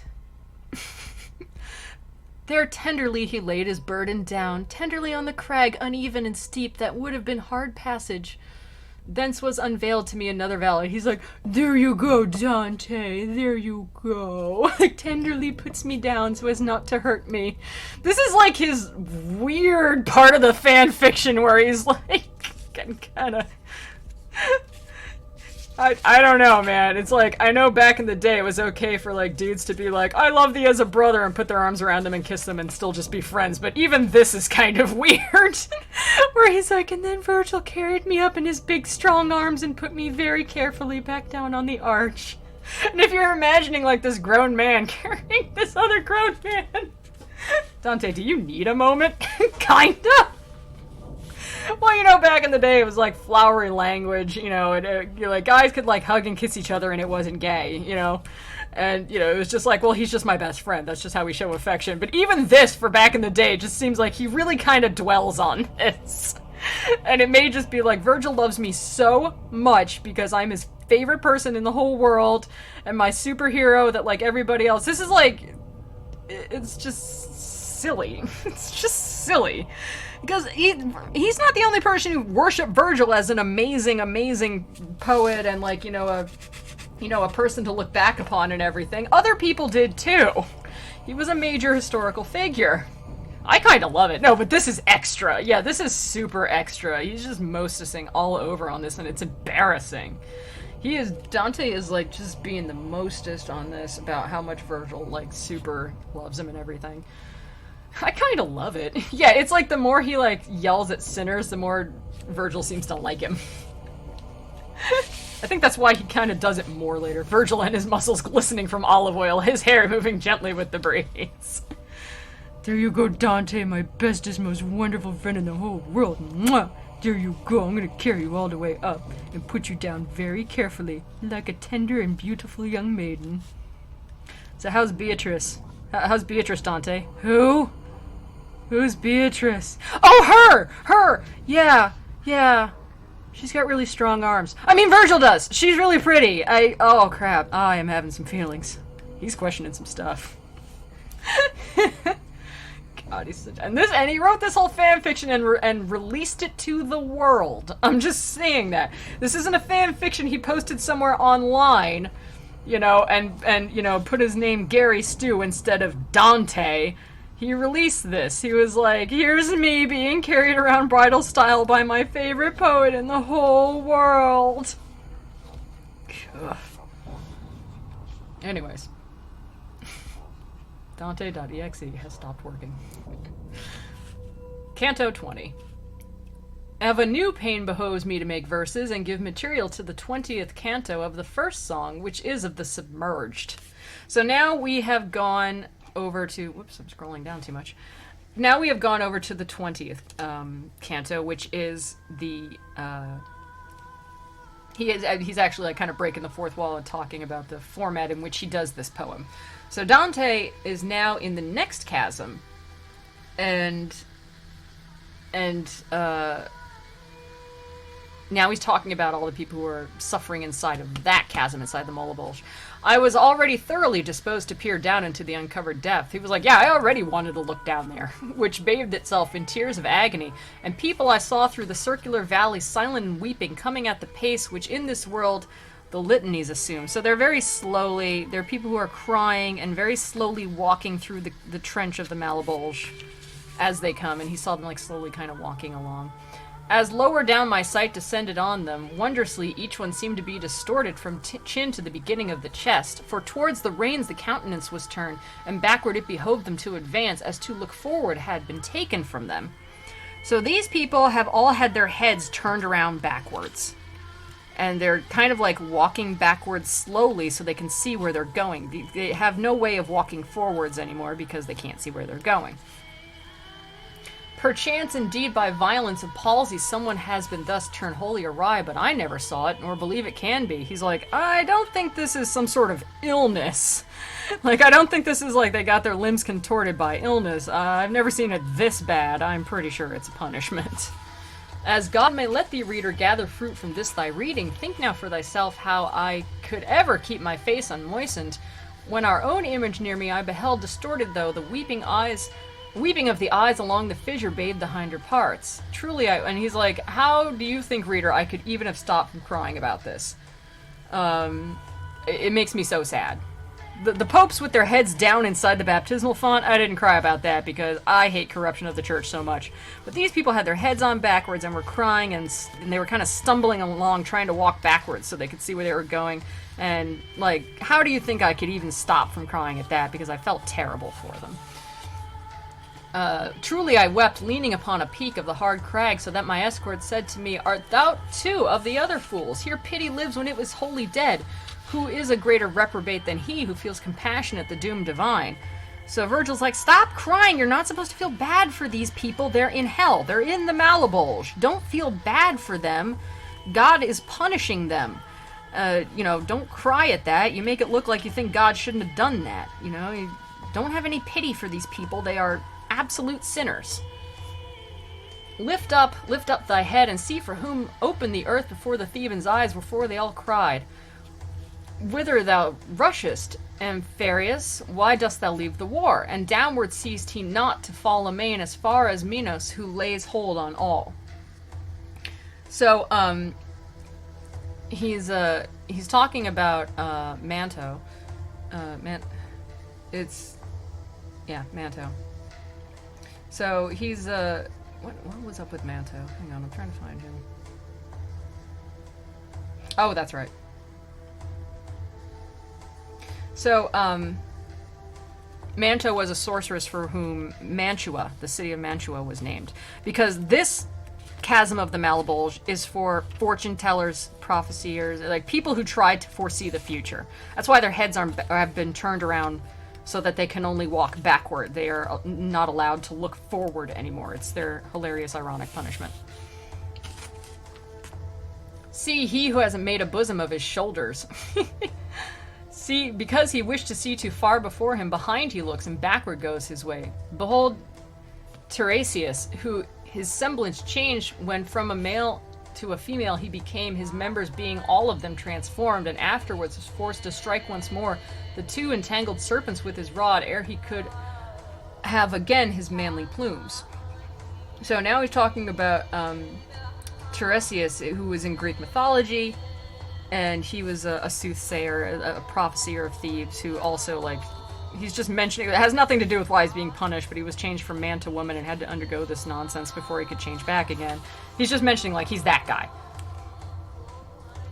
And so he's now pointing out all the sinners in the ditch. That Aaron's is who backs the other's belly, who in the hills of Luni, there where grubs the Cararis, who houses underneath among the marbles white, a cavern had for his abode, whence to behold the stars and see the view was not cut off from him. See, he's just mentioning, he's giving like a long backstory to people that we are, like, he's just describing, like, you remember that guy? You remember that guy who lived in that cavern and everything? Like, yeah, he was a soothsayer, he was a fortune teller. He's here too. You're not supposed to know the future or try to see the future. It's against God, and it's a fraud.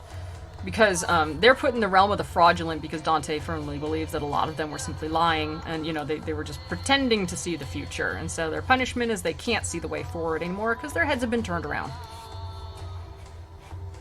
And she there, who is covering up her breasts, which thou beholdest not, with loosened tresses, and on that side has all the hairy skin, was Manto. Yeah, okay, so he goes back and identifies by name Manto, the sorceress who was, who Mantua was named for, and who made quest through many lands, afterward tarried there where I was born, whereof I would thou list to me a little.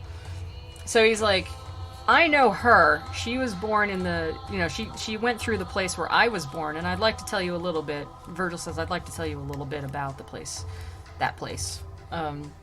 After her father had life from departed, and the city of Bacchus had become enslaved, she a long season wandered through the world. So he's like, after her dad died, she kind of like went trotting all over the globe.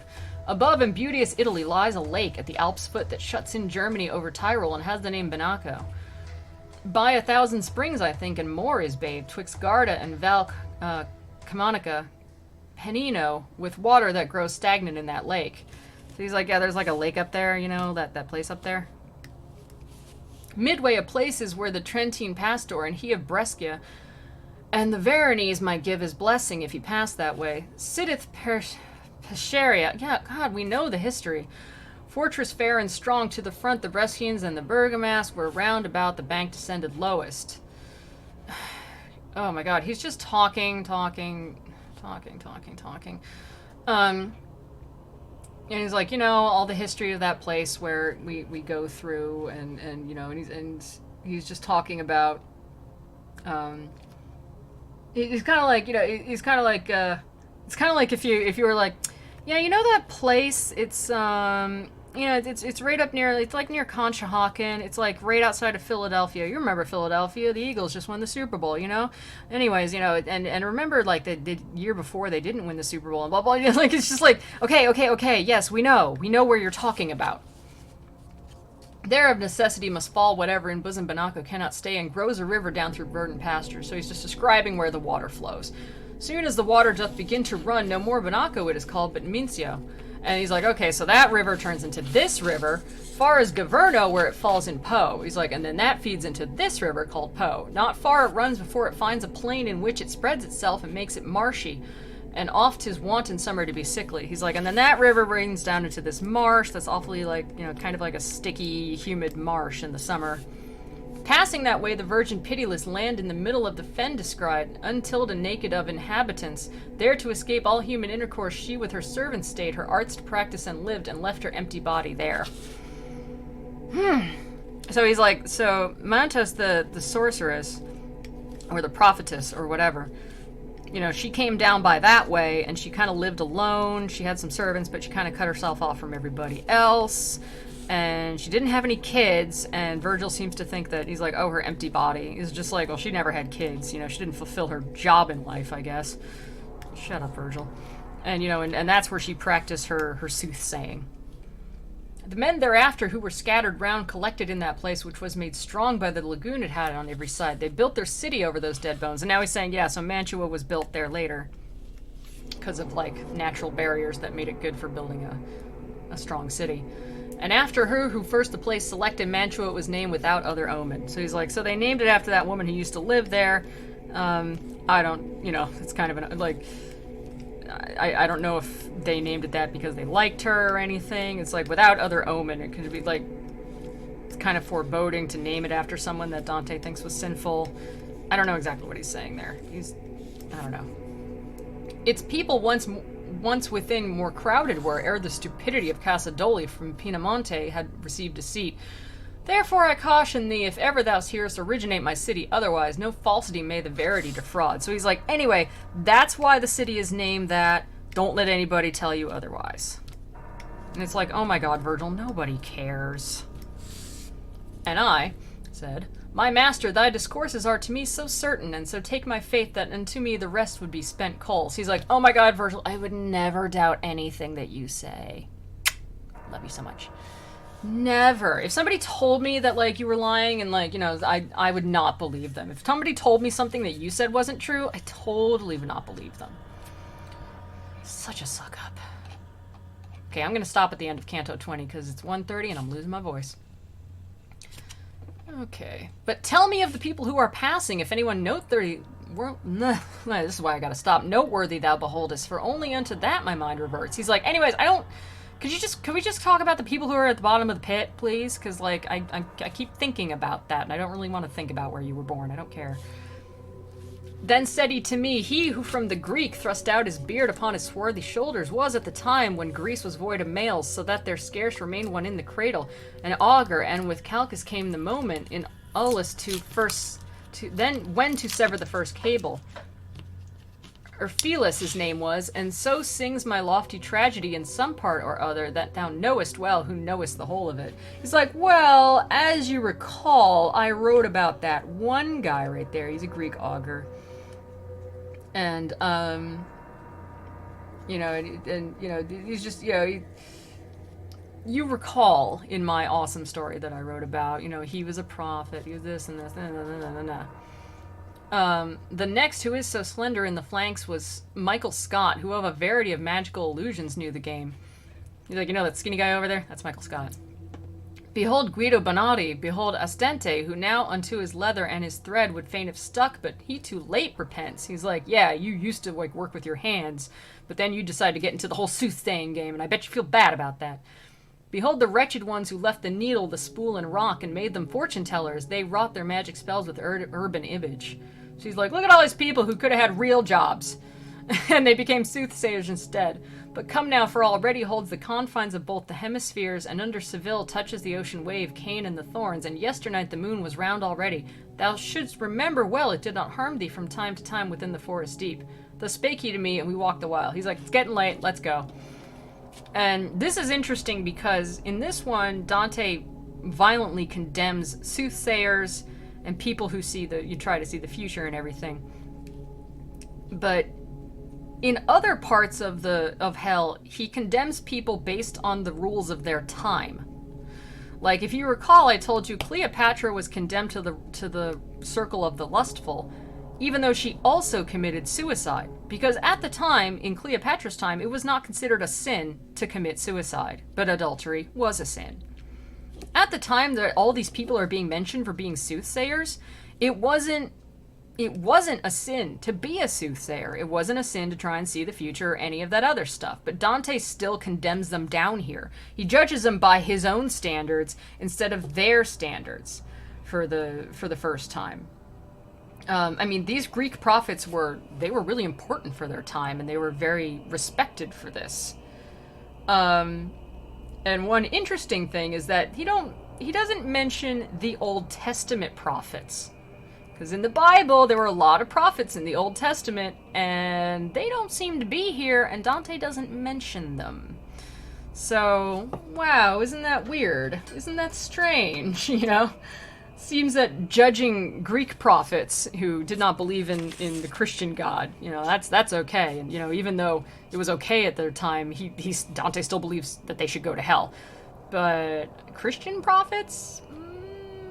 In the Old Testament? No, there don't seem to be any. So, isn't that strange, Dante? It's almost like you're kind of biased. So, anyways, my throat is, my voice is really gonna go. So we will stop on Canto 20. We are getting very close. We just have to go through the Malabulge, and then we will be at Lake Cocytus and Satan himself. So if Paul can't make it for gaming tonight, we'll do that tomorrow night. Actually, it depends on whether or not I get all my work done finished before Saturday, because I have some work that needs to be done before Saturday. So I may actually have to just do another night of doing work while I talk to you guys instead of having gaming. I will try really, really hard to rush through it. I'm basically going to be pulling an all-nighter from now until Friday night. So I will try really hard to rush through it so I can make time for gaming. But if I don't have time, I'll have to call Paul and just be like, yo, no gaming tonight. I got to do something else, because I can't work on my stuff while we do gaming. It's too much of a distraction. Feel better. I will. I'm going to go drink some tea with some honey in it and all that stuff, and I'll feel better tomorrow. There's not much more to go. So, thank you very much for joining me for part 2 of Dante's tour through fanfiction hell. I hope there will be many, many more people that he can condemn with much hypocrisy. And I hope that you will join me for the final part either tomorrow night, or no, it's not no all-nighter sleep. I have to, Siri. I have so much work, I literally can't get any sleep right now. So, I will sleep Friday night. That was wonderful. Have a good night. Thank you, Bok Choy. I'll see you either tomorrow night for this or tomorrow night for gaming, and then I will see you, if we don't do Dante tomorrow night, we'll finish him up on Saturday night, okay? And remember to believe in pizza.